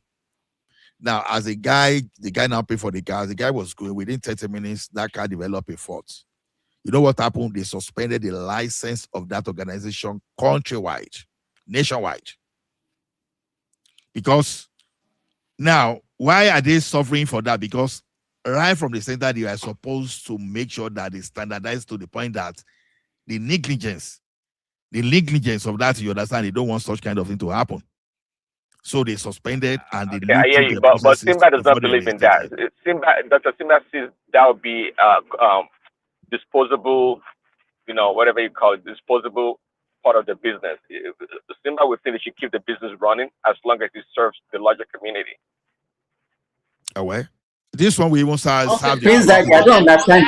What do you say? What do you say, Prince Daddy? I don't understand what you. Sorry. I'm trying to give an example to what we talked about yesterday about a doctor killing the patient, and you think that's a collateral that we should move on. You are okay. You are. It is your disposable. You have started again.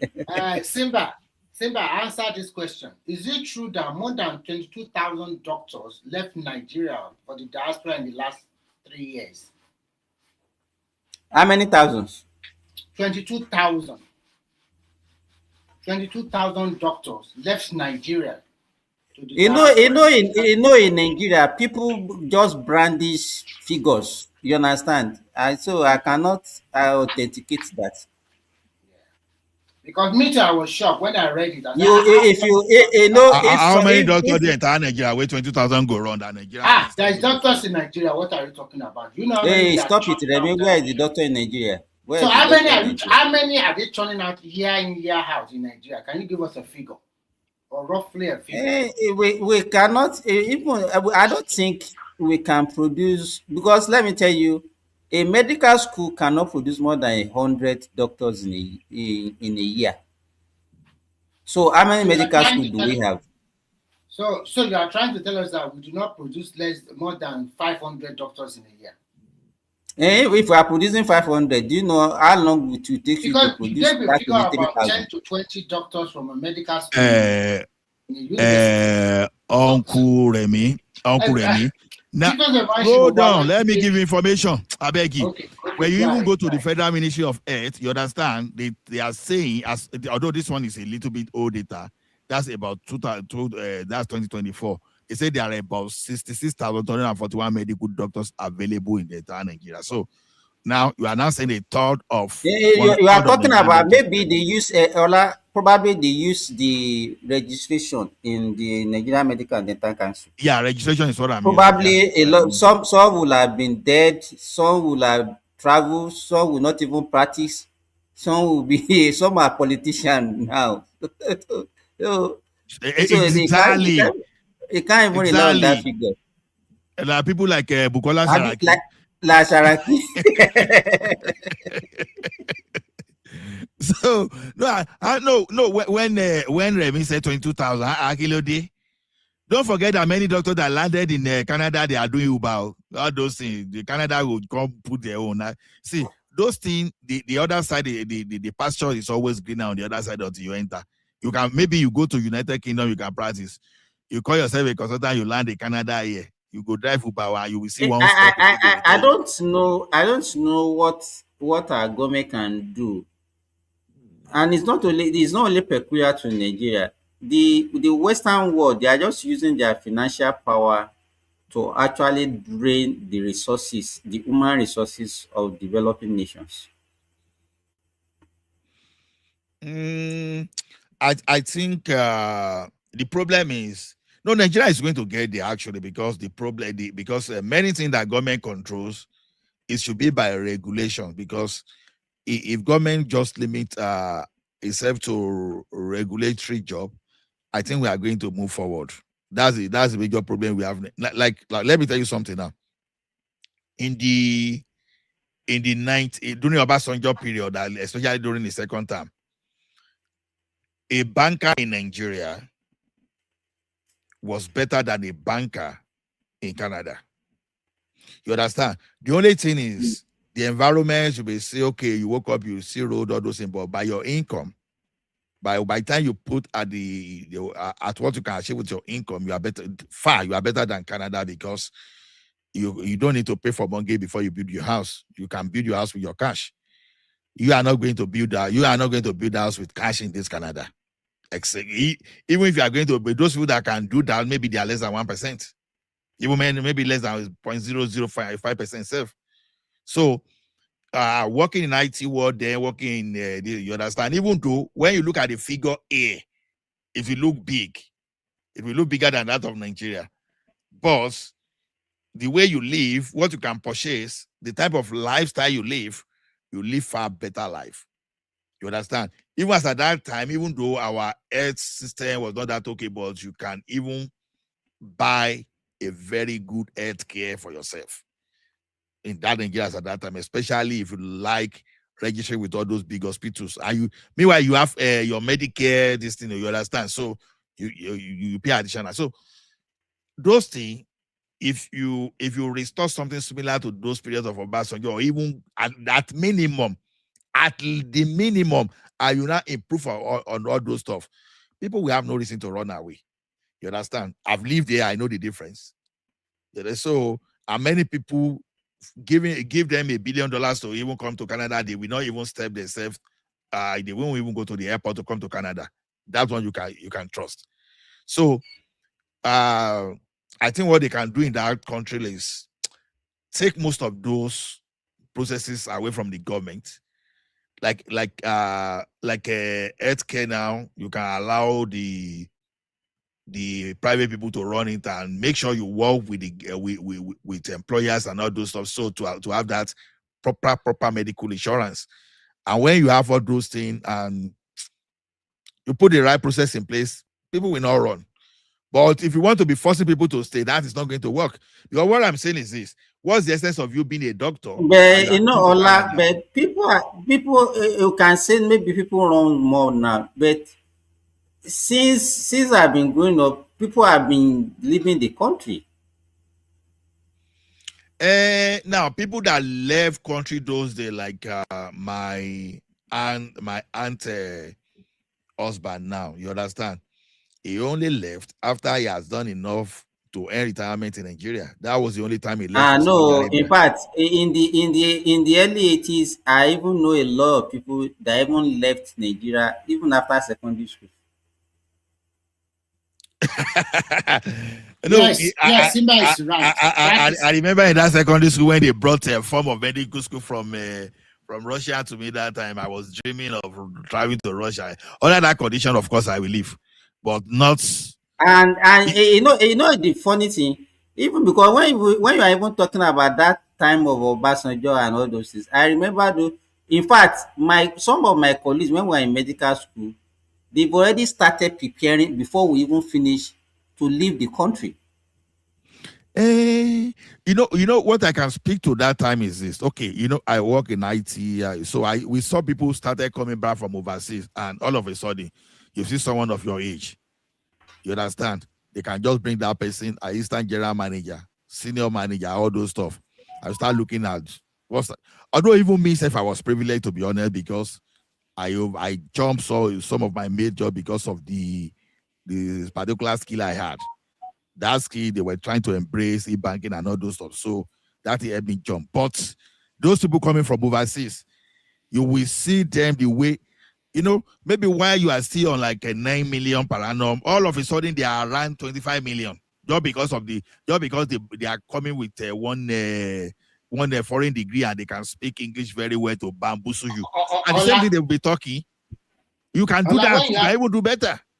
When you have that opportunity to go to Russia, you turn it down. I have like a brother. I didn't turn it down. I did not qualify new. I'm talking of when I was in secondary school. In 1986, I had like a brother, not really just a brother in the street, because that guy just passed his WAEC that time, and he passed in flying colors. Do you know that one Russian university gave him 100% scholarship to study aeronautic engineering? That guy, he went to Russia to study like for 6 or 7 years, and he became one of the chief engineer of major European airline. The guy is a big guy now. Let me tell you one thing. If I was qualified in my secondary school after my secondary school to go to anywhere in the world to study, even whether it's Germany, whether it's Russia, whether it's Czechoslovakia or wherever, I will go. Even 100%. My own brother, after finishing, I think the zeal to go abroad has always been there. Maybe because they are the one that it has always been there for Nigeria. It has always been there because even if you look at all those, if you look at even the people that we normally refer to as our forefathers, even Awolowo, all their children, they didn't go to school in Nigeria. Simba, I think it's everyone. Let me tell you one thing. See, if you see the way British people are coming to Canada the same way Canadian, I'm talking of Caucasian now, you understand, Yes, white people, the same way they are doing Japa from United Kingdom to Canada. I'm serious. So do you know the trend? Hold on, Remy. Even when they Canada, they crazy. Sometimes they go say you go and write IETS. Some of them were even ready to write test of English, an English speaker. So to tell you, immigration is not a black or Nigerian thing only. No, not at all. Across. Do you know, even the trend here now is that Canada and Finland have a kind of agreement that after you can do what you say, swap student or something like that. Majority of Finnish young people, they are deliberately immigrating to Canada because Canada is bigger and have more opportunity, which I think, and sometimes they also life here, to be frank, European lifestyle is a little bit boring. You guys should give me 10 minutes as they come. Okay. So like my own brother too, after finishing secondary school, work in a bank for 1 or 2 years, before we can say Jack Robinson just left for England. Even my sister left for France. So they all study over there. So the point is that when people now talk about Japa, Nigerians have been Japa, especially the Yoruba people. It's like this part of their life. They have been Japa for a long time. And I don't think it will stop. Of course. Even if Nigeria is better. Overseas when I finish secondary school, what I want to do for Nigeria. Let me tell you one thing. Even if Ghana that time I would be tempted to go. Even if Ghana, even if Ghana, as long as we're giving me scholarship. So because that time too, if I travel to Ghana, I will still come and brag in my another trend is that you can see more and more people, like you said, that lives in UK. Majority are now immigrating to Canada. If not because of the red orange man in America, they would have also preferred to go to America. Because to me, I believe that the best place for any black man is just two countries. That is Canada and America. That is where you can really excel. That traveling has some kind of I will not call it discrimination, but the opportunity are immense for people in those two countries for black men. But when it comes to white man's land, easy. The same way you are happy to travel to UK. That's why some British are even happy to go to Nigeria, because sometimes when you are living where you are used to another place, what? One Finnish man that we met shocked me. He asked us, why are we coming to their country? That he was a diplomat advisor in Nigeria for 3 or 4 even when you even travel on tourism. Nigeria really took care of them magnificent that they don't want to leave. even if you travel just on tourism, let me tell you one thing. The first country I visited, South Africa. You understand? I was supposed to go for training, so that visa came late. We still use that thing to travel to just go. Even when I came like this, if you see the perception as everybody, they look at me as but boy, it's in law. You understand? So that thing, even here, when you even say you even travel on holiday itself, some people say Jamaica, people will say like wow, and people will be rushing they want to go to that place. You understand? So traveling, whether Japa or vacation or those things, that's always been something that have this kind of effect on people. So I will not whether so if Nigeria made a medical doctor in Nigeria, they earn $1 million a year tomorrow. Some people will still leave that $1 million. We jackpot from Nigeria, go and earn £100,000 in UK. You understand? They must have every reason. They can say the mosquito in Nigeria is too much. So since I got to this UK, no mosquito, or maybe I used to drive like 5 hours before I get to job, but since I've got to UK, it's just like 10 minutes. People must have reason. They must have something that drives them to Japa. So when people look at Nigeria as the only people that Japa, is nobody Japa past India. Then apart from nobody Japa past Indians, and maybe I don't know who should I put after Indians. Maybe I should put Chinese. I don't know. Then I think the European generally, if you put their population together, maybe they even Japa more than us. But our own is just like we always have some dangerous Japa. Because what do I mean by dangerous Japa? You see doctor Japaing away from Nigeria, you will now be doing pick 1, pick 2, on the floor in the warehouse. You understand? So you will see lawyers. People perceive there's more opportunity, especially in the Western countries, than there's immediate African countries. So that's not strange.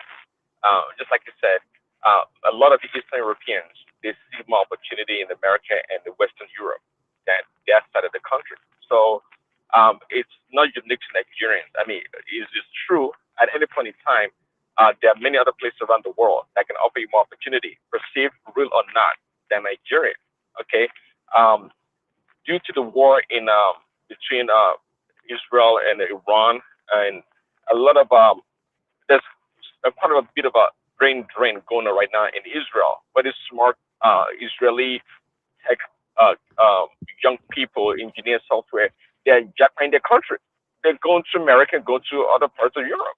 They are. So people can jackpot for different reasons, but Nigerian jackpot is, it's a perception. I don't know if I can say it has a connotation of inferiority, but at the same time, maybe not. Again, people will jackpot for whatever reason. It is true again that an average person in Nigeria can have more opportunity in the western part of the country. That's it. If you look at United Arab Emirates now, who are those people that japa there? Because at least from what I learned the other time, immigrants are about 89% of the population of United Arab Emirates. Now go and look at those people that are there. You understand? You say Europeans, Iranians. You know one thing? Nigeria is not even. Nigeria is not. It's just too micro. When you see when you now see people going to Qatar, people going to Saudi Arabia, people going to, I find out that Iran that you see now, there are some Westerners there that no matter what you are going to tell them from that tomorrow, they are not ready to leave Iran. Like there's one African now is a friend that was telling me he went to Congo or whatever. Okay, I think Congo or thereabouts. And so the friend here now was now asking him that when are you coming back home? The guy just I say, you said what? What's the definition of home? He said Congo is not my home. Okay, usually like many Nigerians, usually when Europeans travel, let me tell you, the lifestyle they enjoy outside of Europe, America, they can never get in their home country. Okay, facts. I mean, expatriates, they get so much more. They live like kings, even on average salary that they would get in America, maybe slightly less. They live very well, and some of them are used to that lifestyle. In America, yeah, you can make under $200,000. Are you gonna hire a freaking maid to servant to be there all the time? Of course, you can hire someone to clean your house, but after you pay the taxes, pay your dues, and this and that, you can't live luxury. I mean, you can take vacation, but you can't live that luxury life you live in China. I mean, do you know how many expatriates are in Shanghai in China?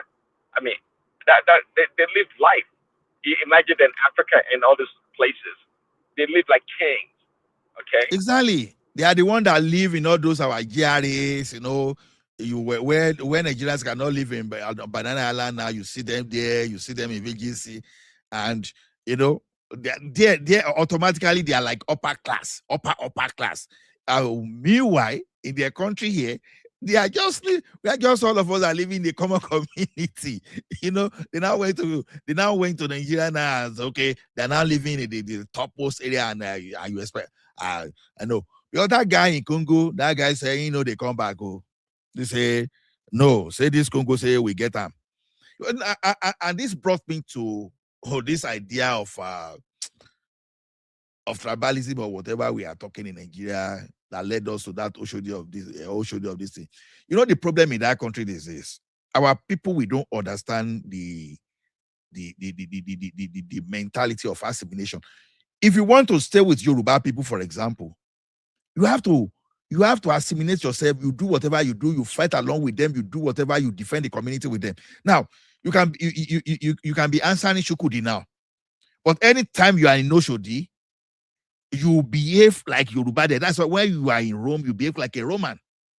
Okay, if anything is going against the interest of Oshodi, you stand by them and say, no, this is our land, you cannot do this and land. You understand? You start dragging land. Not that you put one leg in Anambra, but you still want the benefit in Oshodi.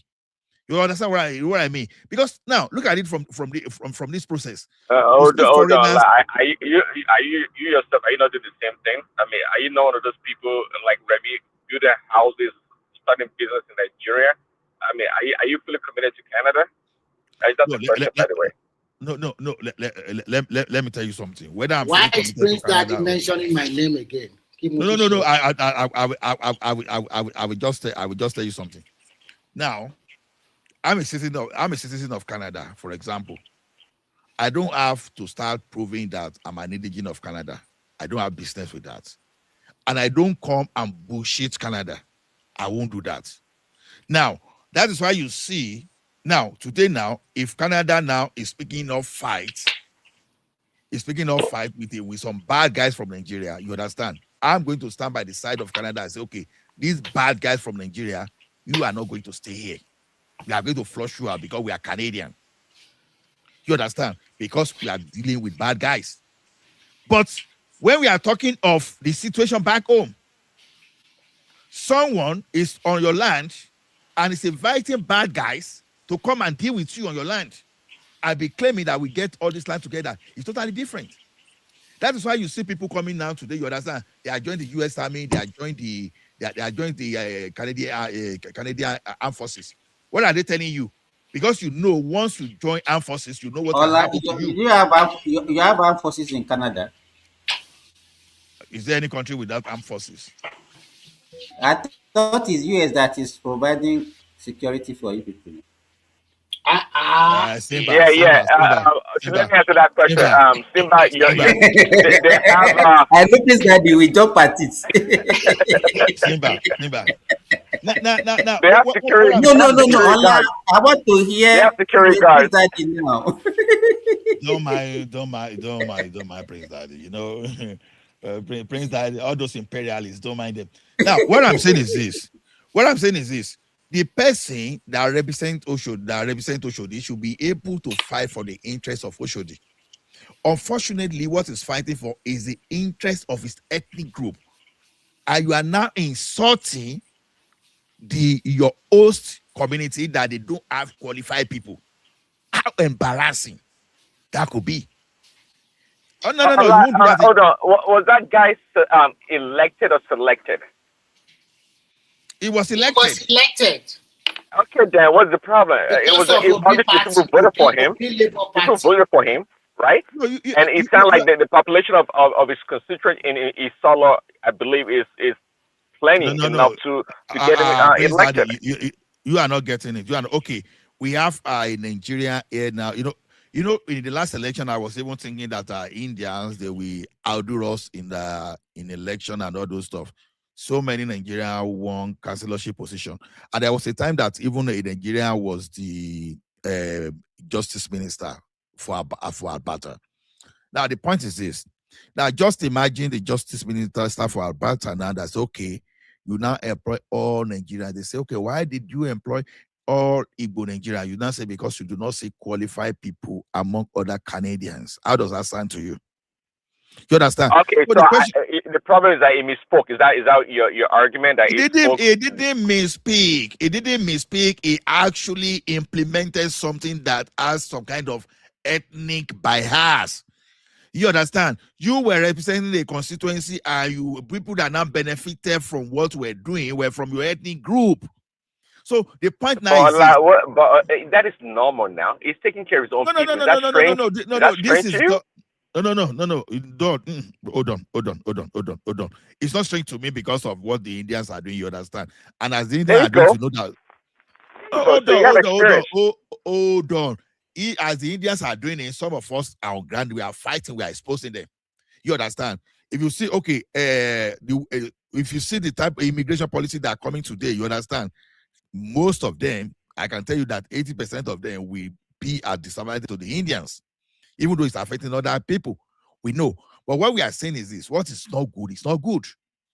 Now, when you are there, that's a political position. If it's your company, for example, I decide to say, okay, you want your people there, even though it's still not good. We are still going to say, okay, that community you are, you do not diminish them.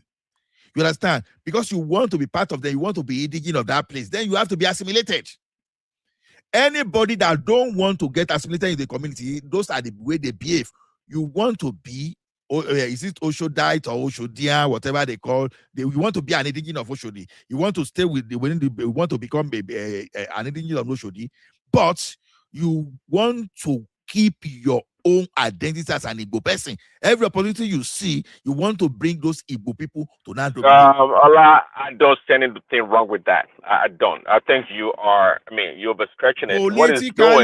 Politically, what he's doing is, hold on. What he's doing is it's what most people would do, taking care of your own people, trying to keep your own identity. And that is why many of us will now fight against it, that because you cannot be part of us because you don't want to assimilate.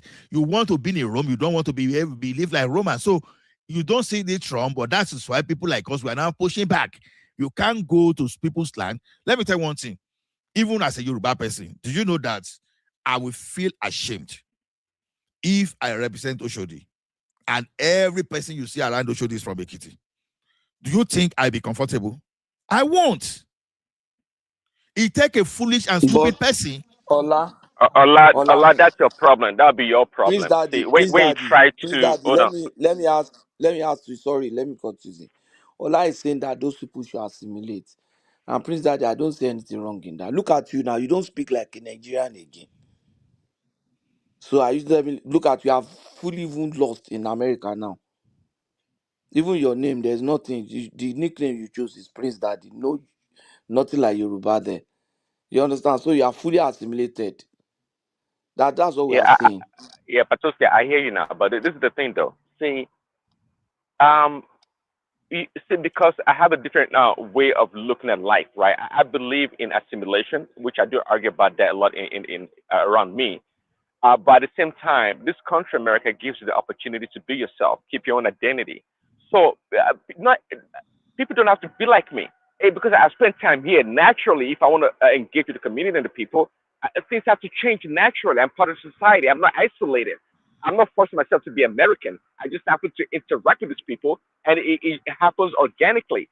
So that's the way it works. But when people choose to be different, we must let me ask you this question, Prince Adi. That guy, I think is an honorable. I think he is in the House of Representatives, right?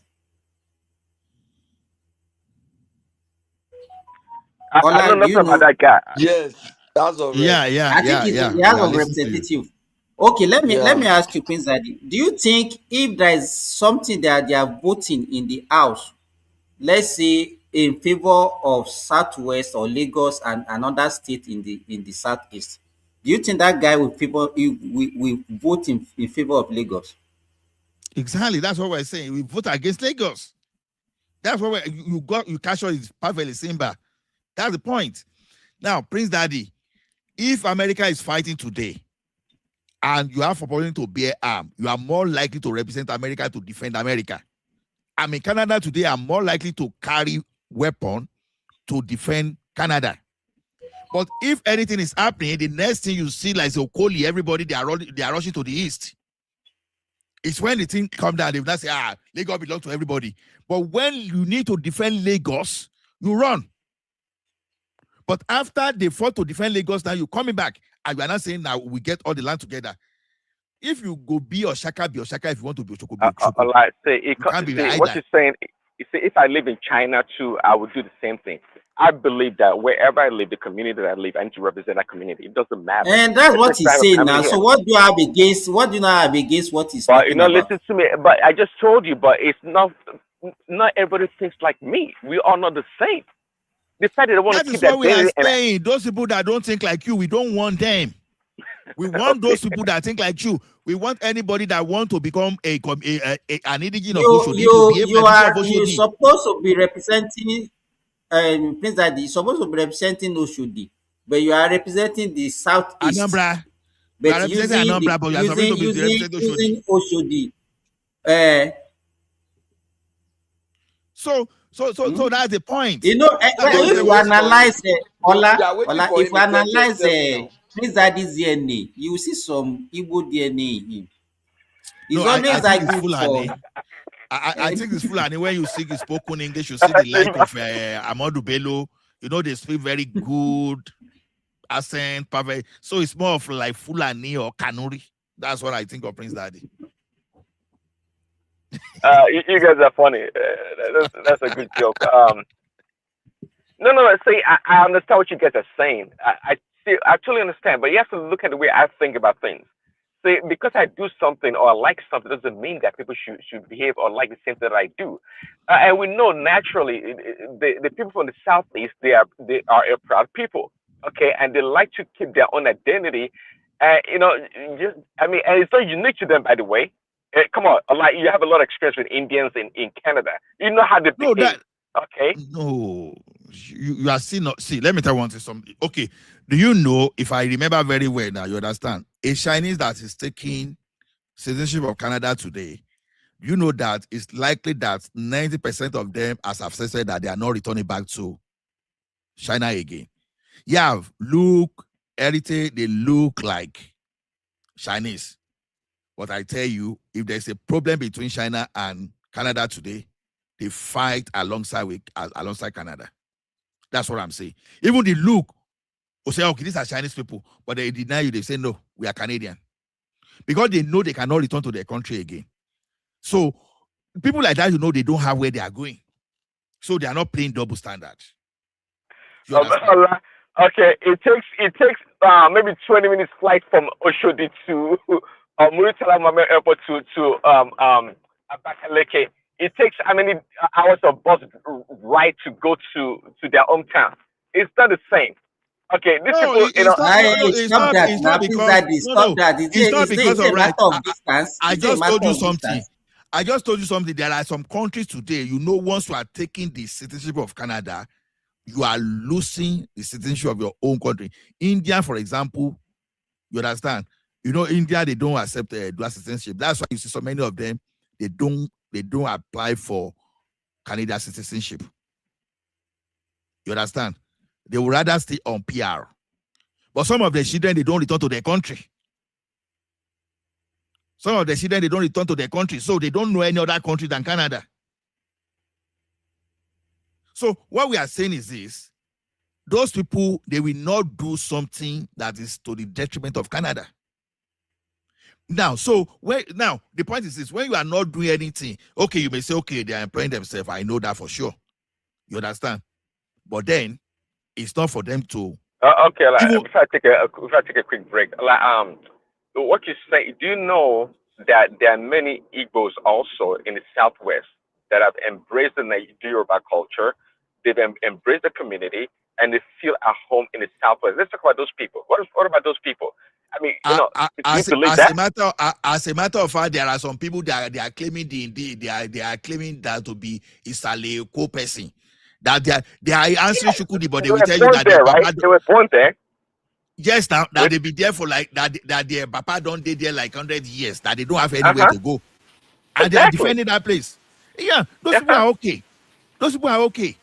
There's No, no matter like that. I think the problem now is the way the guy handle everything, because it cannot That's the tell us problem. that it cannot tell us that the non-indigenous or Yoruba-speaking people are lesser than Igbo-speaking people in that area. He's a liar.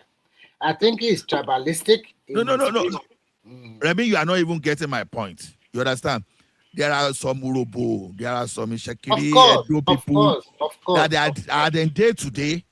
They were just telling you the story of how they migrated from Edo to this thing. But in reality, na Yoruba they because they don't get anywhere. Actually, the problem we are having is this.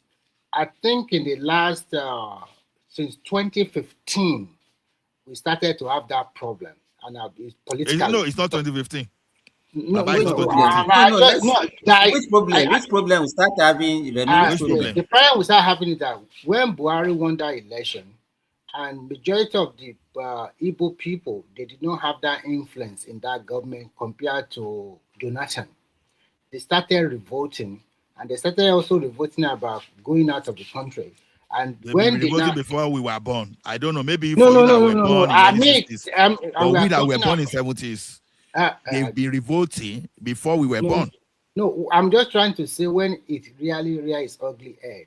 Actually, some of my classmates during June 1993, when that Yawa won gas, everybody started boarding buses that they were running to the southeast. Yeah, they were talking about. What I'm trying to say is that for me, most of my classmates when I was in the primary school are mostly from Edo. They were born in Yoruba land and they speak fluent Yoruba language.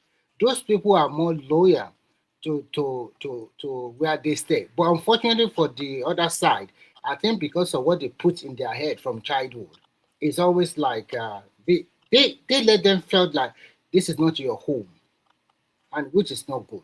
I think that's where the problem really lies. Until today, now, let me tell one thing. Those people that don't stay long in Yoruba land, they are not likely to behave foolishly like all those people. Now we get Lagos.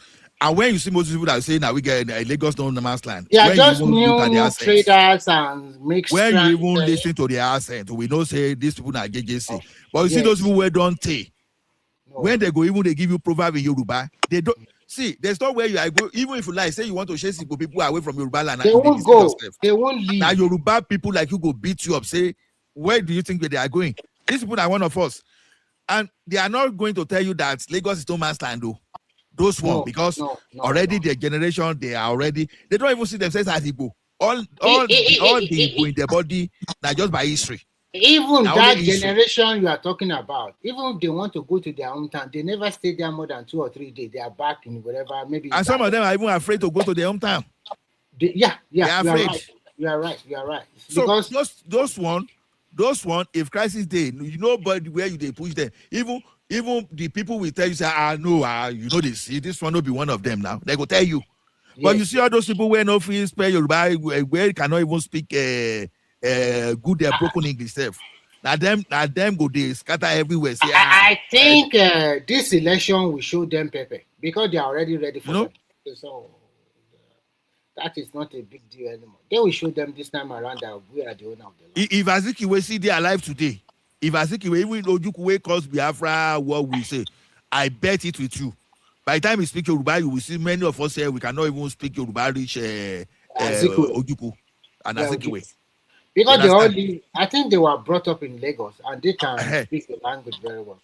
So I think there are so many people in the north too. Because not until recently There are many Yorubas that have been assimilated into this Hausa culture that you see them. That's till tomorrow they will say, okay, now from where it is this, you understand? Go point to their home, their family house in Ekiti. They no Go look. Ola, go if you go to the north, the Ogbomoso people that have become Hausa, there are plenty. I mean, we're talking of Ekiti. And They they are never in made trouble. Adamawa. They're plenty for I Adamawa. think I'm sorry to say this. I think the only problem we have when we talk about tribe, I think they are the only tribe that is really giving that country a lot of wahala. Because there are two major tribes causing wahala in that country. Let me finish with this.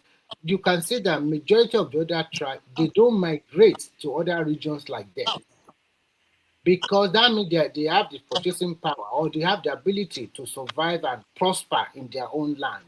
But they, probably because of so many reasons, sometimes they tend to travel outside or immigrate to other regions to make ends for themselves.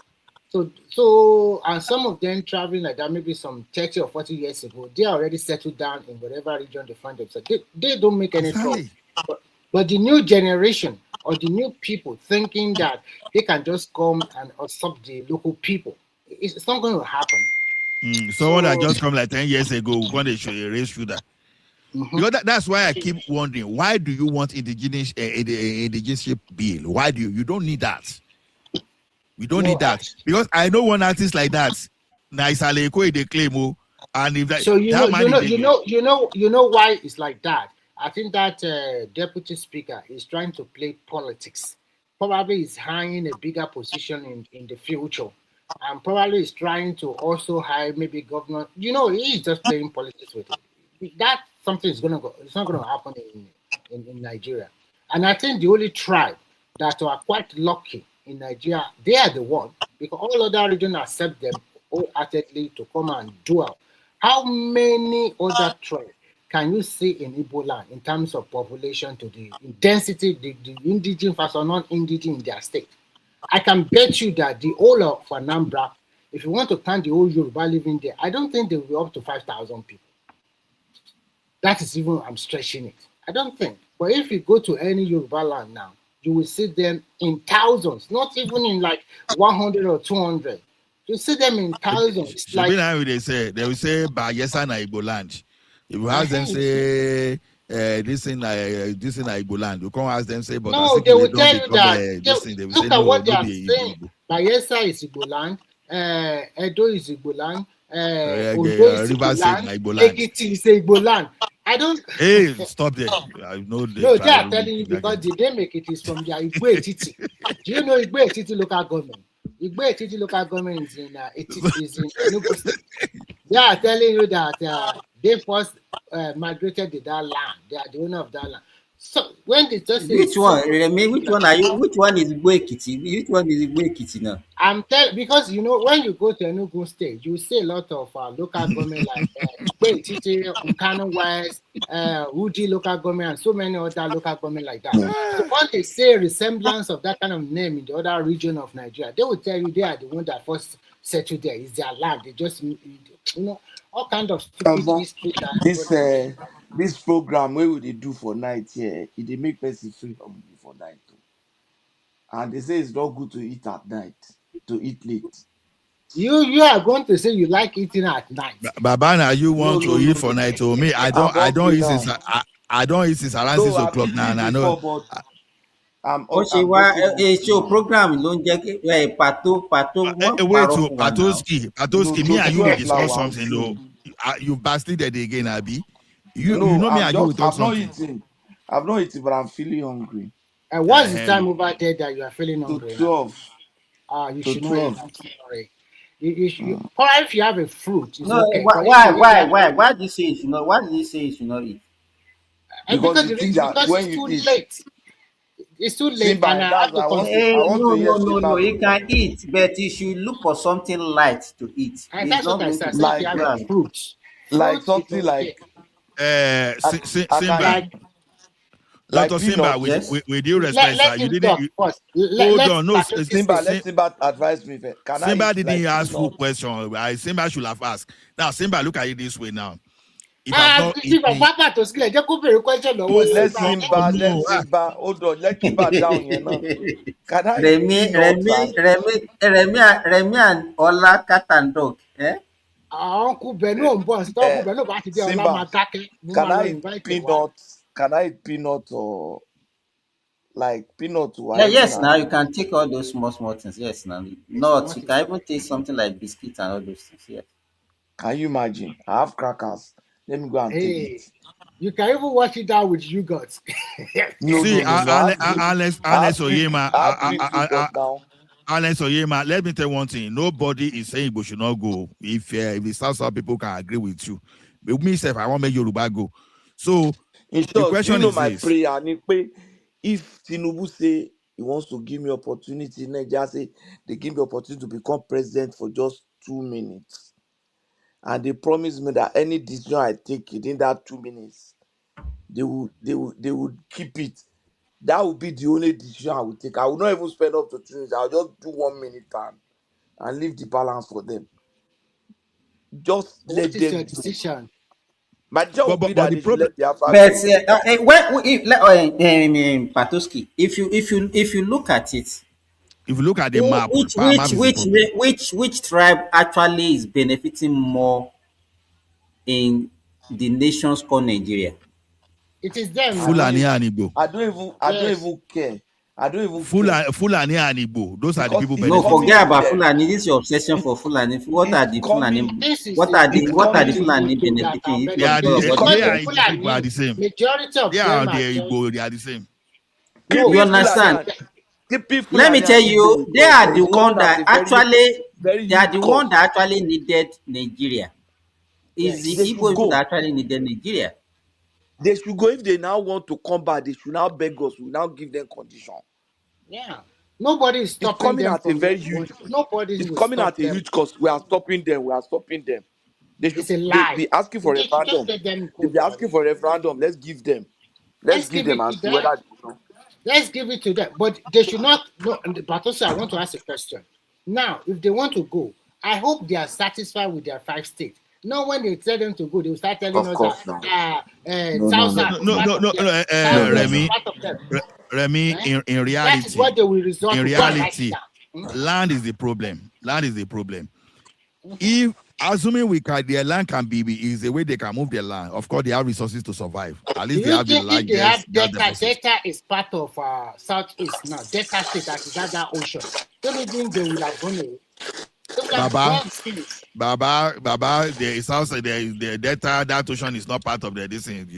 I said if it were part, let's say Delta is a number straight, just assuming, they will have gone away because for me, I think with their 5 states, they are good to go. They have enough resources. But how are you going to carve them out of the country? That's the problem. It's very easy to cover. It's already covered. Now there are so many. Wait now. There are so many countries that are within some other country now. So what is it? Yes, now. So that means that how do you pass Igbo to South? Because you No. If you look at the map of Nigeria, it's well carved out already. Very simple. How do you want to carve Igbo? Right? They will just be like Lesotho inside South Africa. Abi Gambia inside Senegal. Now the problem now is this: they want to be Igbo, but at the same time they want to hold Nigerian citizenship. That's what you are not looking at. No, now, because you have to take one. So that means that all Igbo in Nigeria, they have to become Nigeria. So all Igbo within that place. Let me tell you one thing: if they want to go, if they don't have to become Nigerian, they can be residents. They can be residents. They can be residents so that that means they will not we will be giving them. They will be renewing their residency every year. And they don't have equal rights as citizens. They need voting right. You understand? And they will not have the full right of a citizen. But the one that want to become citizen, among them should have to renounce. We will not give them. We will not give. Why not? Why should? No. Why? Why should they want the country that you don't want to now come again and become now? We have to look at the best No. We don't want to have the best practice. Once they decide they want to go away, everybody go away with them. If you are not staying put, then you are not a resident of Nigeria. You are not. Why a country that you said you don't want, now you want to come back and become the citizen Why of you want to stay put for what? Just go away. Oh, okay, hold on. We should be very careful. There are some of them, they don't have problem with Nigeria. But there are some few. We are dealing with the majority. Forget about those things. Forget about those things. For example, let's say Yoruba people want to go away from Nigeria. Okay, me, I even see fighting for some reason. One among them now. I don't agree. Because you go beat me at this rate, so may I just keep quiet. People want to go, there will still be some Yoruba that will say, "Oh no, we should just stay. We want to stay in Nigeria. We don't want to follow Yoruba nation." Then, if you are Yoruba and you don't want to be a Yoruba nation, we will expel you out of the country. We'll deport you to anywhere we like. It's as simple as it is. No, it can go to Yoruba nation. It is guaranteed to the Remi. Remi is not Yoruba, but we know that you are assimilated. So,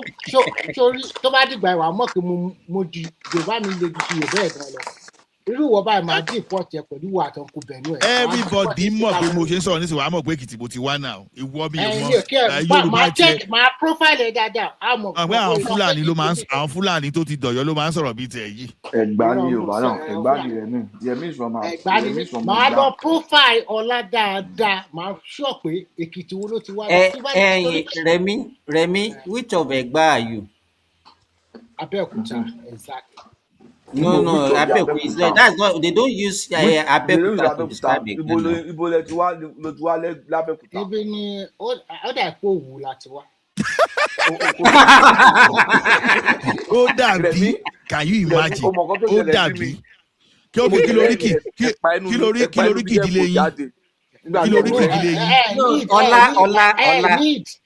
don't complicate issue for Remi. Somebody that doesn't know where it comes from, you are asking Ile for Ile.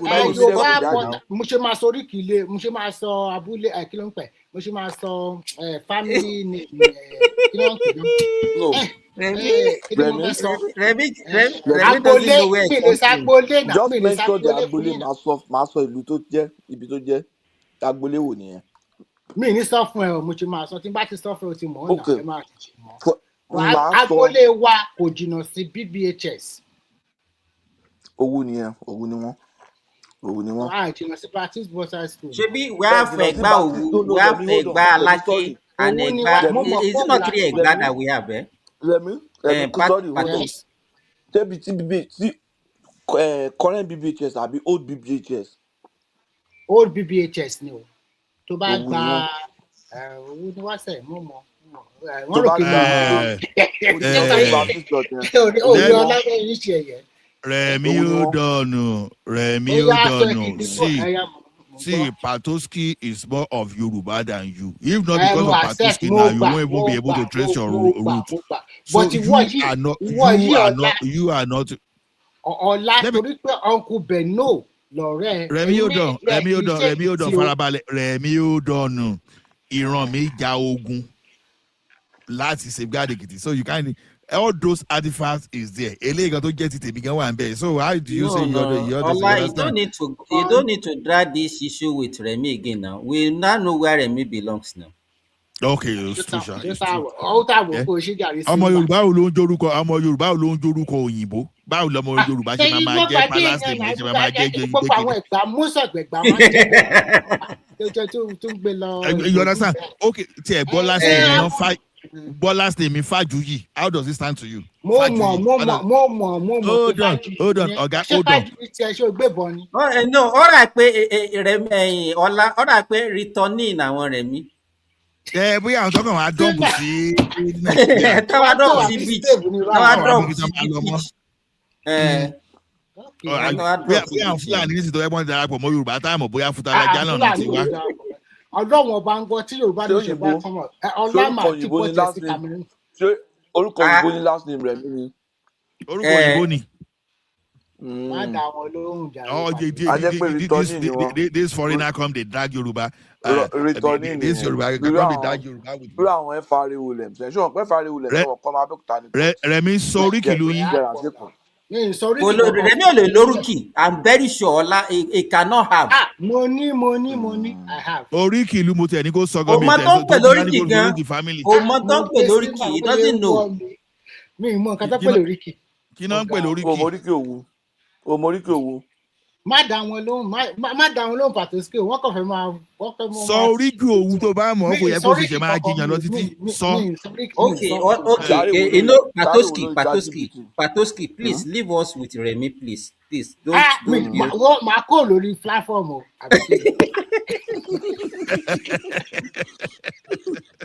You know, that question that you are asking is too complex for him. Let me just ask him simple question. Remi, you say you are an Egba man. Are you? Are you a Egba?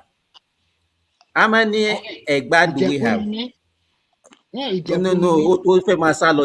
How many Egbas do we have? I don't know. Patosi, so ráyé ló dé báyẹn. Mo fi kí tẹsẹ̀ ni àṣé wàá máa sọ gbogbo ẹ̀ fún ẹni. Ó mọ̀. Wọ́n tó mọ̀ bí tó ti wá ló fẹ́ mọ iye ìgbà tó wà. Ṣé wọ́n mọ̀? Èmi ní kí tí wọ́n bá yá sáàbì tó ti wá àbí. Rẹ̀mí jókòó lọ sábẹ́kúta ni. Má dàwọn lò, èmi náà fẹ́ fi ṣe topic. Ẹgbẹ́ lọ sí topic bò mí. Ìbàrà wà, Gbàgùrà wà, Àké wà, Òkè Ọ̀nà wà. Gbàgùrà, Àké, Òkè Ọ̀nà, Ìbàrà 5 ni. 5.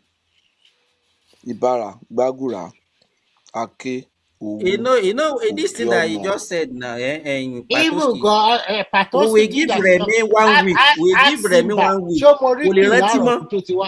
Kò lè rántí mọ́.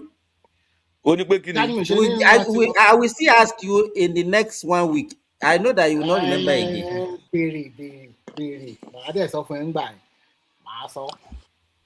But actually, to be frank, I think Nigeria are just peace-loving people. But unfortunately, because of politics and religion, they just bastardize that country. Because when we are growing up, I don't even know what is the difference between Christianity and Islam in Yoruba land. We just celebrate, we just marry together. We just enjoy our life. Can you imagine an Ife prince who they marry Ara Tapa on the Bishango? A Yoruba prince married a Tapa girl to give birth to Shango. I've forgotten one of them. I married from Katunga. I want Yoruba to marry. I want Nupe gbogbo wọn yẹn ti pẹ́. But I want what you peg on seriously. Do you know that Patoski? Do you know that as part of our own ancestral Oriki, we are also linked to Tapa in my own family also. Èmi tí mo ń sọ yìí mo sọ fún ẹ rí now, my grandmother no be extended, no be great.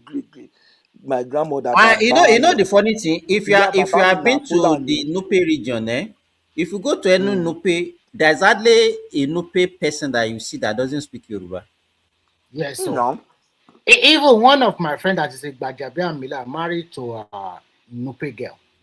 And the if you go to Bida, Bida is in Niger State. When you get to Bida, you will, in fact, if you see the way this even in Mokwa, how did they learn it? So the ọ̀rẹ́ mi ọmọ Àwórì ó jẹ́ sọ fún ní ìjẹta pé màmá òun pé grandmother òun pé Tápà ni. Grandmother èmi tí mo wà ń bí Fúlàní ni. Everybody don't enter. Báwo ni pàtó báwo ni Ọlálẹ̀bẹ̀ orí? It's very interesting. So you can see how people interwoven together. Àti wọnú ara wa, but religion yẹn kàn mess up everybody. It's not religion. I think people are just politicizing everything. Religion náà pẹ̀lú Simba. Religion yẹn pẹ̀lú. Ṣé religion yẹn ìgbà yẹn wait now?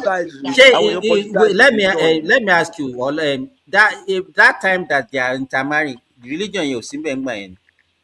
Religion wà bẹ́ẹ̀ now. So why is it not prominent these days? Amina lórúkọ grandmother mi now.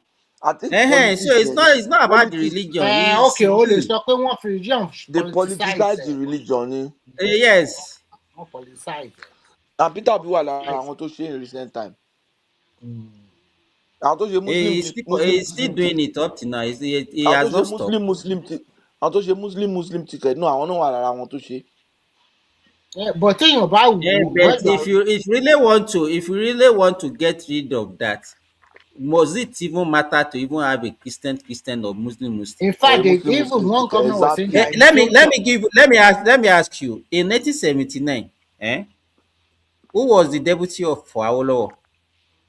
Was an Igbo man now. Igbo man. Is he a Muslim or a Christian? It's a Christian. He was a Christian. So when do we start? When do we not start? So that means even as far back as even during Abiola, it was not that prominent. So when do we start? Is this 1999? It's 1999. That's what I'm saying. And even if you look at some of you the cannot be saying that people that do the Muslim, we've been doing Muslim, Christian. Nobody complain. The governor as a Christian, the deputy also as a Christian. So and nobody raised an eyebrow. We don't even care. So if they have sworn Abiola at that time, it's a Muslim ticket now. King Gibe and Abiola, they are both Muslim. And if Awolowo have won that election, it will be Christian. And nobody even mentioned Christian. Even Azikuwe's party that time, Azikuwe's deputy was a Christian. What a messed up country, you know. What a messed up. What a messed up country. It's quite unfortunate. But I think the only way. But let me even say this. Even in 1999, it wasn't a topic of say. It wasn't a topic. It wasn't a topic. 2020, I think it was 2015. Jonathan was out to shaking. You know, Jonathan started by going from church to church. Buhari was not going from that dog. Because Jonathan go look cost to buy road that to buy one. Oh, share against the Buhari ni o pe Buhari. Jonathan ló bẹ̀rẹ̀. Obi gbé lọ síbi tí ó yẹ kó tẹ̀ gbé lọ rárá ntẹ̀. You know, he was even using can. He was using can that time. He was using can. He was going to Jerusalem. The president. One no pasu. Ó kúnlẹ̀ táwọn bá náà pasu. Ó kúnlẹ̀ síwájú. It was Jonathan. It was now going but you know, and this is the same person that was not saying, my ambition does not worth the blood of any king. That guy was aggressive to election. He lost that was the political election. You woefully ni wọ́n got to pad them on. Like when real result, Baba had like with more than 5 million votes. I got to pass him on. So Omako might lose because unfortunately for him, Ngogo no rule that. Offered away a lot of Nigerian money. To bá mo Jonathan ní tó ná sí election yẹn. Wọ́n láwọn èèyàn ń lọ sí àsọ̀rọ̀ wọ́n lọ ń gbé bíbí gba as in millions of dollars. Wọ́n lọ ń gbé. Àwọn èèyàn kàn ń gba owó ṣeré ni. Láìpẹ́ yàn tí náà tiẹ̀ mọ́ ń gbà ní ọ̀bá. You know, this guy in Narai, this what's the name of this? Oh my show no gbé tiẹ̀ ní olójú olóṣèlú. No, he say wait now. I'm not talking about you. I'm talking about this. I know you're talking about Charles Anagolu. Sure, not clean to you. He said he was there. He saw them live. The way they were just distributing money in the government house. No, forget about whether I collected or no. We are just talking about what happened, right? Sure, continue if you respect about it. No, highly. Oh God. Anybody I think the problem with us Nigerians we have short memory.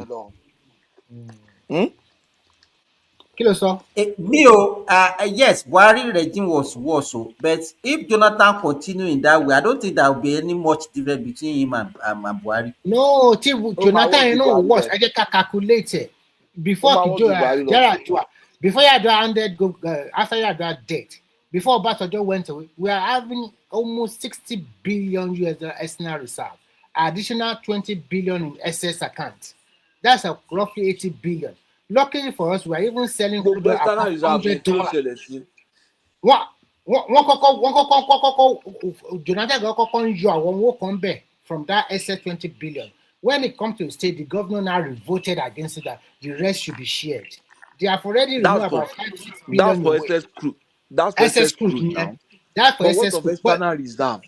Almo, go and ask all of them now. All these Odua, Madoke, all of them. From 60 billion to less than 28 billion. But they vanish, man. Then, Patosi, now ask yourself another question. The excess money, owó tó tún wá ń tà lórí epo, kò sí accountability fún yẹn náà. So, owó yẹn wá wà. There are two things that happened that time. Apart from, that time, all the Niger Delta Palava, the stock, and our production was over 2 million barrels that time. We are producing over 2 million barrels. And then the price was around 120, 130, 140. Yes. That's exactly what I'm trying to say. A lot of people just smile to their fortune, just unnecessary fortune. That time, what he did was that there was a lot of money in circulation. In fact, when you go to beer parlor, you see some people that are benefiting that can just buy beer for everybody. So everybody we are just living reckless life, and that was why people will say, but hey, still, there is Jonathan, poverty as well too now. Yeah, don't tell you no. It was done in terms of no, you cannot no even be living petrol, that no kind of petrol. life Oh now. God, no petrol in the petrol station. All fighting things were. There's so many after later bomb blasts in Abuja everywhere. Everything just turns south, and you expect to win that election. He didn't perform very well. That's number one. He was not a good leader. He does not know how to answer interview questions. He fumbled a lot, and then you expect to come back. Nigerians were already at till at the end. Just leave. If they do that election 10 times, But is it not is it not that same Jonathan that is now our reference? Everybody will just during no, it's not Jonathan, my as own if reference. So it's we are not people alive during that regime. No. I think some people that deliberately playing some cheap politics because they know that this new generation, they don't know Nigerian history very well. And they themselves, they don't even care to listen. Want to just give them phone and let them just trend. That is enough for them. But my own generation, we want to know what is going on. We will read newspaper, we will buy, we will ask questions, we will listen to the radio, we watch TV. No kàn wish pé kí YouTube tẹ̀ stop monetization tó wọ́n stop monetization yẹn because ó destroy Nigeria. I'm telling you this monetization pé wọ́n monetize you can make money from YouTube you can make kíní yẹn is a big problem for us. And you cannot, and we are practicing constitutional democracy, which you cannot force people to do this or do that. Look, can you believe that they are advertising all the road construction going on in Nigeria? They are looking for workers.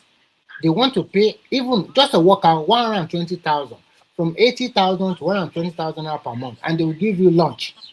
They cannot find. They don't want to do it, and they are not doing nothing. And by the time you know, there's no job. There is one particular guy in Enugu. He said he did not get job. I think he's from Enugu, but he lives in Benue. I think the job is in Benue. He said he could not find job, but later he found a job in the road construction, and he has been working with high tech for nearly more than 1 year. His life has changed. But now you see somebody around 17 or 18-year-old. I think it's Patoski Michael. Okay. Now you see somebody like 17 or 18-year-old boy we don't know the source of income. We just come on with a GLE or whatever car. So everybody just want to blow. And the way they want to blow, they can use any means to get money. That is hallmark of a failed nation. I think what we need to do now, let me tell you.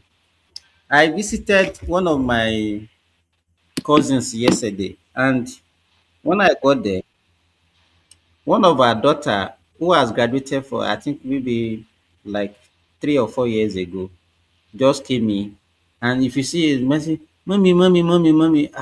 I was just looking at her. I said, okay, And mommy now said, what is the problem? I need some change. What do you want to use the money for?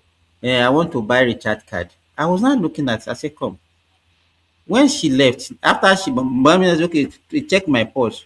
And she just carry all the money she saw inside the mommy's purse. I said, when she now left, I asked the mommy, I said, come, this your daughter.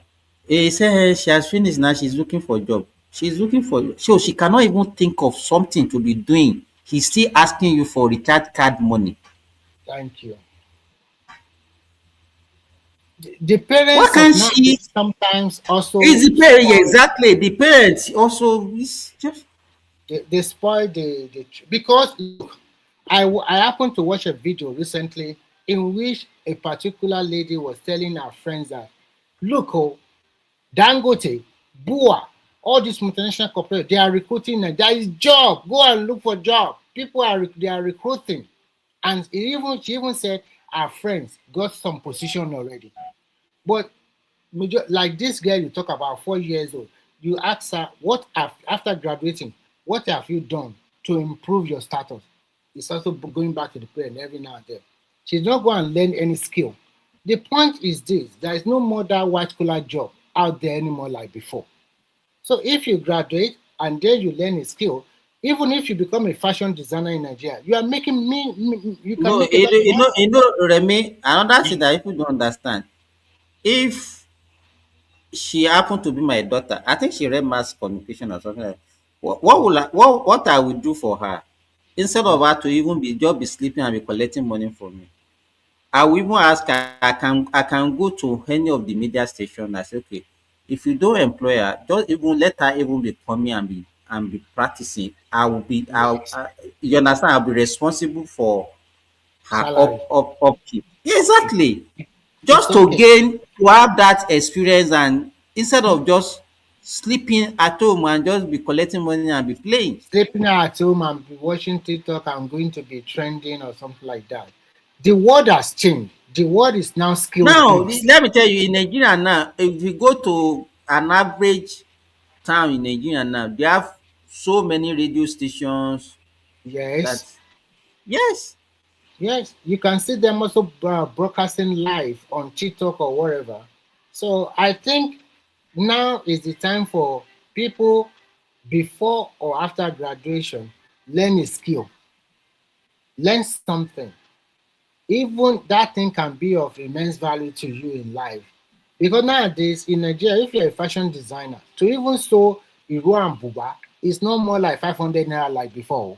Like this one that I'm talking about Maybe now. na 5,000 She does naira not now. even let Remy.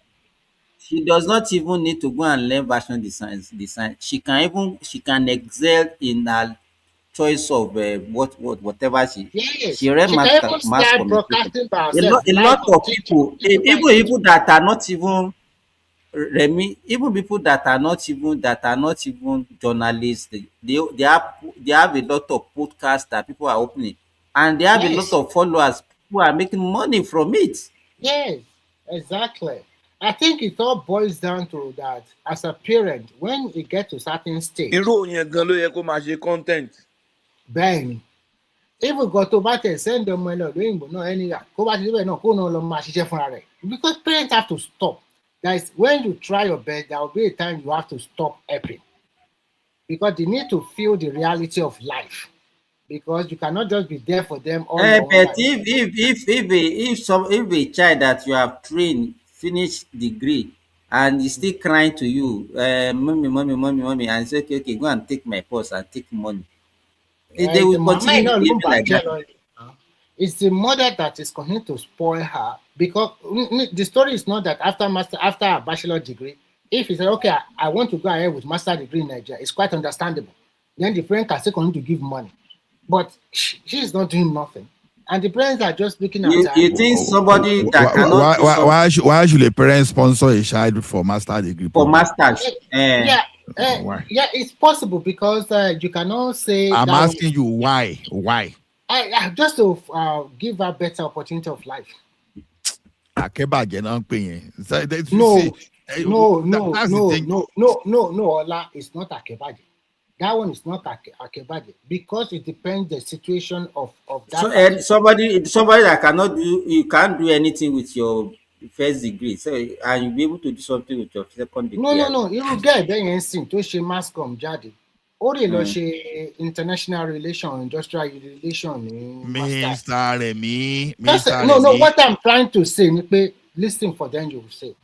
Simba said for 4 years she was not doing nothing. So I'm thinking after graduation, instead of sitting at home, you can, if the parents have the power, they can sponsor her for she can continue. Then after MSc Masters, she should go for PhD also. If it's possible. When you even finish, you can start paying the person's salary and just find a way for him to become the professor. But I think it depends on each parent. No, I mean, something is not adding up. See, the way we handle things. Let me tell you one thing. You live in the Western world and you know how Oyibo behave. Once you are 18, some Oyibo here, they say, oh, yeah, you be paying. The parents will say, they be paying for the room you are staying. Then go. But in Nigerian context, it's not easy like that. See, that is why that man Gali in Nigeria now. That is why we have so many thieves. That is why we have so many corrupt people, because we do something wrongly. How can you stay? Sorry, I'm 18 years. So while all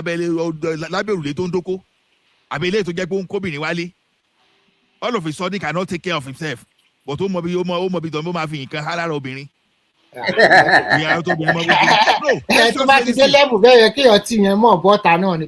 you understand. The thing is this. The thing is this. The problem we have in that country is this. Number one, maybe some people that are the one that are pushing their kids to school when they're supposed not to, because you cannot push a kid to school before age of 6 years. Even where you are this thing, that will be preschool, all those things, that's where it be. So by the time they are graduating properly, they are 18. They are free to work. As a matter of fact, there's nothing you can do on those child. Even if you want to control the police will tell you that you cannot control them. They can decide. In fact, from 16, they will say they can decide what to do on their own. But Allah, be careful. Be careful here. Hold on, Oga. Even our parents, many of them, when they had standard 6, they were already working. Then that's they were already working. Some of them went to Monday school. They were already fending for themselves. But things does not remain static. Now things continue because bad parents. Remy is an advocate of let me say this. You should train your children let me say I have an open mind. Remy is a bad parent. No, sorry, I won't use Remy. Anybody that behave that way is a bad parent. No. I know because I know if I say Remy, I'm taking it personal, and that's not to take something personal. I know. Any parent, after in fact, as a matter of fact, you understand? I'm not ashamed of that, to tell you that any child from India, they go to school, the best I can do for you is to co-sign your school student loan. That's the best I can do for you. That's good. I think you're also helping. Otherwise, if you can do your student loan, go and do it. Let's assume that you are in Nigeria and your kid want to go to university. You will very well tuition fee. That is Nigeria. The environment is different. Hold on. If my family qualify for student loan, I swear, he's going to. If there is no student loan, before there is no student loan now. Remy, what you are saying, just get it. I understand you that. Oh, yeah, so bad today, you know, the man will put some over something like this, okay? Don't let me.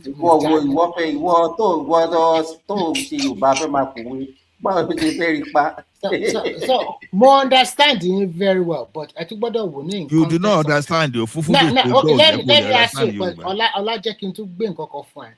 if you have a daughter, sometimes you are also very careful because the situation in Nigeria is very dicey. Even if you give her all the necessary training and the rest, one of the people Yahoo. Oh my God. So they blame parent to bad. Remy, hold on. I want to key want to shit on university parents won't cool. And they survive. Ben. Let me tell you one thing. If at 19, 20, 21, if a child cannot be dependent with this thing, then that is a bad parent. That's bad parenting. Right.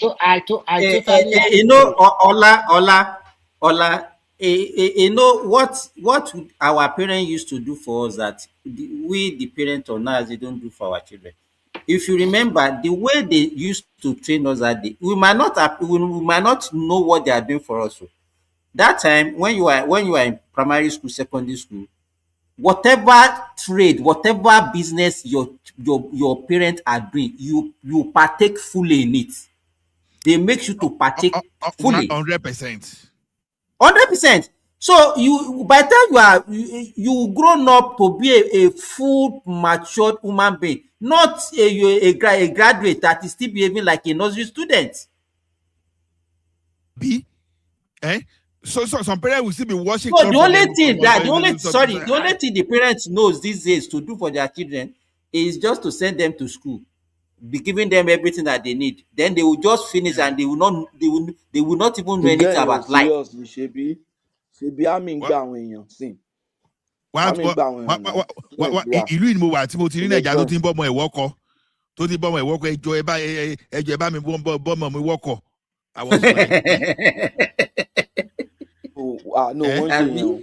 Even láyé ìgbà tiwa náà wọ́n bá yàn wọ́kọ̀. No, that's different thing now. Wọ́n bá yàn wọ́kọ̀ láyé ìgbà yẹn torí pé wọ́n fẹ́ kọ́ ọmọ kó lọ sí ìdílé burúkú. But the thing because ọmọ fúnra rẹ̀ ò tiẹ̀ múra kó tiẹ̀ lè rí íńtánẹ́ẹ̀tì ní problem. There are two different things. Ayé ìgbà yẹn torí pé ilé I have a cousin now that is 38 kò tiẹ̀ ní boyfriend again. Can you imagine? And báwo ni ẹ ṣe fẹ́ keep ṣe? You must be able to interact. Eléyìí tó bá wà nulẹ̀ tó bá ti wọlé níjọ́ Friday tó fi máa di Monday tí ó lọ fi ṣe kò tiẹ̀ ní jáde lọ síbi kankan. Imagine that. Ṣé bí dénú ilé yẹn ló ti máa rọ́kọ? Ṣé ẹ máa ń jẹ́ kó meet àwọn èèyàn? Ẹni tó ń ṣiṣẹ́ ní pẹ̀lú MTN. No, it depends. What I mean is the kind of job to ṣe is the customer service ló wà now. Kò ní láwọn èèyàn orí fóònù ló máa wà. Kò ní láwọn èèyàn máa difficult. Ibrahim Badamọ́sí Babangida ṣé ẹni yẹn ò kí ń lọ mọ́ṣáláṣí àbí kò ń lọ ṣọ́ọ̀ṣì àbí wọn ò ní gúrùpù nítòsí wọn àbí kò lọ school. So ní gbogbo àwọn ará school ẹ̀ kò ní friend, ní society ẹ̀ kò ní friend, ní ṣọ́ọ̀ṣì ẹ̀ kò ní friend, tó jẹ́ pé ní gbogbo ẹ̀ kò séèyàn tó lè kẹnu sí. So for someone to have graduated, he must have passed through a lot of people. At law school, at law book. So if they parent very well, should be able to mix up to the point that one to my pick interest. The fact that any one go say down by walk one be rain your for me. I think my fellow so God go. Mi ò ní gbà. Irú yẹn gan ò lè ṣe kò ṣe ọlá irú yẹn gan kò ní dùn láti lò sọ́gọ̀ gan kò ní mọ̀ ṣe gan.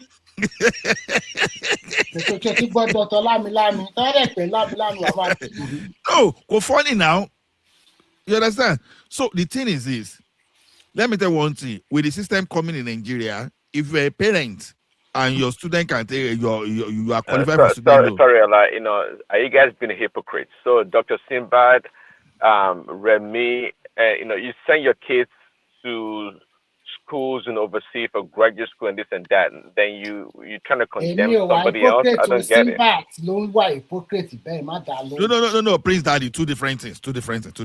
No, I don't even know what are you talking about, Prince Daddy? I don't even understand. Are you not paying for your We are not saying they should not pay now. Do you understand what we are talking about? We are not saying you should not pay.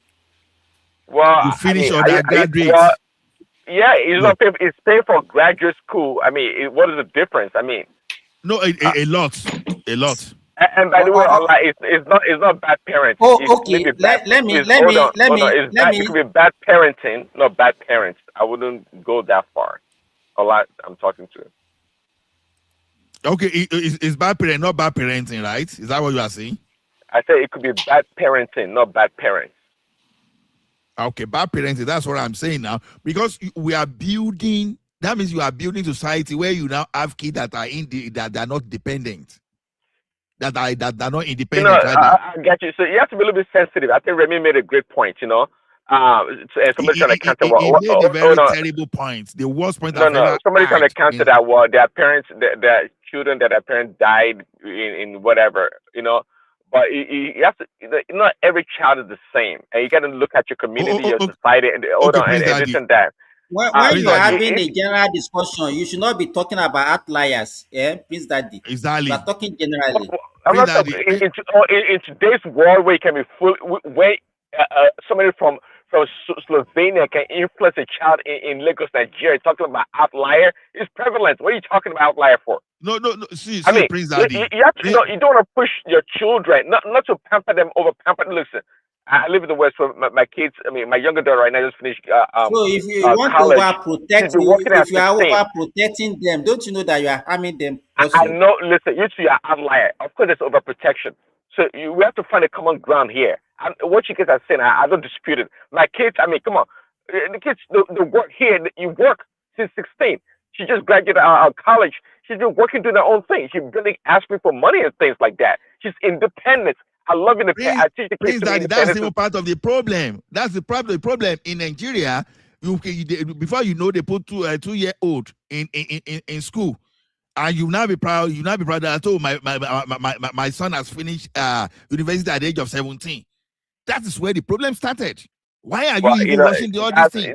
Because that's our society. We like to brag about things like that. It's a badge of honor. My kid is smart. He finished at 16, 17, all those things. That's what we do. I don't know what to make of it. I mean, that's what we are not saying it's not good. We are not saying it's bad. We should not be encouraging that. That is why when they send some of those children outside, that you will now see Vanguard influence them easily. But if they are independent on their, if they are independent on their own, maybe at the age of 21, you understand. See, let me tell you one thing. Now, I'm not even saying someone that, okay, maybe you finish your bachelor degree in Nigeria. Okay, you now want to go to medical school overseas. You understand? We will see that one as maybe the line of it.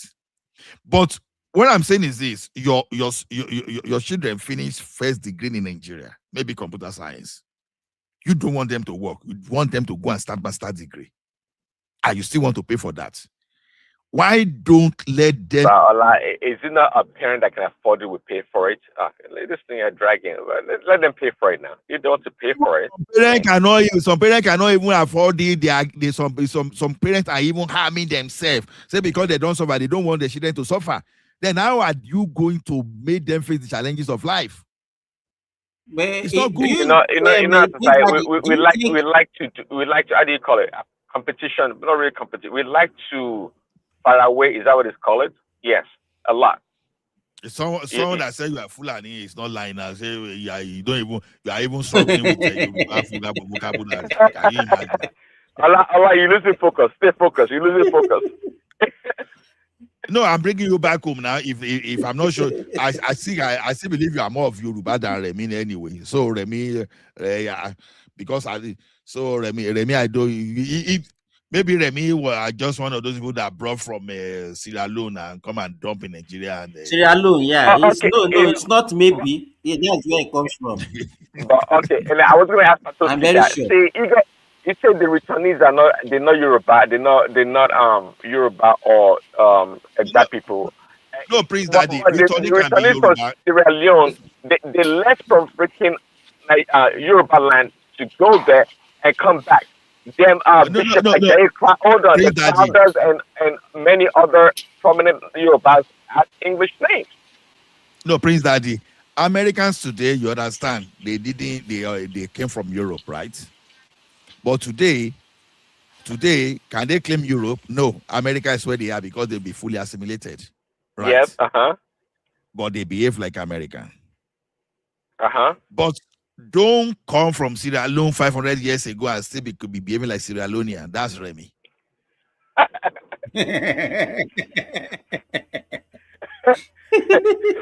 that's doesn't even know where Sierra Leone is. Doesn't even know where Sierra Leone is. So it's interesting anyway. So to me, what topic did you even discuss today again, Seth? I know that Tony wants to speak. They talk about the decentralization of. I mean this thing that this guy decentralization. military. Yeah. No, I think Nigeria will be fully Orisha Fulani. I Orisa just say that Fulani, someone that gave this name. Orisa Fulani. Who did I even give this name, sir? For he don't run Hey, away. it's Nigerian now. I don't say that we give me Nigerian. How you doing now? He don't run away. He not run away there. No, I Remi be Orisha Fulani. You confuse me now. No be Remi now. Now Remi be Orisha Fulani. Now me give him that thing. Simba, now Remi won't come back. He be like say he dropped that fake the fake No, he identity don't and vex. He all don't vex now. He don't vex. Maybe what we supposed to do for Remi, maybe we return him back to Sierra Leone.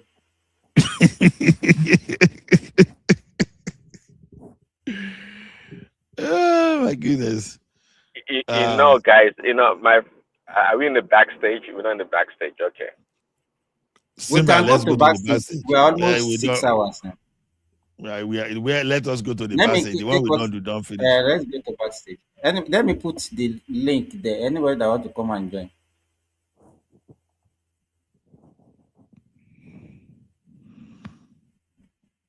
Mm-hmm.